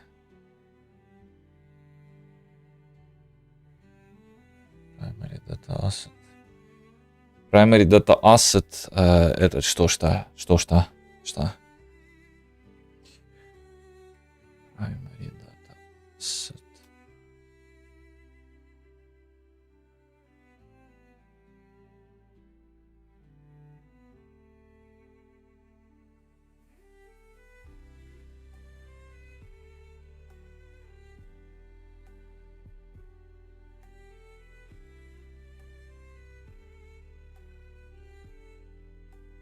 Primary data asset. Но это рунди, понятное дело. То есть это же руна, поэтому я вот думаю по поводу вообще всего. То есть там какая у нас, понятно, картинка хранится, у нас, понятно, там кост ее хранится. От кост, Мне кстати. так страшно, когда ни с кем поиграть в игры. Страшно, когда сам делаешь игру, в которую потом поиграть, кроме себя самого, ни с кем. Да. Есть такое, да. Есть такая грусть, тоска, печаль. Data asset. У нас дело в том, что entity base есть. Потом у нас есть stat. Stat DA. У них статы. То есть вся наша вот эта иерархия идет лесом, потому что этот entity base cost относится к Tiver. А руны у них свой будет кост. И вот это вот беда. Вот тут множественное наследование решило бы эту всю проблему. Но нет такого понятия, как множественное наследование для Unreal. Ну, за некоторым исключением этих интерфейсов. Но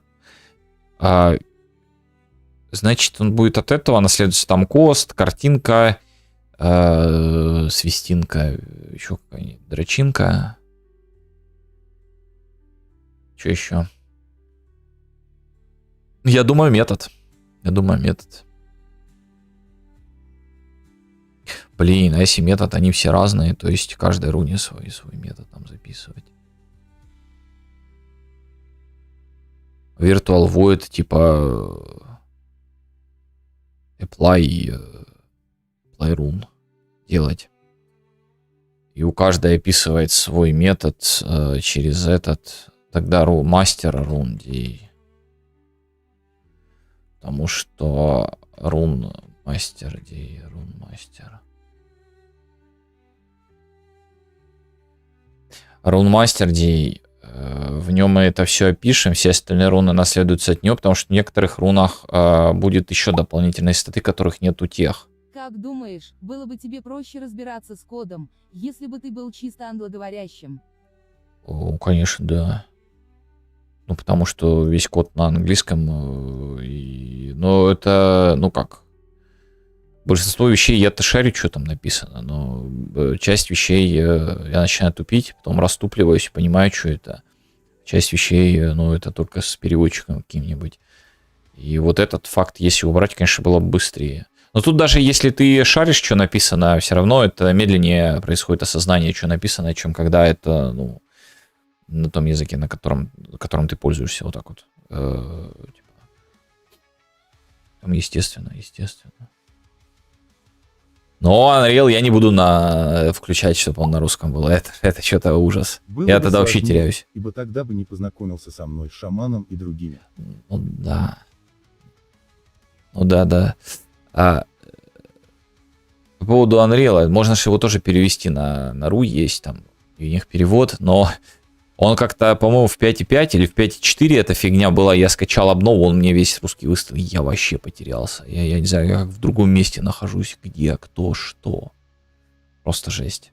Еле нашел, где поменять обратно. Так, рунмастер, мы создаем рунмастер.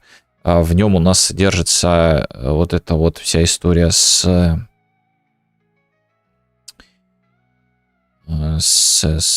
данными. Плюс у нас у каждой руны будут свои еще дополнительные фишечки. То есть, допустим, там руны дамага будут какие-нибудь. То есть мы там на пол что-то ставим, и мобы коцаются, да, там ставит на 1 ход, на 2 хода какую-нибудь штучку. Вот, количество использования ходов, там, что-нибудь еще делают. То есть там разветвление бешеное будет происходить. И руна дамага, понятно, что они все дамажат, там только меняется этот. И у них логика того, где что они спавнят, есть. И вот они принимают всякую всячину в себя. И, соответственно, нам не надо косты никакие будет делать, потому что у нас Virtual Void, мы просто передаем рунмастера, и понеслась. Вот так вот. А, кстати, у меня для извращенцев, людей, которым страшен каст, есть идея. Есть идея, как можно не кастить и всегда получать. Но это будет только, ну, свои эти, как бы. У меня, кстати, в карточке через «да» можно вставлять картинки отдельно рум, и к ним дать описание и цену. Можно вставлять картинки отдельно рун. Что значит отдельно рун? И к ним давать описание и цену. Ну так это то, что я сейчас буду делать тоже. Ну это логично, ты в датасете держишь эту всю информацию, или не так понял?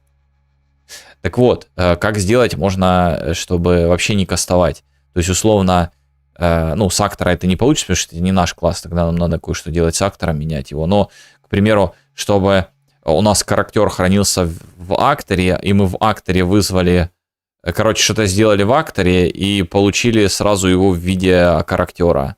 А потом вызвали его в виде, допустим, вызвали что-то или получили в виде пауна. И это все без коста можно получить. Но это такая порнография. Но это чисто для, для вот людей, которым страшен каст. Вот это можно делать. Так, ладно. Давай, отправляйся в Data Asset. Не говорю, да, главное. Сказал, что так можно. А как не говорю? Вот так, да. Так, рунмастер DA create класс.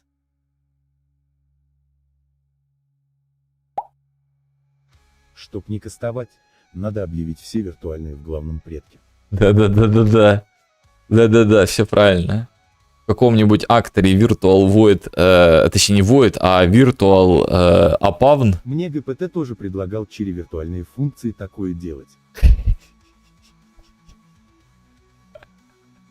Это оно и есть. Берешь, создаешь в каком-нибудь акторе, ну, условно акторе, да?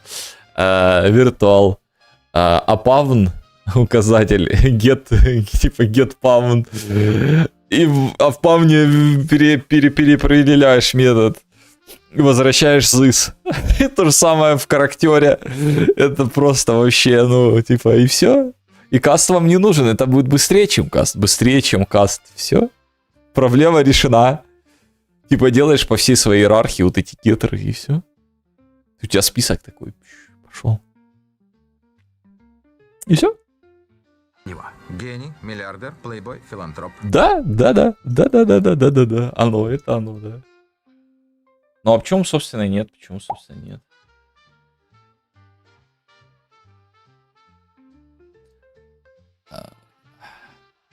Так, ладно, датасет мы создали, и знаете что? Знаете что? А мы на этом все на сегодня. На этом все на сегодня. Я его сюда вот сейчас поставлю. Хотя, ну да, нам надо метод вызывать. То есть создать сейчас Virtual Void какой-нибудь. Сюда в паблик.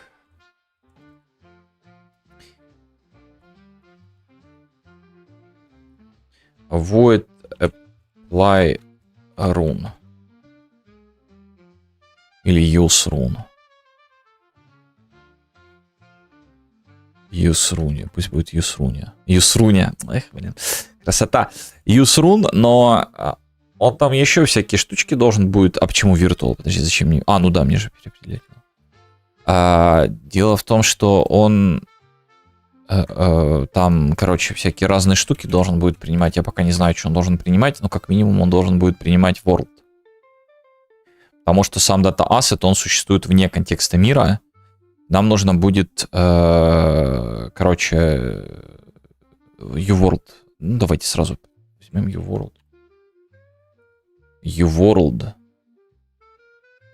Или объект. Или контроллер. Можно контроллер сразу принимать в себя.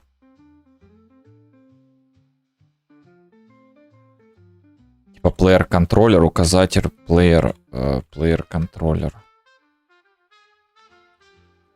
Контроллер. А с него мы уже достаем все, что нам надо. Ворлды, не ворлды и прочее. Потому что его будет в основном виджет вызывать, вот этот useRune.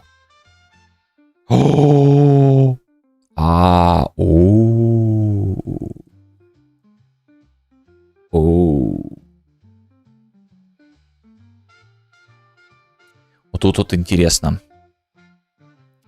Это мы оставим. Не, мы здесь оставим пусто.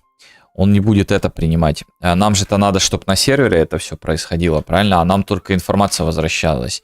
А вот это я не знаю, как будет датас на сервере запускать. Это, наверное, беда. Поэтому мы обратимся к контроллеру. Соберем всю информацию у нас с нашего дата-ассета и запустим его туда.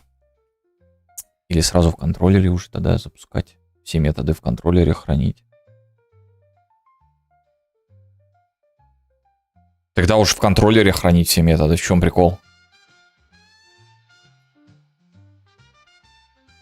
Ну да. В каком-нибудь контроллере у нас будут храниться все эти методы, которые что-то делают. Ну, либо в мейнпавне. Посмотрим, как мы там будем его этот самый. И он на сервер их отправляет. И они там уже что-то делают. Или в компоненте. В общем, разберемся, посмотрим. А на сегодня все. Короче говоря. Сделали виджеты, поправили ошибки. Там и вот уже начали руны делать, да. Всем спасибо, кто смотрел. Всем спасибо, кто слушал. На Discord и не только. Ссылка в описании. И всем